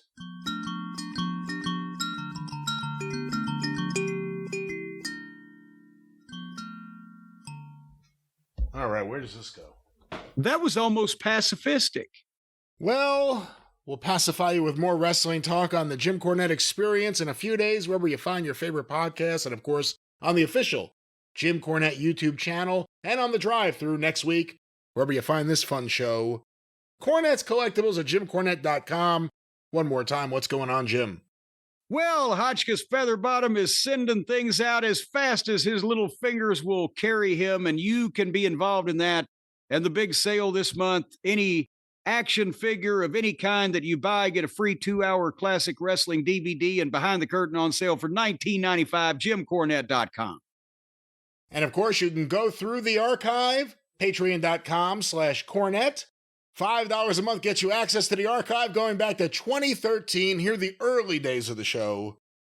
Patreon.com/Cornette. Don't forget the official Jim Cornette YouTube channel. Of course, the wrestling news, wherever you find your favorite podcasts each and every day, or from thewrestlingnews.com.